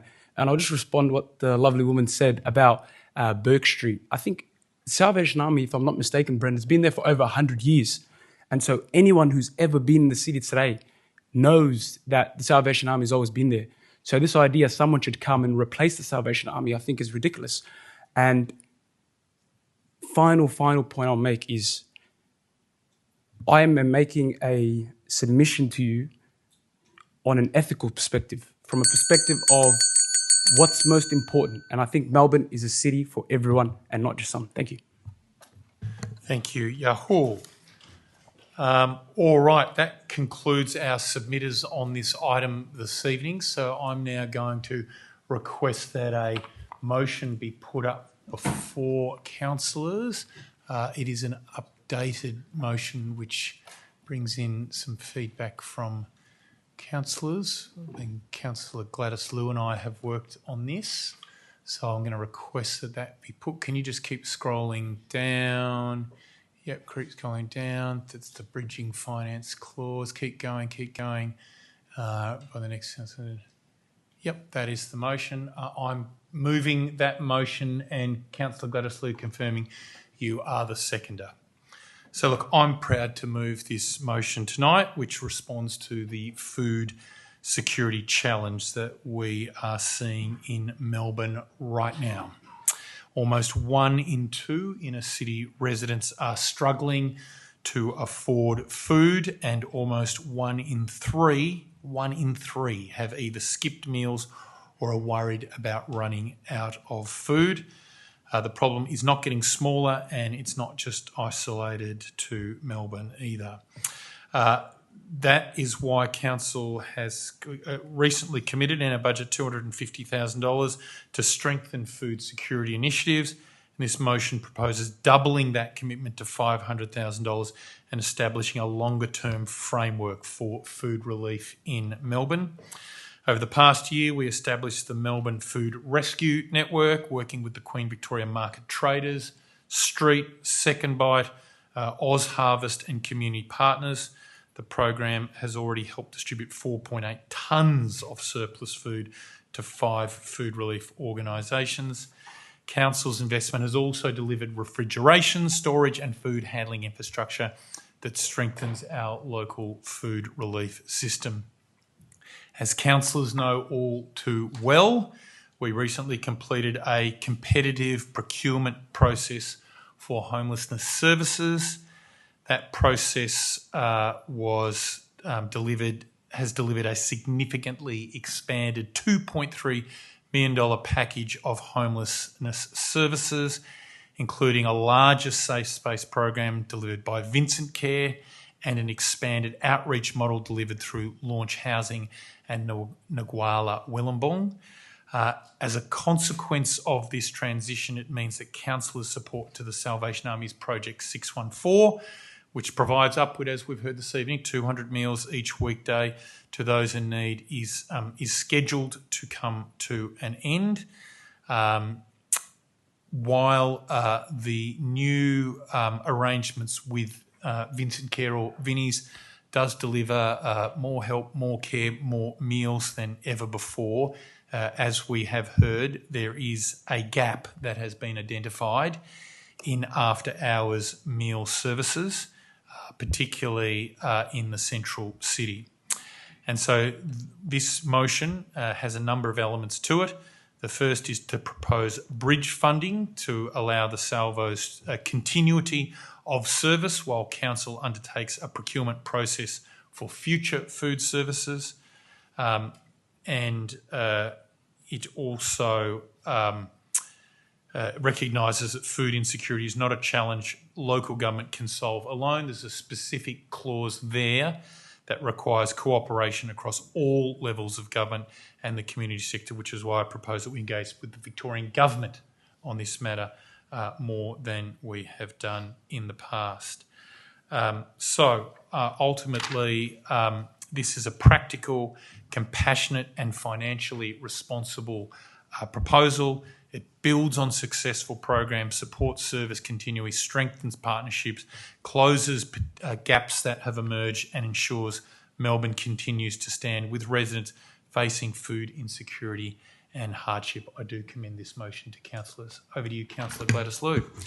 Thank you very much, Lord Mayor. I won't repeat what you have just mentioned. It was a very, very detailed reason. But I have to say, when I heard the Lord Mayor wanting to put forward this motion, I was over the moon. I was so happy. I've been here nearly 2 years now. And all the time, I want more funding for our section to provide more community services, to provide more for people who need our support out there. And that's why the increase from 250,000 to 500,000, my instinct was just, yep, definitely go for it.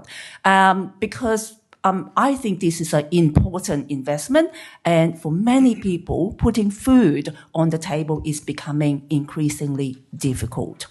And luckily, council has been there to do the job, like the Lord Mayor just said, throughout many of our programs, and also the recent tendering of the services and the restructure of how we provide our services. And thank you to our officers. Marjorie, she has been doing a fantastic job, very well considered programs, and I am very happy to see the very, very good results. Only a month after having the Vincent Care breakfast, we already have some fantastic stories here from Vincent Care. So, but we also have many other wonderful programs too. The proposed increase in funding will allow us to build on our existing services. And of course, food security is a shared responsibility, and council should not be expected to carry this burden alone. And that's why I totally agree and support the Lord Mayor to write to and advocate to the Victorian government for matching funding. I have taken the time to read all the submissions for this motion, and I can see that everyone who wrote in their submissions care so much. There is no one heartless person. We all care, just like what Lynn said. She cares too, I know. And the reality is what we need is to look at the impact of a local amenity and safety and the ability of the service provider how to manage the impacts. So that's why we have put in the 1.1.5 there. But overall, I'm very pleased to second this motion, and I hope we can have councillor support. This motion provides both immediate support and a stronger, more coordinated approach for the future. So I commend the motion before us tonight. Thank you for that, Councillor Gladys Liu. Are there any other councillors who wish to speak to this agenda item? Councillor Owen Guest. Thank you, Lord Mayor. I know we're all getting tired. I am. Where to start? There is obviously a lot of goodwill in this motion, and I think everybody on this council understands the need to support the needy in terms of meals. What I'm about to say, I will vote this evening, but I do reserve the right to reverse my vote next week when it comes to council. Because from governance point of view, this motion is wanting and has been done in reverse order. A nomination of motion should ask management, of course, to provide some alternatives, some costings, and from there we can make a decision, whereas in fact we're asking for money up front, and on the side we're asking management to come forward with how this will be done. Until a few hours ago we were going to ask them to come up with that in the next few months. But thanks to discussions this afternoon, management assures me that we can have something harder, a harder proposal, and answers to, in particular, I think it's 1.5 should be available next week. So yeah, I do have concerns with asking for money before we know where it's coming from. There also seems to be a sort of a feeling here that these services have to be provided by the salvos. In terms of process, as we know, management came to us with recommendations in the past, recommending 2 different service providers, and were essentially recommending that we take an alternate pathway to providing these services. I'm not an expert as to what's right or wrong here, but that is what we were told that was the best way to go forward, and I haven't as yet heard a reason why we shouldn't. Whilst evening meals may be provided, my understanding is that other meals are being provided elsewhere. So I want some harder answers on this as to what we're actually providing, what the proposal is, because it's still actually quite unclear to me. So I feel we have a week to put this together in a strong way for me to feel confident from a budgetary point of view, as well as the service delivery, that we're, management previously have said the best way to go is this pathway. And they're not actually at this point saying we should do something different. So I am concerned. I feel like it's all right. I feel like I've said enough for now. And I will vote for this motion this evening, but without hard answers next week, that could possibly change. All right. Thank you, Councillor Guest. Councillor Olivia Ball. Thank you, Lord Mayor. It probably won't surprise anyone to learn that food is a human right. And what we may not understand but should, if we had any human rights education, is that governments are obliged to use the maximum available resources to fulfil their human rights obligations. And everything above and beyond that is a nice to have. I would like to conclude my brief contribution with a question to David, perhaps, just to explain, because it's not obvious to those who are interested, why we will be referring this as if we scroll up, the motion says this committee, which is a delegated committee of the council, will recommend to the council the following, and that decision will return to the agenda next Tuesday night. Can you please just set out for us what to expect and what will happen and why? Sorry, through you, Lord Mayor. The short answer is the instrument of delegation from Council to the Future Melbourne Committee does not allow this particular budget item to be considered by the committee. It is a express prohibition under the Local Government Act. The format for the council meeting next week will be a report from committee to council, in the sense that council will be considering the committee's recommendation, whatever it is, to be decided very shortly. I would supplement that answer by saying I brought this matter to FMC this evening, knowing that it's not authorised to make expenditure decisions. That has to go to council, but also knowing that we're up against a timeline with the Salvation Army evening food service. And so given time was not on our side, I wanted to make sure that we kept the wheels turning here at Town Hall so that the policy work could be done, so that an expenditure decision could be made as soon as possible. And what kind of submissions are possible for a council meeting?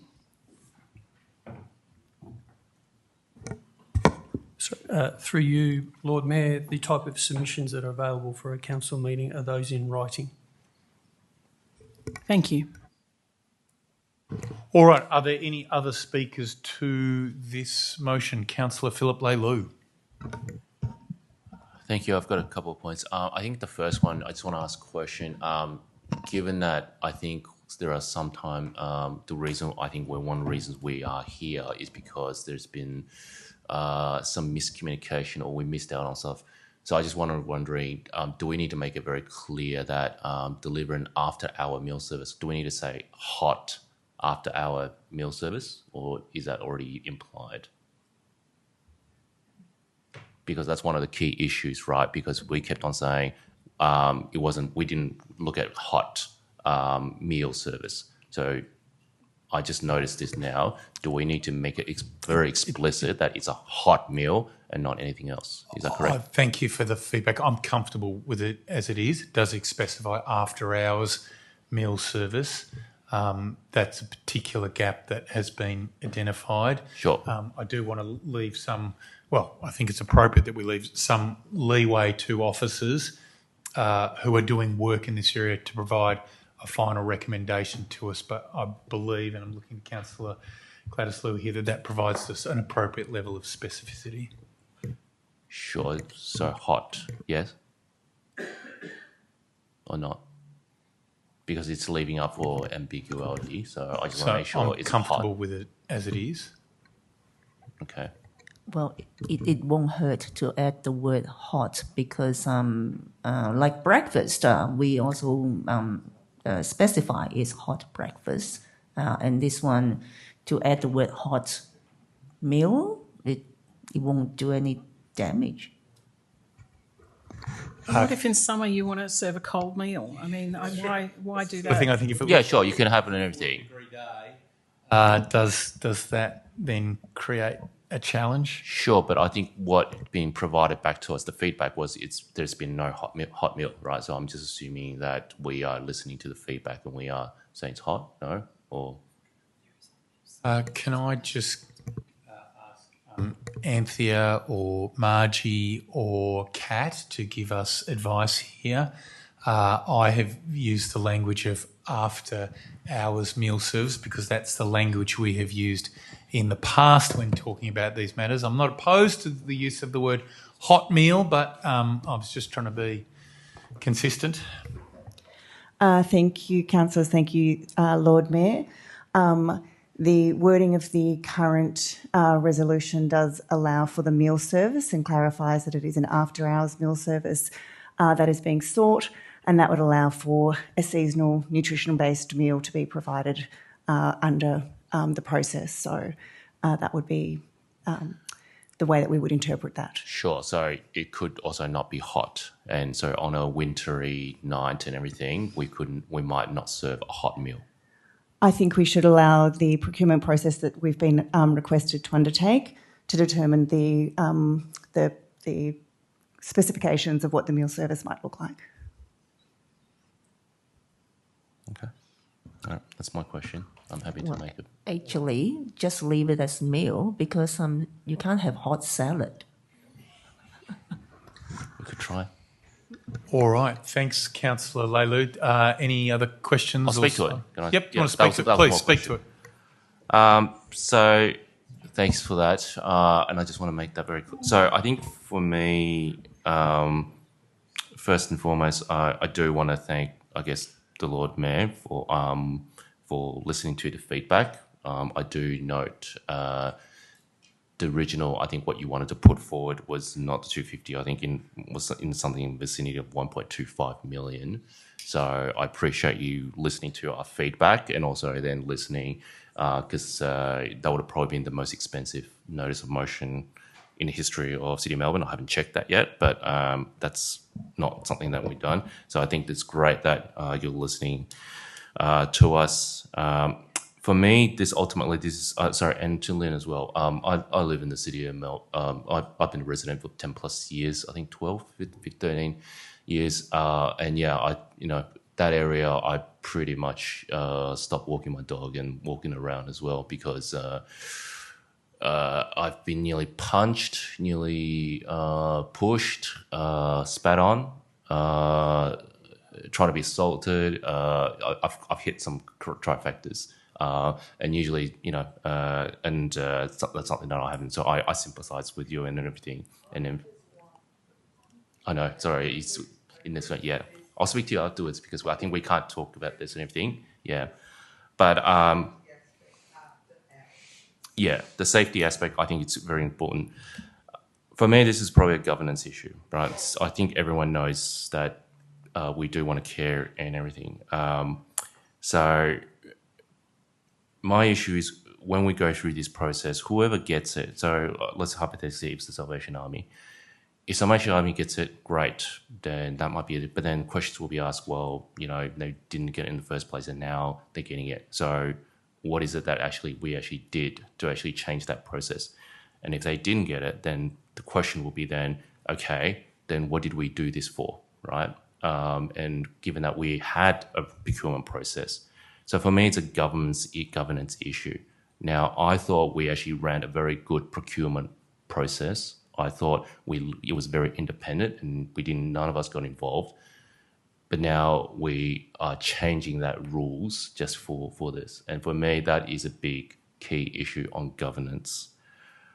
I get there are, in terms of, promises, that was promises made by the Lord Mayor. There were other teams or I think people who did not make that commitment. At the end of the day, we need to, there's so small amount of money in the pie.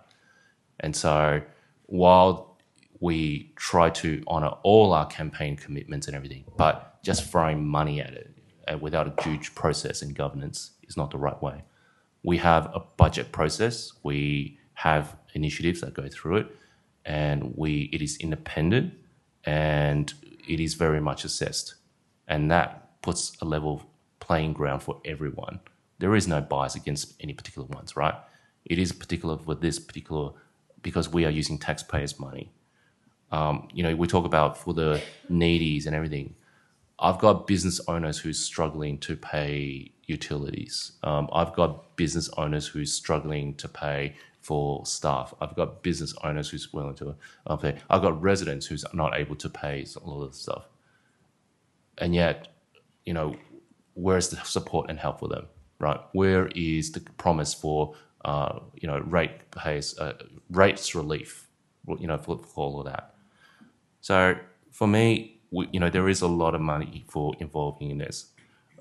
I'm also concerned how much of this money is, feedback I've got is how much is this actually going into the mills? Is this going, how much percentage of this is going to administration, right? Can we get a clarification, a report on this? Because I want to actually know every dollar. I mean, if you told me I can go down to Chinatown right now, you give me $10, I'll get you a meal, right? I'll probably do even better deal on some of the others. So I just want to know to make sure that taxpayers' money is spent properly. And I'm not saying that nobody will do it properly, but I just want some transparency. I want some clarifications. I think the taxpayers that's footing this is deserving of it.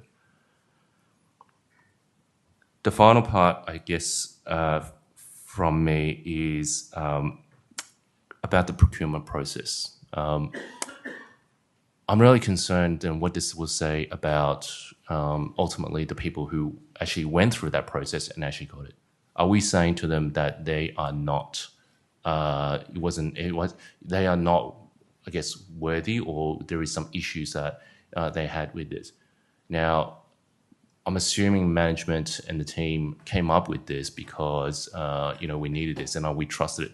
But if we missed out, I'm not sure what else have we missed out on, that we need to, how many more notice of motions we're going to be putting out on this, right?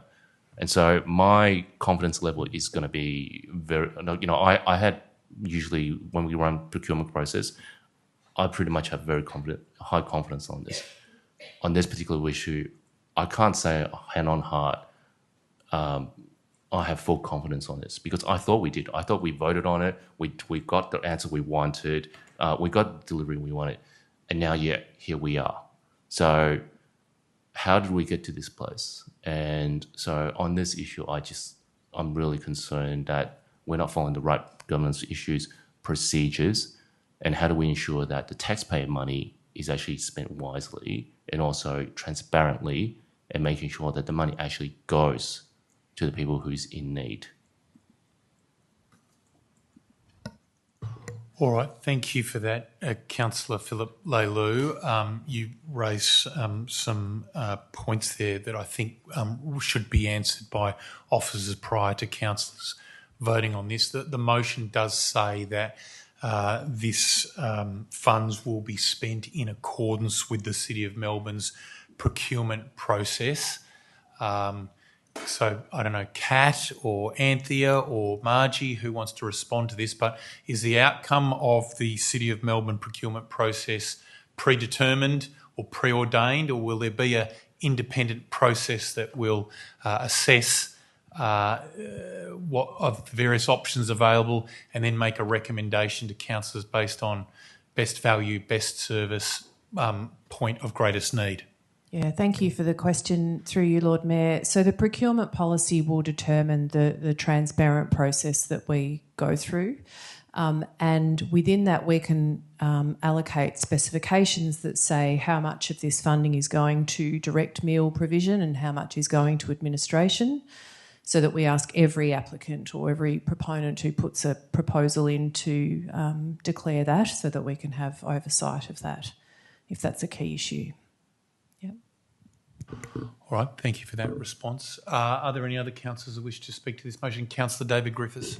Very briefly, Lord Mayor, I just want to pick up on one point, if my memory serves me correctly, that Councillor Leilu made there about our budget process being an independent process. I'd suggest that it's not an independent process.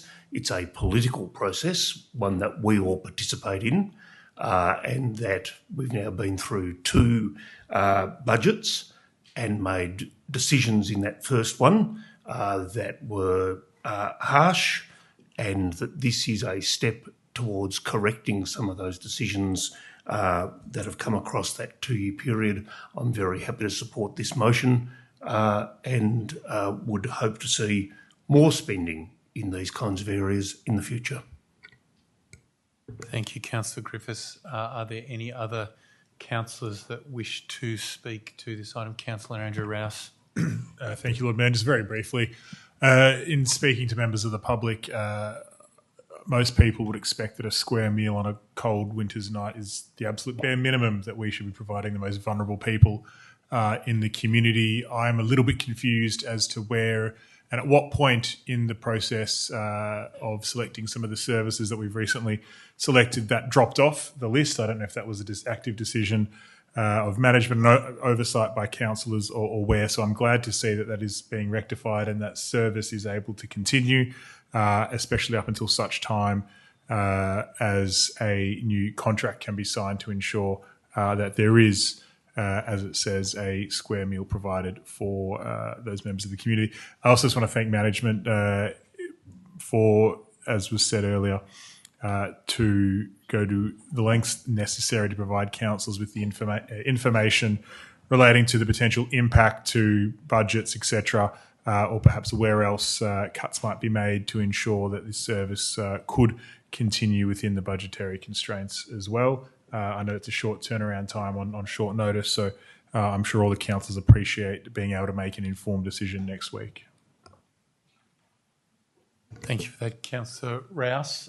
We have had assurances that it can be done, so we look forward to seeing our talented team turn it around. Any other councillors wish to speak to this item? No. In that case, I will put the motion to the vote. All those in favour, please raise your hand. Councillor Griffiths, Councillor Scott, Councillor Liu, Councillor Guest, Councillor Louis, Councillor Rees, Councillor Campbell, Councillor Ball, Councillor Rouse, Councillor Camillo. All those against, all those abstaining, Councillor Leilu. All right, that motion has passed. Thank you, councillors. We move on. That concludes the items of general business. We move on to agenda item 8, urgent business. Urgent business relates to or arises matters which have arisen since distribution of the agenda and cannot safely be deferred. I don't think there's any items that meet that criteria. Therefore, we move to agenda item 9, public questions. Another 15 minutes has been set aside for members of the public to ask questions. Is there anybody here who wishes to ask a question in person? We do have some questions that were provided in writing, but for the sake of everyone's sanity, I think we will just take them on the papers and provide a written response, because that then allows us to move on to agenda item 10, closure of the meeting. I wish to thank members of the public for their interest and attendance and declare this meeting closed at 10:17 p.m. Thank you, one and all.